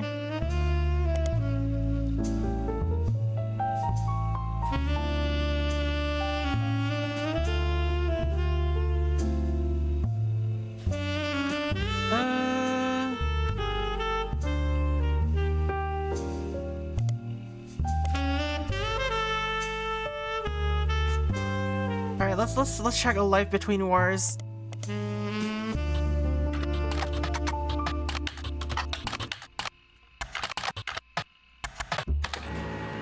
Alright. We got a new page out of that somehow. Alright. It focused on the relationship between her mother and father. And it mentions the subject of affairs and maybe more useful this time around. Alright. Jacob and I married at an age that most seemed unfit for marriage, but he was also enlisting at an age that most seemed unfit for war. We had no choice. He and I would still be together today if not for Okinawa. That was nearly 20 years ago. So that was 1943.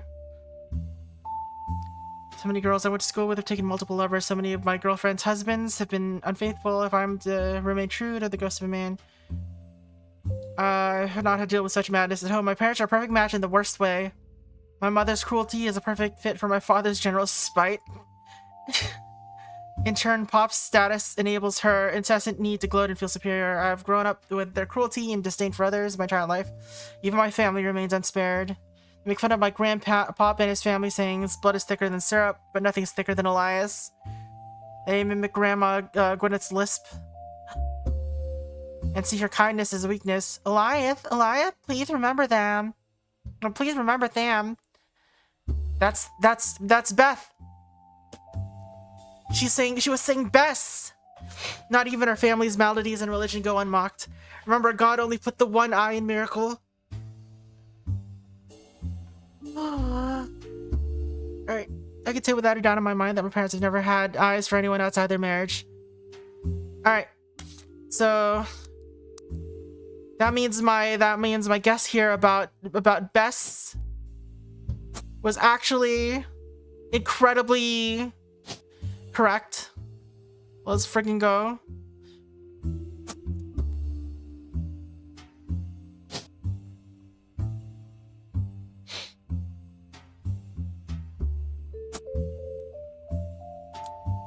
Alright.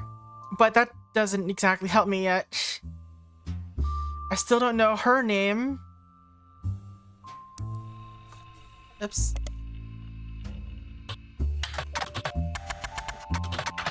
Alright, how do I get more information about his wife? I guess Sonia Suarez will help. Maybe.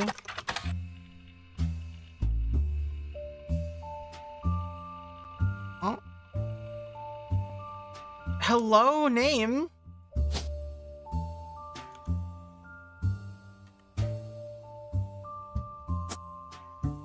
He's a news anchor?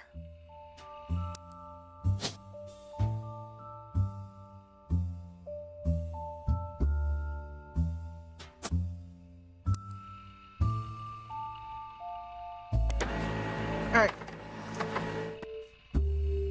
Discourse surrounding him is, to put in polite terms, lewd. There's a website about something called fanfiction that is the smallest section dedicated to him. Alright, it seems that women and some men of a wide variety of ages and writing skill tend to find him worthy inclusion in their stories. Dating a supermodel named Ashley York. Alright. Okay.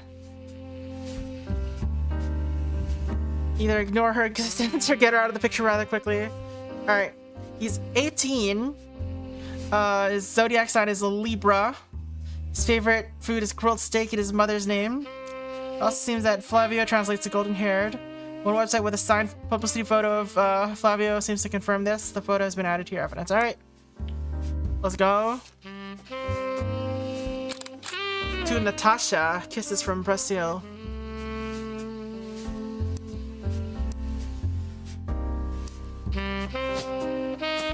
Alright. We still don't have his goddamn mother's name.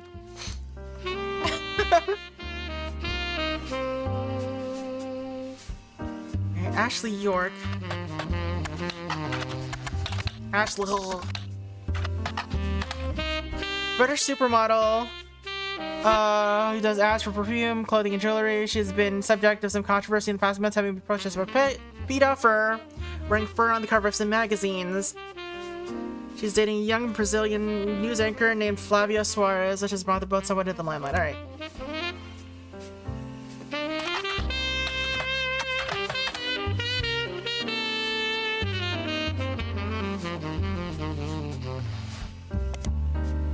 Alright.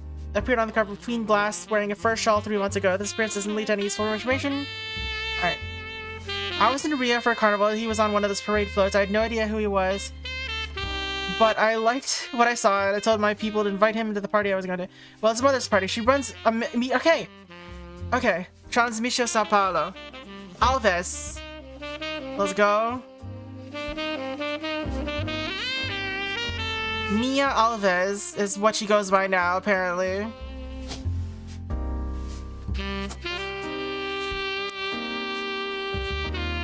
And that makes her a media mogul. According to history page, that's focused on her company. She continues to work in television until 1988. Okay.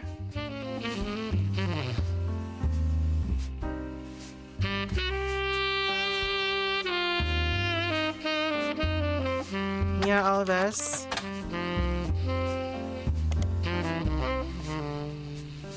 But we finally got a name.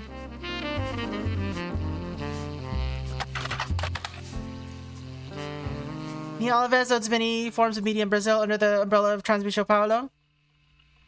Business Watch has Transmissão Paulo. Is okay.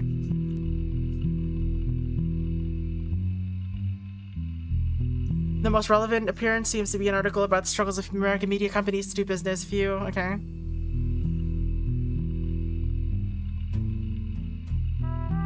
Nia is extremely private about her identity and supposedly once used her connections to have a reporter fired from a rival network and blacklisted.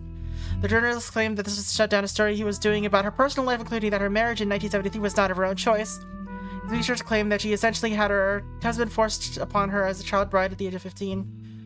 It also claims that past appearances with her husband have been for show, they do not live together, and that she resents her own parents for the arrangement. The final claim is that she must have made her money under the table through nefarious means. I see.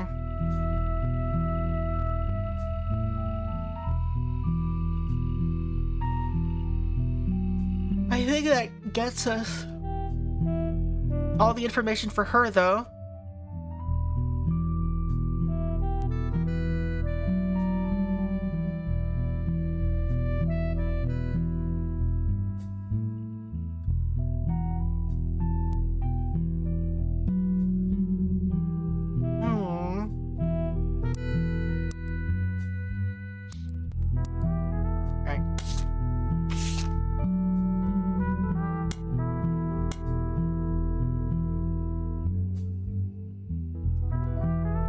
Cancelled stuff.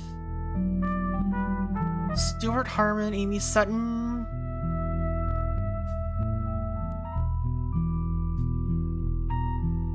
A lot of people just became unemployed here. Oh yeah, it's because they went to a temp agency. Susan Ford.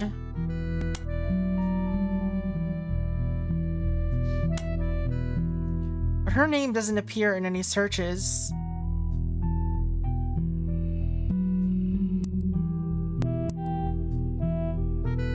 Special Services Interpreter.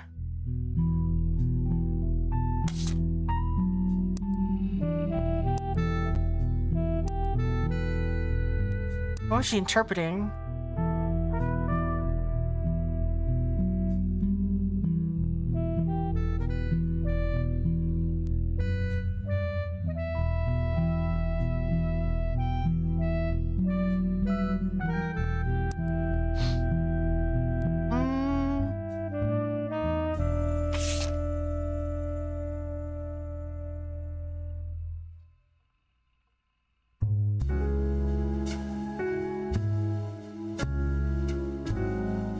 I think that's got to be about the information we've got.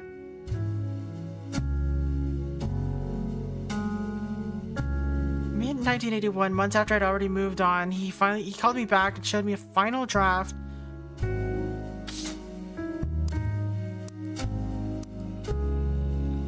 That was before he died.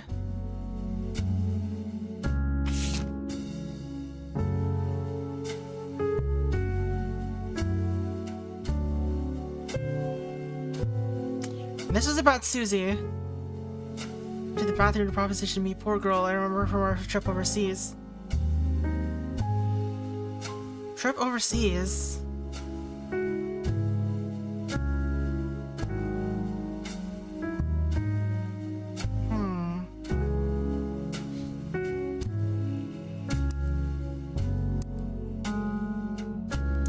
But we know that she never got married, so that's definitely her.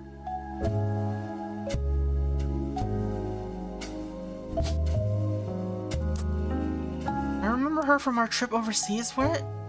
That's gotta be something, but I don't know what.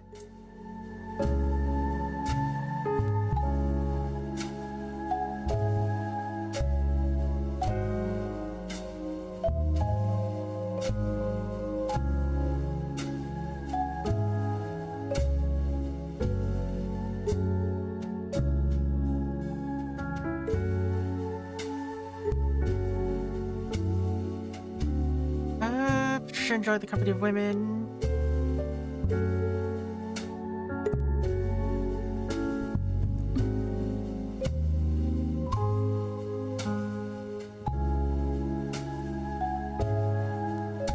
For some reason, for example, the daughter of his business partner. Okay.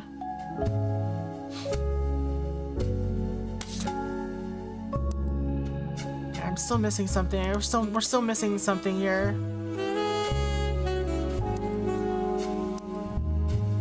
What's her name? Robin Martin?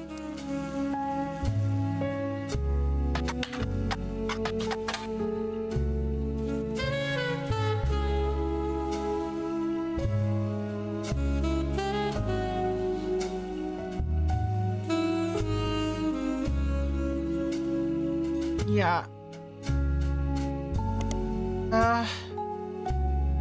I'm not sure.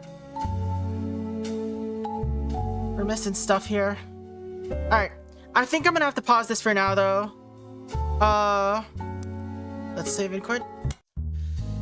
We'll continue this some other day. I don't know when. Maybe Friday. Maybe Saturday. Maybe we'll do it next Tuesday. I don't know. We'll see. But yeah, this is getting real complicated. I feel like I've gotta have a fresh pair of eyes. So thank you all for hanging out. Let's go find somebody to raid on Twitch. For y'all on YouTube, yeah, have a good night. Thanks for hanging out. Later. Bye. I know, I feel like I'm kind of rushing it, but yeah, I do kind of have to get going. All right, I'll see you around YouTube later. Bye. All right, so